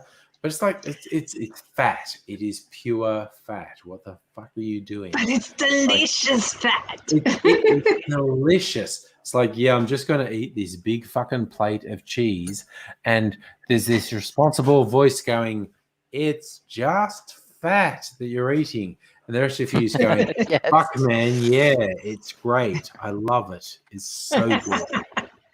But remember, camembert is still the diet form of brie. Oh my god, brie! Like when you get triple cream brie, it's just like, oh my god, King Island triple cream. King Island, and that's the thing. Like Europeans think they have the best cheese, and it's like, no, fuck you, dude. Australia has the best fucking cheeses. And like, yeah, boy, yeah. Right. I'm getting cheese tomorrow. Damn you This Woolworths, it's right near me. It's in Southern Cross Station, right? Oh yeah, it's a 2-minute walk. And so, and most of that's taken up by crossing the road. So, yes. and so it's all kind of. I thought it was all gourmet stuff. Like it's got really good stuff in there. It's for the office crowd at lunchtime, basically. Yeah. Then I went down Collins Street and I found another Woolworths Metro. That's got the great stuff. The really, really good. That's the corporate. That's the corporate. Holy shit! I forgot about this meeting. Go grab some camembert and nice thingies. Place. Yeah. Jesus Christ! I am surrounded by indulgence. I've got a bottle shop down that corner, across. Hang on. Sorry. That corner across the road at the Woolworths Metro, and down. You've also got DFO if you ever want to. Yes, shopping. That DFO there down Spencer DFO? Street. Yeah. On It's just about Southern Cross Station. You go all the way to the end where the buses are, and you go upstairs, and there's a DFO, and it's amazing. It's great. DFO, but what does it sell? Direct factory outlet. Oh, that! Yeah. Spencer Street Outlet Centre. Yeah, that's I bought stuff for the. I've bought shoes there. I've bought stuff for the bathroom. I like the outlet centre. Clothes. I bought cocktail stuff. I bought a backpack from there once. Yeah. Wallets. Clothes, I bought a backpack from there too. Yeah. Yep. Steve Madden even. Yeah. Oof. Oh yeah. You guys got to come visit. Oh yeah. I want to. When we're not locked down. We need to do some city bar hopping and then crashing at your place. Yeah. I have a birthday that still needs more celebrating. Yeah, no. We need to properly celebrate your birthday. Yes. We need to find a way to transport this loft bed to Nettie's place. Oh yeah. Do that. Yes. Yeah, because it is taking up room in my apartment, and there's not much room, and I could use the money, but it's not about that. It's about getting the bed to Nettie's place so that Shaylee can use it. I was thinking, well, since it's too big for Angry's vehicle, and it's too big I think I'll have to air task it. Friend. Yeah. Actually, that's probably the answer. Yeah. Okay. Someone who has like a ute or a small van who can move it. Yeah. Do you, you're probably going to have to organize that, Nettie. Yeah, I will. So after lockdown, I also need to. I need to make some space for assembling it. Yes. Because there's no space. And my son and I will come along and assemble it for you. That'd be awesome. Thank you. Yeah, like absolutely. That would be super awesome. Cool. Nice. Bring my tools, bring my son. Yeah. What's up? So someone's in the chat. Like Nettie acknowledged Alexander in the chat. Like, yeah, we're running long. Abigail acknowledged Alexander in the chat. I don't know. Fucking whatever. People have names. They usually start with A. Yeah. I know it's right in front of me. But oh my god, I'm fucking. Oh, that's how you get confused because my name on the chat is Annette. Yes, Annette, that's my excuse. That's my excuse. That fucking works. But today I'm a big snail. Yeah, and not Abigail. So why not? Oh I didn't notice that until now. I did notice that there are capitals in her name tonight. Oh. Yeah. It's called camel capitalization. Oh God. Seriously, I'm just at the stage of I could just go to sleep or I must sleep on the lounge, or maybe I should just fucking go and throw up for a while. And it's You should. What you should do is eat something to soak up what's in your tum tum. soak up the booze. Yeah. Oh God, this is me. Now I'm You thinking of my kebab. favorite movie, Withnell and I, where they're like abusing alcohol and going, yes, we should eat some cake, soak up the booze. And it's like, no. What kind of cake is it? Rum cake. Things from cake. Shapes. Okay. Have a sandwich or toast, or order a burger, or Always have 3 boxes of kebab. these in your house at any one time. 3 boxes of barbecue shapes at any given time. That's a lot of Cheese shapes. Cheese shapes. They're cheese shapes. Yes, barbecue is a bit Cheese too angry. confronting. Okay, you look like you're dying. I'm gonna say cheers. I'm gonna finish my drink. Okay. I'm gonna say cheers. I need to pee. I need to expel urine from my bladder. Yes. Let's So expel I'm gonna say urine. good night.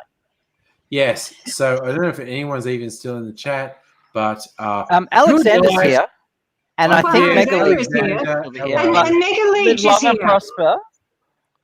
Okay. Good Take night, care. Abigail. Good So night, we will be Nate. back for Sunday Night, night. everyone. It will be a lot fucking more laid back and less alcohol than this. But I'm gonna sleep, and who the fuck knows what's gonna happen on Sunday? But fuck I like yeah. your fairy lights. Yes, I like my fairy lights. Live long and too. prosper, angry. Live long and prosper. See you all later. Oh, I'm okay. trying to find the button to click